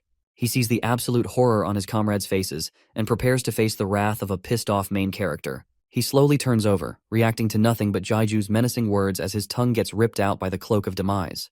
The chat, however, downplays the horrific situation by calling Jaiju a tentacle deployer. He reminds every disposable person in the mob that they are not even humans to him, which is why he has enforced these rules upon them. The cruelty of Jaiju shines when he provides them a brief window to express their complaints, which the chat admires as they watch our boy grow up to be such a badass. The moments pass, no one dares to speak up, so Jaiju decides to continue on with addressing the entire mob. To give everyone a fair chance at consultation, he orders one of them to treat the one who got his tongue chopped off because he yapped too much. Then he politely calls forth Kuttner. The Baldy nervously walks forward as he questions Jaiju's intentions. Without hesitation, Jaiju tells him that people do not want to be around such a criminal like Kuttner, and his trashy character is unbearable. Moreover, Jaiju says all this to him in such a cheerful manner that it almost comes across as a compliment. Plus, the 2 nights Jaiju had to put down, he blames it all on Kuttner for commanding them to do shady business when our boy made it clear from the start that it would not be tolerated. Kuttner fully expected a punishment for his crime, but gets hit with a friend request from Jaiju instead. He is more shocked about his username Cuthead being found out rather than the fact he escaped punishment. Jaiju reminds him of the first rule of speaking out of line, so Kuttner has no choice but to accept the friend request. The chat is bewildered by this sudden friendship with a criminal as well, but they trust Jaiju enough to let him go along with this. Turns out, Kuttner's alias Cuthead was the name of a clan in the videos that he has, though if that was not it, his appearance makes sense for it too. Next, he orders the rest of the mob to turn around while he grills Kuttner with further questions about his leadership that these pawns so obediently followed. The Baldy hesitates to answer while Jaiju quite literally fires up and pushes for an answer, so the whimpering criminal has no choice but to agree, which the chat finds amusing. Jaiju further breaks down his leadership, guiding his men step by step all the way to the 20th floor, and how to proceed with the finances of every single one of them. After dishing out this info, Jaiju simply orders everyone present to send the precise amount of coins they own to him using friends' direct messages, and he warns them not to hold back any amount as he would know after a thorough interrogation. The chat is weirdly obsessed with his Emperor Disappointment look. The system is structured in a way that prevents stealing of coins, but it does nothing to stop threatening people into forfeiting those coins willingly. The coins disappear when their original owner dies, which is why Kuttner was up to creative means to get to where he is. The Baldy speaks up, banging his chest and screaming like a gorilla, trying to make a case for himself and the mob who live on day-to-day paychecks like a 9-to-5 worker. Instead of refuting his plea, Jaiju simply whispers in his ear the future. On the 20th floor, Kuttner will express his regrets about rushing his journey all the way to where he is, especially missing out on the hidden gem in the 10th floor clan house. In utter disbelief, Kuttner is left stunned. The chat gives Jaiju whispering in the Baldy's ear an unnecessarily arousing air. Jaiju then proceeds to remind Kuttner of the gem's insane price, one which is not hard for our boy to acquire, as going through 100 channels is quite easy for him. Kuttner himself is quite a cunning man who thinks ahead, so knowing his coins were at risk of vanishing if any of the mob's members died, he went out of his way to purchase a magic stone that retains its worth, which he hid away under the pretense that it's for the safekeeping of the clan's money. Jaiju gives the cunning bald man an ultimatum, all of the clan's current coins, and he will leave the gem alone. Kuttner knows Jaiju is not bluffing, as he also figured out his username, and so he agrees to transfer all of the coins without much resistance. Jaiju then calls out to Jerry, the knight he made tongueless, but does not acknowledge the fact, so the chat calls him evil, except the love, who gets offended for Jaiju. Unable to talk, Jerry is ordered by Jaiju to either nod if he has more than 2,000 coins, or shake his head if he has fewer. The now mute knight shakes his head. He thought Jaiju might let him go with lying, as he is now a special child, but our boy has his entire account opener in front of him. Kuttner reported that they should at least have 3,000 coins in the storage, even after leisure expenses. Jaiju then warns Jerry not to hide any information from this point onwards, because he may just ravage the entire mob. Everyone present happily obliged, and the total transferred coins accumulated to 12,000. However, 150 coins from Kuttner's recorded total were still missing, which our generous emperor overlooks as he understands that even vile criminals have to eat. Before moving on, he checks with the mob if they are sure every last penny is transferred over to him, to which they sincerely nod. Next, he orders them to put all the potions in one bag and hand it to him. They obey, even if it goes against every fiber of their being as criminals. Jeju grabs the bag and bids them farewell, but before he steps into the portal, he uses his cloak to slice off one ankle from each of the criminals in the mob. None of them could react to the sheer speed of the cloak, exactly like their victims whom they have assaulted, forced into obscene acts, scammed off their belongings, killed, and kidnapped. The chat is surprised to know that Jeju knew of the heinous acts these disposable criminals committed, as he uses a potion to literally wipe off the blood from his clothes. The entire mob writhes in agony and curses out Jeju, while Kuttner just screams in pain and disbelief. He expected the righteous emperor to spare his group of scum just because they gave up their assets. To add fuel to the fire, Jeju grabs a lapel of one of the scum and informs them of the 6-player maze on the 14th floor. So, to let them at least have a participation trophy, he takes it upon himself to pick out 6 of them from the entire mob. One of them clings on to him and begs for him to not go through with this. This criminal's first mistake was to get close to Jeju, as he just grabs and throws the pitiful dude into the portal. The mob whines about Jeju promising them a safe passage back to the 10th floor, but because they dared to lie to him about the coins, even though initially the deal was null. The hammer of justice in this scenario has been slammed, and the verdict is now to sentence the criminals to death. Had the criminals handed over the 150 coins, regardless of Jeju overlooking them, they would have been spared, but the greediness of a scum always gets the better of them. Kuttner is enraged as he realizes they were doomed from the start and calls our boy a scammer. The irony here is sharper than a knife off of a whetstone. Jeju corrects him. Because he is a just and fair emperor, he is only punishing them because they hid the last few coins. To completely devoid them of hope and currency, he checks the storage and brings out the prize box, which surely has the last of the coins. Jeju dusts his hand off for a job well done. The chat is curious to know the play he did to make Kuttner spill the secrets about the coins. However, he refuses to reveal it with a smug look on his face. A few moments ago, in the present box he summoned, Jeju revealed to Kuttner that he knows about the infinite coin glitch. Clearing the 13th floor gives the player at least 1 coin as a completion reward. The misery Jeju managed to cause Kuttner and co. puts him above Satan on the villainy scale, according to the chat. He grabs the hopeless Baldy and throws him straight through the portal that leads to the maze on the 14th floor. With the 6 of them gathered there, handicapped with a limping leg, Jeju is confident that they would much rather commit suicide. Kuttner's last words as he dissolved in the portal were a threat to curse our boy. Taking care of the trash, Jeju feels like rewarding himself. The chat is overinvested in this unboxing. He receives a pouch containing 1,000 gold coins, a common grade mace, and a common grade magic orb. Nothing too crazy. Disappointments all around. A person in the chat asks if Jeju plans on selling stuff on the 10th floor, but his backpack is not full enough for him to do so. He then packs his stuff and walks towards the portal of the 14th floor like the nonchalant king he is. On the other side of the portal lies the Labyrinth of Mischief, which grows bigger depending on the difficulty level picked by the user. The user can also pick the starting point in the middle of the layout. Jeju enters and stumbles upon yet another group of shady-looking members. The 2 dudes spot him and prepare to start the labyrinth as the number of members is fulfilled. The big dude in the armor cheerfully greets and commends our boy for making it alone to the 14th floor. He then proceeds to confirm Jeju's race, probably because he does not want to get cancelled in the big 2025. Jeju tells him that he is Korean, so the knight tries to be funny by calling him North Korean. He takes it back immediately though, probably because he does not want to experience the wrath of the great leader Kim Jong-un. The chat is offended by this foreigner's obnoxious laugh and humor, especially when it's by the most typical English name, Robert. He then introduces the rest of his crew. Fordman on the left, then Ricky, Cuddy after her, and finally, Chris. Jeju figures the crew has been together for a long time, as the confident atmosphere between them shows their experience, though it's weird to him that such a party would lack the knowledge that they need 6 players for this trial. Robert immediately switches up his boisterous demeanor to acknowledge Jeju's awareness. The chat's impression of the party is conflicted too. Robert then proceeds to explain to Jeju their current circumstances. They originally consisted of 6 people, but Fordman's friend had to be dropped due to injuries on the 13th floor. That person went to the 10th floor to recover. This makes it clear to Jeju why the party's equipment is in tip-top condition, and why they were just 5 people despite having experience and a good bond. The injured person took the liberty of sitting out to not cause trouble for his crew, a surprisingly sensible decision for a random character. Robert tries to ease our boy up by reassuring him that they are not a group of evil thugs, so he should not feel scared being alone with them. What the foreigner does not know is that this Korean is far scarier than the supreme leader of North Korea. The chat is divided on whether to encourage this behavior from Jeju or not. Robert is suspicious of Jeju's too nonchalant behavior, but it's better to have everyone on the same page before proceeding with the strategies. They talk about each other's class and capabilities, and then move on to the strategy to counter this labyrinth.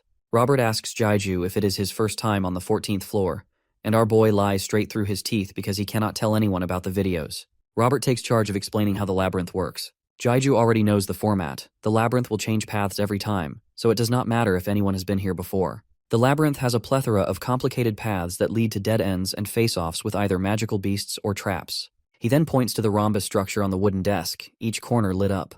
These are the starting points which the crew can choose as their beginning, and then make their way to the center of the labyrinth, the one and only objective of this trial. It may seem simple, but the labyrinth was probably created by a lady, so the members have no idea how to reach the goal as it keeps changing its path like it has mood swings. Robert gives the crew two options: either split up or start at the same spot, as one of the 4 spots has lower-level beasts and fewer traps. Jaiju heard about the spot that may be easier if they do land in it by chance, and decides to aura farm by asking Robert if he can solo it.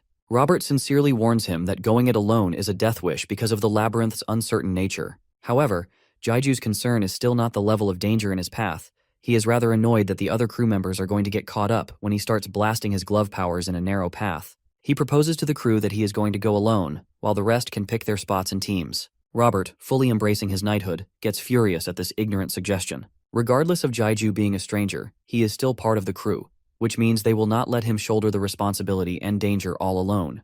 Jaiju, instead of getting riled up, responds with a calm demeanor, reassuring Robert that he is more OP than he thinks. Robert acknowledges the fact that our boy managed to clear the 13th floor all on his own, but he still, in good conscience, cannot send him off on his own. Both parties stay firm on their stances, so Jaiju has no choice but to present them an ultimatum.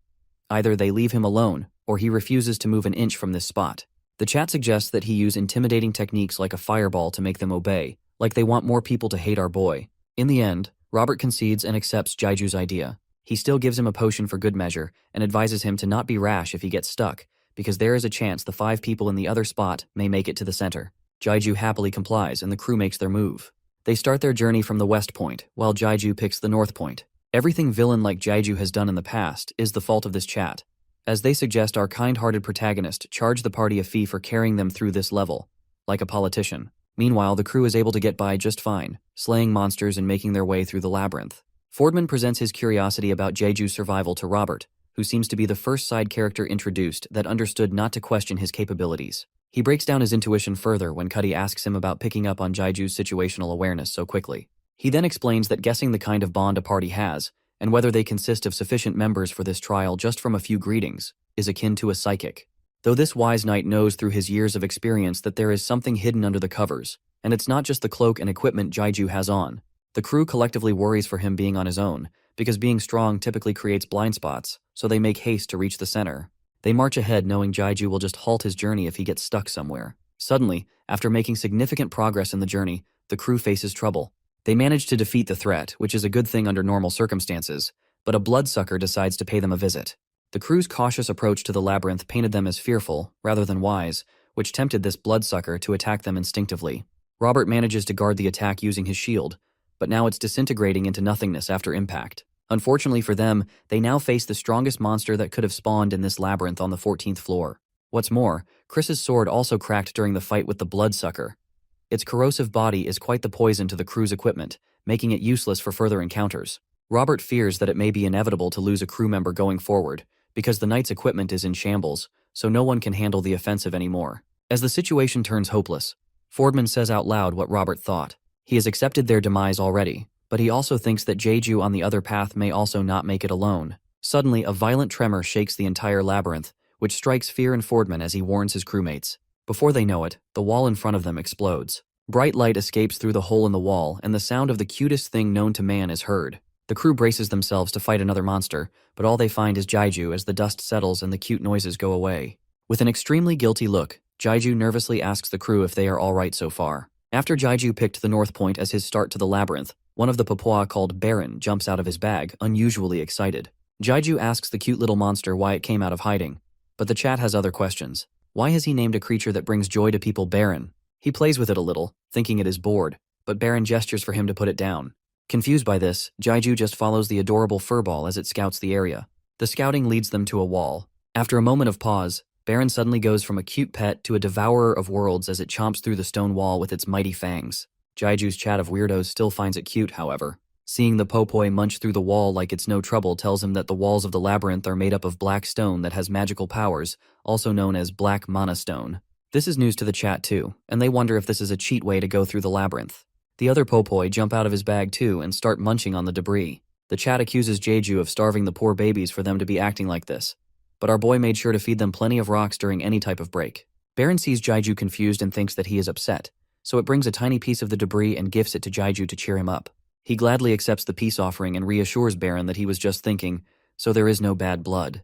Jeju decides to use the small piece of stone that Baron gifted him as fuel for his mechanical glove. He does this to confirm if it actually is a mana stone, and places it on top of the gem already inserted in the glove. The chat makes fun of Jeju's rational thinking because he does not let sentiment come between his path to glory, which means that he will stop at nothing to get what he wants. Unfortunately, the rock is not a mana stone, and if Jeju never heard of a black mana stone before, this is exactly why. He exhales a disappointed sigh, but the insensitive Popoi keep jumping around with joy, glowing blue as if they pranked him. The three of them hop on Jeju like the Power Rangers joining to create Megazord. One positive out of this otherwise filler scene was that Jeju gets to walk straight through the labyrinth toward the center because of the hole in the wall. Even if there is a penalty for climbing or flying over the wall, Jeju is playing on a technicality by walking through them instead. He may have found a way to cheat the system, but it is not much of a help when the labyrinth hits you with the pick one of the two routes trope. The chat, again being absolutely unserious, suggests an old-fashioned way of walking straight with his hand on the wall, which got one of the members in the chat stuck here for 3 days. Suddenly, Jeju sees a huge red lightning bolt reaching the heavens coming from where Robert and friends are. He instantly recognizes it as a bloodsucker and chooses to just smash through the labyrinth using Popoi to get there faster. He asks one of them to chew through the wall and it happily jumps at the opportunity, blasting a hole using its monstrous jaw. This Popoi is called Laha, and it is more strengthened than Baron. Without pause, Laha keeps moving with its rampage on the labyrinth walls so Jeju has to keep up, leaving the chat hanging for a while. Not long after, Laha's rampage leads them to the final wall which stands between them and the crew. He tries to stop it from recklessly blasting a hole in this wall, but Laha just ignores the command and bumps into it headfirst, like Trucken sending a main character to an isekai world. Realizing he has not long before the dust settles and Robert gains vision again, he collects the Popoi and hides them behind his back. To divert their attention, he immediately asks the crew if they are all right. Robert is shocked to see Jeju emerging from a series of holes in the walls, but since he cannot give away the Popoi, Jeju just shrugs it off with a general statement. He then expresses his relief about none of the crew being hurt, even after encountering a bloodsucker. Robert corrects him.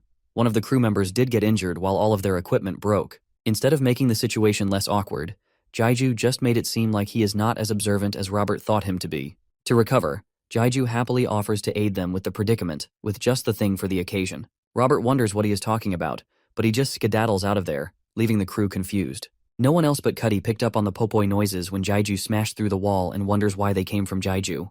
Reaching a safe enough distance, Jeju takes a breath of relief that he was able to warn the crew without ousting the Popoi. Now that he knows the cheat code, he lets the Popoi go ham on this labyrinth. Like Ash telling Pikachu to abuse his Thunderbolt, he orders the Popoi to blitz through the walls until they reach the center. The chat, being the party poopers they are, keep reminding Jeju of how this is not right, as if they do not support his every other evil action.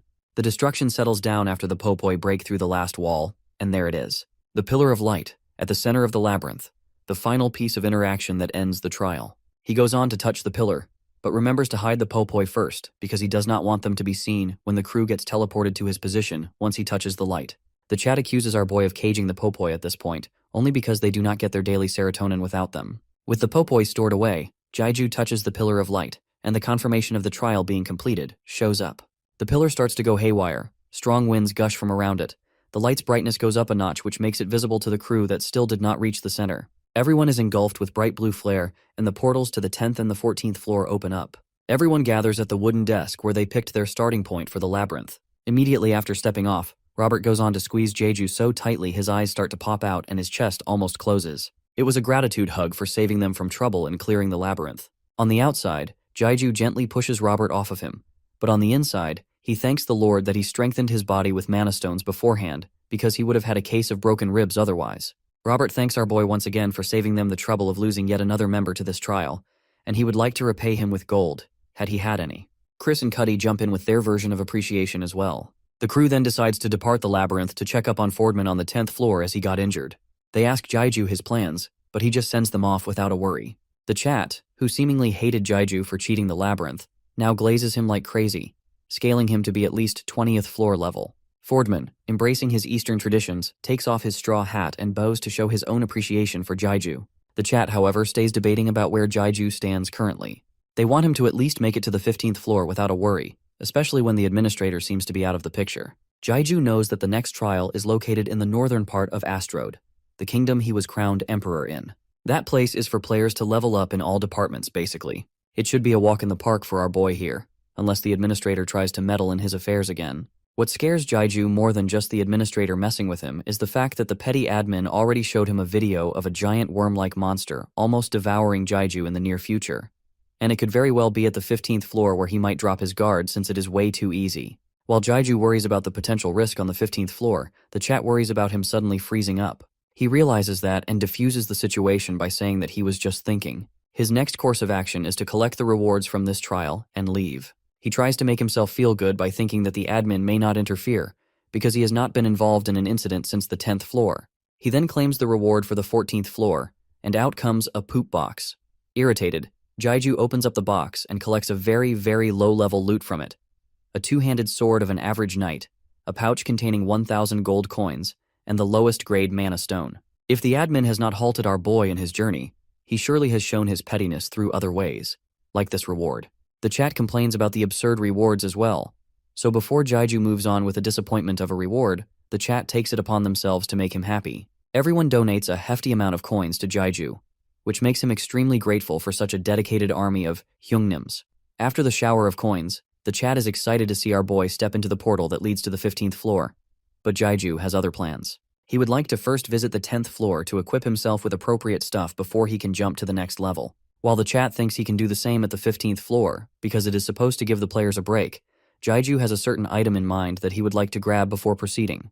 With a grin on his face, Jaiju steps into the portal of the 10th floor. He steps off at the Astrode Empire's Traveler Management Center. He goes in and inquires about the residents of the Black Scorpion clan, the mob he just humiliated a little while ago.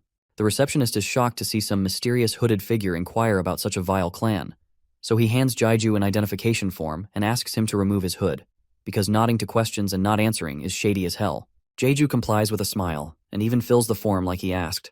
The receptionist wonders whether this initially shady traveler is a noble that wants to conceal his identity, but cannot help but be elegant with manners. Jaiju fills the form and waits for confirmation while the receptionist goes through it. He reads aloud the name Kim Jaiju 2, and makes Jaiju embarrassed because he actually is the real Jaiju but cannot prove that. The receptionist confirms the identity, and tells Jaiju that he will be recorded for the inquiry of the address he asked. Jaiju complies and carries on towards the residence of the Black Scorpion clan. He reaches the central area of the story and walks down a flight of stairs to reach the northern entrance of the Traveler's area. He will get there as he approaches the end of the path he is on. The chat is split into two groups, one that wants him to move to the 15th floor already, while the other just wants to see where this is going. Jaiju lets out a sigh because he is getting tired of asking the same question repeatedly. However, the reason why no one reacts to this is because the channels are ever changing, so the channel they are currently in is the only one that matters, wiping off any memory a person had of the previous channel they were in. Jaiju had to repeat this procedure 87 times to find that one channel where he gets the Black Scorpion clan's residence. After going through his strange kind of plan, Jaiju reaches the dark alleyway where the residence is located, a crime alley where the gloomy criminal leader chose to live, and Jaiju is the Batman who's going to clear it off for good. Jaiju reaches the door of the residence and knocks, to fulfill the obligation as the hero, though he immediately kicks the door open because no one responded the instant he knocked. The chat reminds him of the master key he has, but Jaiju does not want to go through every house in the alley by unlocking doors. He did not gain good rewards from the 14th floor, but he did gain the knowledge of the Popoy's hungry nature. He lets out the Popoy and shows them a low-grade mana stone, while the chat simps on the fluffy fur balls who jump around in excitement. He tells them to find a mana stone hidden in the residency. One of the Popoy immediately finds it and starts to hop on the spot. Jaiju uses his kick to smash the floor open as quickly as it was found, and there lies a huge pile of mana stones. The chat finally realizes what Jaiju whispered to Kuttner, for which he gave away the location of the mana stones. There are enough for them to accumulate a price of at least 20,000 coins, so our boy wastes no time in collecting all of them in his bag. He even gives a share to the Popoy to munch on, which they graciously accept. Outside the kingdom's entrance, Jaiju walks towards the portal to the 15th floor after selling all of the unnecessary items he had stored: orb, mace, swordsmanship skill book, two-handed sword, and everything low-rated. He also got some mana stones to power up his glove because he is rolling in coins now. 87,430 is enough gold to buy the Latanto items at the 20th floor without a sponsor. The chat is excited to see Jaiju make progress on his journey when he reaches the 15th floor. He figures that the Lotanto items will come in handy when he has to control the temperature control robe in the cold of the northern islands. The spare mana stones for his glove also just came to him on his own.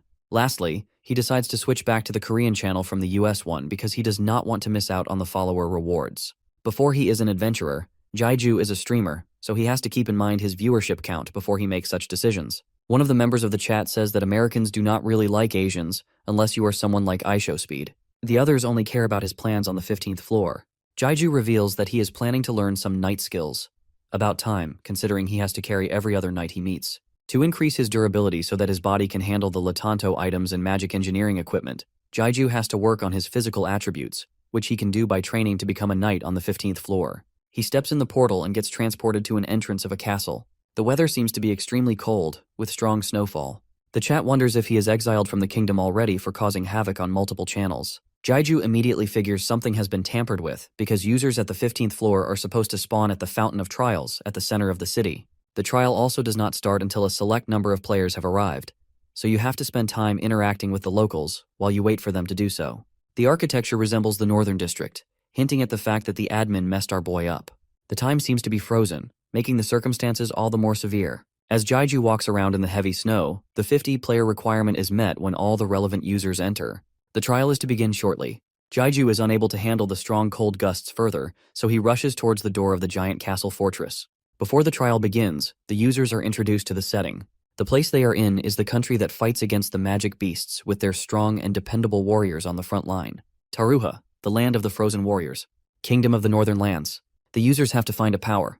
They want to receive a mission. A portal at the Fountain of Trials will spawn when the mission is completed. Jaiju enters the castle to find a way to the Fountain of Trials, while the chat still finds the situation funny for no reason. Suddenly, an absolute beast of a guard appears in front of Jaiju. He guards the path with his giant and dominant stature and demands to know who Jaiju is.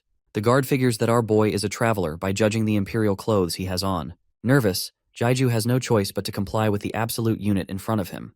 The guard introduces himself as Palaham and shakes Jaiju's hand as the two exchange greetings.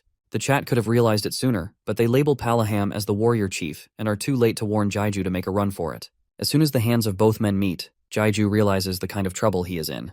The grip strength of this behemoth in front of him is immense. The terrifying monster immediately gets to the point. How can Jaiju be already here when the trial has just begun? Our boy tries to formulate a sentence in this pressure situation, but feels the grip tightening and succumbs to the pain of his hand being stuck inside a press. Palaham realizes that Jaiju is no pushover, and instead of locking in, he grins from ear to ear. His eyes glow red, his aura turns into blood, and while claiming that he likes Jaiju for being so strong, charges up a very strong kick. Jaiju could all but catch a glimpse of the kick coming his way before his hand gets disoriented in a way that should not be possible by the kick. However, with the dozens of mana stones he has consumed like narcotics, Jaiju is able to withstand the kick and assume a fighting stance, though his body keeps trembling from the impact. Palaham is rather impressed that a pipsqueak like Jaiju is still standing after the kick, whether it be due to the weird outfit he has on or not. The chat knows this guy is a bad deal for our boy, but now that the fight has begun, there is no stopping it. Jaiju complains to Palaham for giving such a violent greeting for their first meeting, but instead of taking offense to that, he just glares at our boy more intently, with a bigger grin on his face as his eyes turn into red sparkles, looking for a juicy beatdown. Hands on knees, trembling feet, and out of breath, Jaiju commends Palaham for such an exhilarating greeting. With his sadistic smile, Palaham calls this little encounter an initiation meant to toughen up the players that come from the Empire. Jaiju refutes this by pointing out that the kick just now was strong enough to kill him. This strikes a nerve in Palaham, who claims to have held back his kick just enough to not kill Jaiju, so he better fix that tone of his. Jaiju had already equipped the Lotanto set before entering this fortress, and it came in clutch, but it was neutralized with just one kick, making Palaham's strength stupidly outrageous. The behemoth of a man gets his strength and rough demeanor from the hatred he has for the Empire. The hate brewed in his heart when a small dispute with the Empire led to the death of his son, taken from him when he was at his prime. Unable to cope with the grief of cradling the lifeless body of his son in his hands as tears rolled down his face, Palaham projected that pain onto subjects outside the Empire, including all the travelers passing by the fortress. Jaiju never expected the warrior chief of the sun, the most powerful warrior in all of Taruha, to be residing in a corner fortress like this. The chat knows Palaham really well, and they also know that this initiation is just an excuse for him to kill, or at least cripple, Jaiju. However, they stop. Jaiju surviving just one kick was enough to give Palaham an idea of his capabilities. He still refuses to let him pass, though.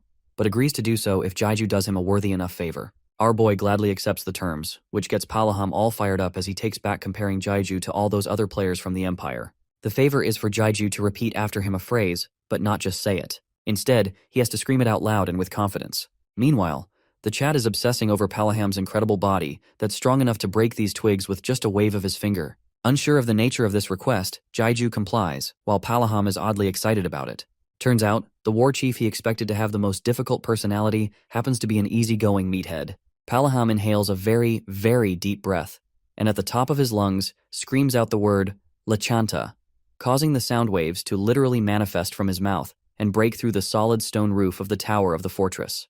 This causes Jaiju's eardrums to come very close to exploding out of the openings, inducing strong ringing vibrations in his head that bring immense pain. The phrase Palaham used is something akin to what the Yetis say, but it's something Jaiju has to scream out loud too. Palaham confidently hands the stage to Jaiju for his turn to scream the words, gesturing like he's the lead singer. His kindness truly knows no limits as he offers to demonstrate it to Jaiju again, in case he somehow missed the word physically going from one ear to the other. Before he destroys his voice box by screaming the word, Jaiju requests Palaham to at least tell him what it means. The bootleg Jason Momoa refuses to do so, demanding Jaiju just carry it out without being a pain like those from the Empire. Jaiju stays firm on his stance, which in turn overrides Palaham's stubbornness. The chat wonders when the roles switched so seamlessly between the two. Jaiju is now the one making demands while Palaham agrees to them. For someone who just almost kicked his visitor to death, Palaham leads Jaiju to the knowledge of why Taruha is so great. The chat tells him that now is a good time to run, but the situation is pretty chill all of a sudden. The reason being, the warriors who did follow Palaham before Jaiju came along all turned out fine. So, regardless of how his own journey began, it's better to meet such a giant at the beginning rather than later. Becoming close acquaintances with one of the strongest warriors of Taruha is a blessing, because now he will be able to learn how to break a skill's form. If a skill's form is broken, the body of the user is in full control of the skill, rather than being controlled by it. Jaiju follows Palaham to a terrace where a mana cannon is placed. Jaiju already knows of it, so Palaham doesn't beat around the bush and tells him this isn't even fully developed in the Empire. He proudly admits that he wiped out the pursuers from the Empire with this very cannon during the last war. They learned of the destructive power of this cannon and tried to replicate it, but failed. The snow conveniently stops at the right time for Palaham to demonstrate the power of the mana cannon by shooting it into the distance towards a huge black thing that emits a purple aura around some sort of swamp plant. He adds that this thing wasn't always so big, it only looked like a mole from where they currently stand. Though he adds that he hadn't seen anything like the monsters guarding it when he got closer. Jaiju asks if this meathead actually retreated when faced with the unknown, which he surprisingly admits, but only because he had men injured at the time. As he picks up a mana stone from a crate to charge the cannon, Palaham asks Jaiju if he knows about the origins of those monsters. Before he can answer, distress takes over Jaiju as he panics after hearing this story, but doesn't let Palaham know about it. Regardless, Palaham loads the cannon with the mana stone and reveals that the black thing spawns these monsters, and furiously aligns the cannon towards it. The shot in the cannon starts to charge up, its energy overflowing. The chat is confused to see such a reckless way of firing a cannon, but they were wrong to doubt the war chief. The shot finds its target and is released with precise aim and overwhelming power behind it. It hits the black thing dead on and obliterates everything in the surrounding area and the target itself. He calls the black thing poop that wiped out the Taruha family, feigning disappointment. The world has stopped making sense to this war-driven chief as he witnesses the same cycle repeat over and over again, leaving behind faint memories of the past that just remind him the war is coming back. Jaiju realizes that unlike the people on the 5th floor, the people of Taruha remember the fall of their kingdom every time it repeats itself. The black thing that Palaham just shot at is an organic creature that feeds off the life force of everything around it upon sprouting. When the petals open up, demonic monsters infinitely spawn from it and lead Taruha to its demise. Palaham laughs at the history of the once great Taruha, taking back everything he has rambled on about. Jaiju realizes that the man in front of him remembers the pain of losing to mindless demons and the destruction of his kind, yet still chooses to be a bright chap. Our boy cannot help but admire him for his character. Palaham then tells Jaiju to basically screw off, his business in the tower is concluded, which shocks Jaiju because he was still waiting for the results of his initiation. Palaham passes him with flying colors, this time with a smile still ear to ear, but one of approval rather than that of a psychopath. Taking the gamble, Jaiju outright tells Palaham that his actual business is with him rather than anything else. The chat just gives up on bro and starts to pray he makes it out alive and in one piece. Palaham is impressed to know that Jaiju is well versed in who he is, so he grants him permission to request the thing he wants. With determination in his eyes, Jaiju musters up the courage to directly ask Palaham to teach him the ways of a warrior. The mountain of a man starts to hysterically laugh at the request and teases Jaiju by calling him a victim of bullying. But in the next instant, he gets sincere, his sadistic nature showing on his face again, with red eyes and a grin so wide, warning Jaiju that the rigorous training is not just for anyone, as most cannot last an hour in it, let alone a day. Jaiju is not intimidated by this fact and questions Palaham if he is rejecting the request. He tries to lie through his teeth, calling himself not such a hard-hearted guy, but someone in Jaiju's chat exposes him for making them fight 20 Yetis at the same time and only helped when the chat member was about to die.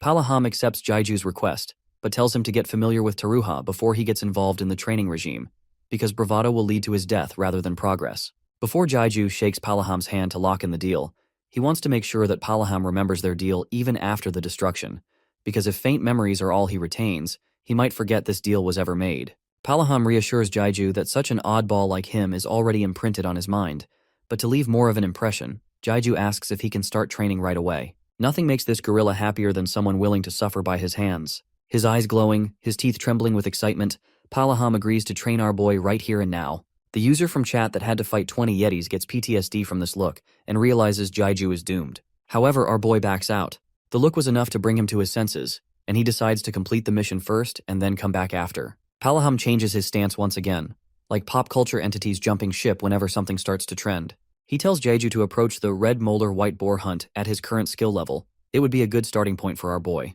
But Palaham notices that Jaiju is already on a mission. This comes as a shock to Jaiju, and he finds it to be true. From an unknown person, he is already appointed to the 15th floor trial mission, which is to remove the heart of the organism. Only by doing that can he get off the 15th floor. If he fails to do so, the destruction of Taruha is all on Jaiju's hands. Suddenly being handed the weight of the world's destruction makes Jaiju incredibly nervous and anxious. For the first time in a while, he has been completely blindsided. Jaiju knew that the admin was an insane person, but to go to such devastating lengths just to get back at him is nuts. If Jaiju cannot leave the 15th floor before Taruha falls, he will be caught up in the destruction and get wiped along with it. He grits his teeth and face palms at the sheer absurdity of the situation, and the chat joins in with him to slander the admin for making such an impossible quest after staying quiet for so long. Palaham sees Jaiju distressed and asks if something is wrong, and Jaiju just gives him a tired nod. He tries to think up a way to defeat the organism, but at the current level on floor 15, all 50 of the players combined are not capable of even scratching the heart, let alone destroying it. The chat claims that this is possible only after the 25th floor, even then just barely. Keeping the monsters the organism spews is a different story, but to actually destroy it is too much, even for Jaiju. Palaham offers his help, even though he does not understand the situation, but Jaiju refuses it and requests some time before he gets back to the training. Before he leaves, he asks Palaham about his whereabouts when he returns again, so he tells him to visit the place where the light is the brightest when the sun sets. As Jaiju walks away looking determined, Palaham observes his calm demeanor and wonders if stress-induced situations get him to lock in. Jaiju walks out and returns to the center immediately.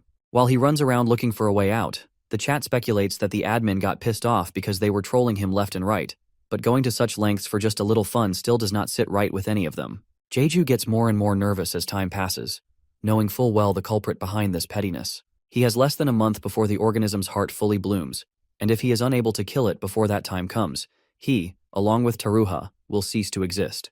The chat has already accepted defeat and complains about the admin's hatred going so far at such a late stage in the game. If it was going to be like this, why even let Jaiju move past the first floor?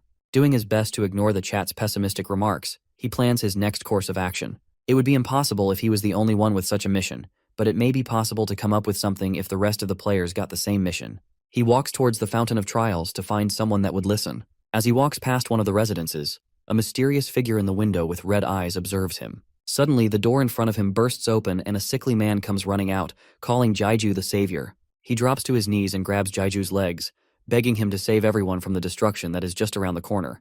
Jaiju is startled by this unexpected interaction and moves away a little. He turns away, puts on his hood, and starts walking the other way, leaving behind the begging man. He did so because of the uncertainty of the situation and the weight of the responsibility on his shoulders. The chat understands the reactions of that man, but they also know that the entire scenario is hopeless. To save Taruha from destruction, the absolute madman of an admin did actually put in a setting. One day, a traveler is destined to appear to prevent the destruction. This prophecy was given to the locals under the guise of a god and a brilliant halo worn by a herald. The locals found hope and awaited the day they would escape this hellish cycle of chaos. This hope was the only thing keeping them sane, but it could only last so many cycles of horror. Jaiju wonders if there actually exists a traveler that is going to defeat the organism on just the 15th floor, because all of them actively avoid it under the impression that this is just a part of the tower that they have to clear. Anxious and hopeless, Jaiju tries to cope with the situation by reminding himself that the locals must also know of their artificial existence. Yet they cannot help but stick to that glimmer of hope because, at the end of the day, they are human. All of these thoughts just make him feel more pressured, so he stops thinking and moves on ahead with the current goal of recruiting travelers for his mission. He finally reaches the Fountain of Trials, a strangely contemporary building standing in between a ton of villages of huts. Two players on the scene wonder why they have only met 49 travelers so far, and not the last one yet. The dude tries to make small talk by flexing how he does not feel cold in this weather, but the girl shuts him down by calling him a meathead that does not feel it when she is actually freezing. Jaiju gets close to them and tries to initiate a conversation, but the two of them suddenly put their guards up as they feel a dark aura emanating from him. The dude tries to play tough and confronts Jaiju, but our boy immediately de-escalates the situation by removing his hood and introducing himself with a smile. He tells them about something he has to ask, while the two travelers also become glad to finally meet the 50th person who had to show up. The dude's name is Kim Sang-hyuk and the girl is Lee Ju-sung. Kim Sang-hyuk tries to be funny by mocking our boy when he reveals his name, but Lee Ju-sung immediately shuts him down and calls him immature. She then curiously asks Jaiju if he ventured from the outside, and happily accepts to answer the question Jaiju has for them. He tells the two of them to check their log and see if they got a mission just now. She checks her notifications, and not so surprisingly, it is empty. The chat figures out that this world-saving mission is exclusive to only Jaiju because the admin deemed it so. Jaiju's situation just got worse, and it shows on his disappointed face. Lee Ju-sung worries if our boy is okay, but he puts on a brave face and reassures her that he is fine. To be nice, Lee Ju-sung sends off Jaiju with a smile and an offer to help if he needs her, but our boy can read faces and accepts that no other traveler is in it to help him this time around. Kim Sang-hyuk, however, offers to add Jaiju as a friend because everyone else has done the same too. Jaiju considers this offer to get more viewership in his stream because killing the heart is a secondary objective that can be put off till he is ready. The chat finds the obviously good Two Shoes travelers nice and wants Jaiju to go along with it. He asks the two if their username is the same as their real name, but when they ask him the same, Jaiju gets flustered and tells them that he will be the one sending them a request later, so they do not have to search up Kim Jaiju too. The chat does not realize how embarrassing it is to be referred to as number 2 when you are actually the original with a secret to hide and make fun of him. Kim Sang-hyuk wonders why he needs to put it off for later, but Lee Ju-sung has good social awareness, and she lets our boy go and do his mission, because the meathead with her has no sense of self. The chat tells him to just change his username if he is always embarrassed whenever it comes up, but Jaiju just turns around and walks away, ignoring the remarks. Before he leaves, he sees another local now jumping onto Kim Sang-hyuk to save the world, hoping that at least one of the 50 is their actual savior. The chat asks Jaiju about his next course of action, but he is still thinking about it. Unlike the usual, Jaiju is at a loss. He has no direction, and the situation is getting worse by the second. He decides to go to Palaham again, to train and get stronger to maybe have a chance against the organism in a few days' time. Jaiju reaches the fortress tower and finds it vacant. He remembers what Palaham told him, to visit the place with the most light when sunset happens, and so he sets off on his path to search for the giant that is about to become his teacher. The chat has conflicted opinions on his going to Palaham. Some know that even he is unable to kill the organism, while others think that Jaiju likes to be bullied and suffer if he wants to be trained by someone like Palaham. He looks over from the tower's terrace, towards the mountains where the horizon line illuminates with the sun's departing rays. Amongst the forest full of snow-white trees, he spots a land with a raging fire tall enough to be spotted from where he stands. That fire turns out to be a residence, one that shines brightly when the sun settles, marking the spot which Jaiju has to reach. He quickly makes his way over there and reaches the residence, finding it much more huge than when he looked at it from a distance. A dog in the shed spots Jaiju trying to sneak in and immediately starts barking to protect the place. The chat is surprised to see a dog after so long, even more so when it's a guard dog, so maybe a shepherd. One user shares his sob story about the pet dog of his that lived for 16 years and then passed on after he entered the tower, and when someone tries to console him by giving him hopes of his dog finding a new home and a girlfriend in heaven, the owner says that he got his dog neutered, and the person consoling cusses him out. Jaiju tries to calm down the dog by petting him, but he is too late. Palaham hears the disturbance outside and smiles, knowing his prey has come back to him on his own 2 feet. He gets up, crosses his arms, and puts on his sadistic face yet again, curiously asking Jaiju if he is done with the problem he was facing. Palaham pets his dog and calms it down. He asks Jaiju if he has been able to figure out his problem, but our boy just puts it off for the time being and gets to the real reason he came back to Palaham. Before he can say it, the now gentle giant grabs his dog like a puppy and asks Jaiju if he has eaten yet. He puts down the dog and invites Jaiju inside the residence for a nice little treat. His belief that food comes first before everything else is quite relatable. Jaiju follows him inside and gets pleasantly surprised to see that a rough and tough war chief keeps such a tidy, organized, and homey place. Before he steps on the rug, his inner Korean makes him think about his shoes indoors. He knows that it is not in Palaham's culture, but he just cannot betray his ancestry. The chat loves to see him rattled by minor problems like this every once in a while. The two walk into the dining area and the chat comments on the contrast between Palaham's personality and the living space he keeps. In the service kitchen, a beautiful woman with blonde hair, wearing an apron and cooking food in a pot that's fit for a giant, spots Jeju and happily asks Palaham if this is another traveler he brought. The chat starts to simp for her, but they also understand why Palaham would go for her. Jeju takes off his hoodie and introduces himself, and so does the pretty lady. She is Chalet, a very cheerful wife of a very energetic giant, who is excited to serve food to a traveler for the first time. She even compliments our boy and then serves up a healthy dish of eggs and sausages. Upon receiving compliments and a hearty meal, Jeju gets flustered and loses his composure. The chat catches on to the fact that our boy may be into older married women. Instead of calling him out on it, they start to wonder if Palaham is a good fighter in a 1v1. If the chat caught it, so did Palaham, whose eyes roll back so far that they become pitch black, and veins start to pop out from everywhere on his body as he tells Jeju to sit down and eat. Charlotte continues on like that altercation didn't just occur. She explains that the food she made is what the travelers typically like to eat, and seeing the consideration, Jeju thanks her and digs into the food. While they eat, Chalet interrogates Palaham for his shenanigans at the tower from when he screamed Lachanta so loud it caused a rupture. Scared, Palaham tries to refute her claims of him messing around. Jeju and the chat are shocked to see that even a man at the pinnacle of his human limits bows down to his wife's fury. To avoid further tarnishing his reputation, Palaham teleports in behind Jeju and grabs him to go out for a little talk, away from his wife. Our poor boy still wasn't done with his meal, so instead of forcing him, Palaham makes a run for it on his own like he owes someone a ton of money. Speechless at first, Jeju decides it's best to just follow the giant outside because if he is scared, then Jeju has no idea what he is getting himself into. He thanks Chalet for an amazing meal, which makes her quite happy. Finally, he leaves the residence, and outside, finds the same dog who was barking at him a while ago. He sees Palaham petting his dog with loving eyes and soft hands. The giant's only way of keeping his sanity intact is because of Chalet and this guy. For such a man to be vulnerable in the confines of even his own home is a testament to the level of care he receives and gives. Jeju throws in a compliment of his own for Chalet, which does not really help him beat the allegations of liking married women. Palaham claims that she is just perfect for him. But in the next instant, he switches to serious mode and asks Jeju head-on if he is an actual adventurer or not. Jeju sincerely claims to be one. Palaham then asks another question. What do the people living on the 15th floor look like to him when they live out their pointless lives that they know will be ending before they can do anything about it? He wonders if this is laughable for Jeju. He thinks about how to respond to this query. It is obvious that our boy does not find their obsession with a savior appearing funny, nor does he think it's wrong for them to live out the same lives repeatedly until they get destroyed. He respects the tenacity it requires for one to accept such a fate and find a way to enjoy it. But instead of saying this out loud, he just answers Palaham's question with a straightforward answer that he does not find this laughable. Palaham asks if that's all he thinks of this, and Jeju just agrees. The giant starts to laugh. He is amused by Jeju's tendency to speak in few and direct words, disregarding human emotions even in a situation like this. However, Palaham does not hate this side of him and puts his arm over his shoulder to show acceptance, like a friend. The chat is jealous of Jeju being friendly with Palaham because when they tried it, the beast of a man punished them for it. Jeju finally reveals to Palaham that he is currently undergoing a devastating situation, which is why he needs warrior training. Anything related to fighting must be a trigger word for Palaham, as hearing those words always brings out the sadistic look on his face. Though he manages to control his urges here and allots Jeju a time for the training, he would like to see our boy tomorrow morning after he has had a good night's rest.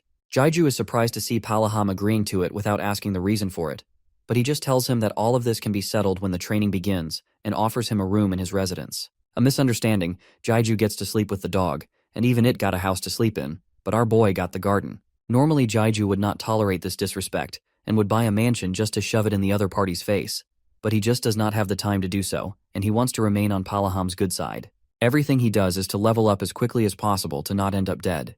The mission details and warnings pop up in front of him again, and he cannot help but get even more nervous than before. The night passes and the next morning arrives. Palaham wakes up Jeju with his boisterous nature. Before our boy can even open up his eyes, he has to answer Palaham about the kind of training he wants. Either the great techniques of Taruha, or just plain old skills of the Empire. Eyes still closed, bags still formed without food or water, Jeju has to force himself awake to train first thing in the morning. At least he got to sleep inside, unlike the chat's assumptions. Palaham, energetic beyond human comprehension, claims that shower and breakfast hit harder after one is done training. The chat claims it to be more of an army camp. Jeju tells him that he would like to learn the axe skills of the Empire because that is the warrior he is most familiar with. Plus, the warriors of Taruha are also most skilled with an axe. Moreover, it also happens to be the weapon Palaham specializes in. It is either a calculated decision or a series of coincidences to further the plot, no one knows. Palaham gets curious that Jaiju wants to jump the gun like that, so he assumes that he has learned the Empire's skills. Much to his surprise, Jaiju has not learned those skills as of now. Palaham does not like the fact that he wants to learn the skills of the Empire without actually knowing the basics. Plus, he hates the clothes he is currently wearing. He orders Jaiju to strip right this instant, and the chat cannot help themselves into making even this another case of gooning. What Palaham actually meant was that Jaiju cannot wear a piece of fabric that protects the owner on its own accord, which Jaiju understands because the cloak has a tendency to react on its own regardless of Jaiju controlling it or not. Palaham is impressed by seeing Jaiju's sleeper build and adds a snarky remark that Jaiju might be famous with the ladies, but our boy, shy he may seem, does not want to comment on this topic any further. The chat urges him to reveal some of his interests from the past, but he is much too startled to think up any. Anyways, Palaham does his pre-workout stretches and gets ready to fight Jaiju again because the first time they fought, it ended in disappointment. Jaiju thought he would get time to get in some warm-up too, but all he saw was a lightning-fast hammer strike heading his way, and all he can do is either avoid it or meet God. He somehow manages to dodge by a strand of his hair and takes a step back to create some distance between them. He starts to complain about not even receiving a heads-up before a punch that can rip his head off came flying, but that time would have been better served preparing for the next strike because Palaham instantly goes for his legs next. Jaiju strengthens his legs using mana and blocks the kick. Palaham commends him for being able to use the powers of nature without even learning the skills, but Jaiju is still unable to process if this is still training or if Palaham is preparing him for something. Getting annoyed by Jaiju's constant rambling, Palaham aims his next strike at his head once again, but this time Jaiju does not have the time to dodge it, so he puts up his guard. As soon as the blow connects, he manages to escape any fatal injuries, but his entire body starts to shake as energy dissipates from it. He compares this damage to getting hit by a hammer. Palaham, being the sadistic warrior he is, gets even more excited and continues to land a barrage of blows meant for specific areas on Jaiju's body. He at least does the courtesy of announcing the areas he is targeting so Jaiju can do something to defend himself. All of the blows connect one by one, pushing Jaiju back further with everyone, but at least our pure boy manages to endure the hits to some extent by guarding them correctly. An hour of violence passes by. Jaiju stands with his will to live exiting his body, bruises and sweat all over, as the poor boy gets completely exhausted. Unable to keep up with Palaham's insane stamina and agility, Jaiju gives up and drops to the snowy land. Without breakfast and a shower, Jaiju has already reached his limits for today. Palaham towers over him like a proud father impressed by his son, who still has to learn the basics but managed to keep up pretty well. Knowing Jaiju lacks the skills, he hints at something that is still possible for him to learn. But that is something no one, including Jaiju, knows. Turns out, after that long, hellish hour of violence, Jaiju has unlocked the skill Taruha Combat Level 1. This achievement makes him happy that the beating he took was worth it, as he gives an exhausted smile that portrays the glimmer of hope he just received.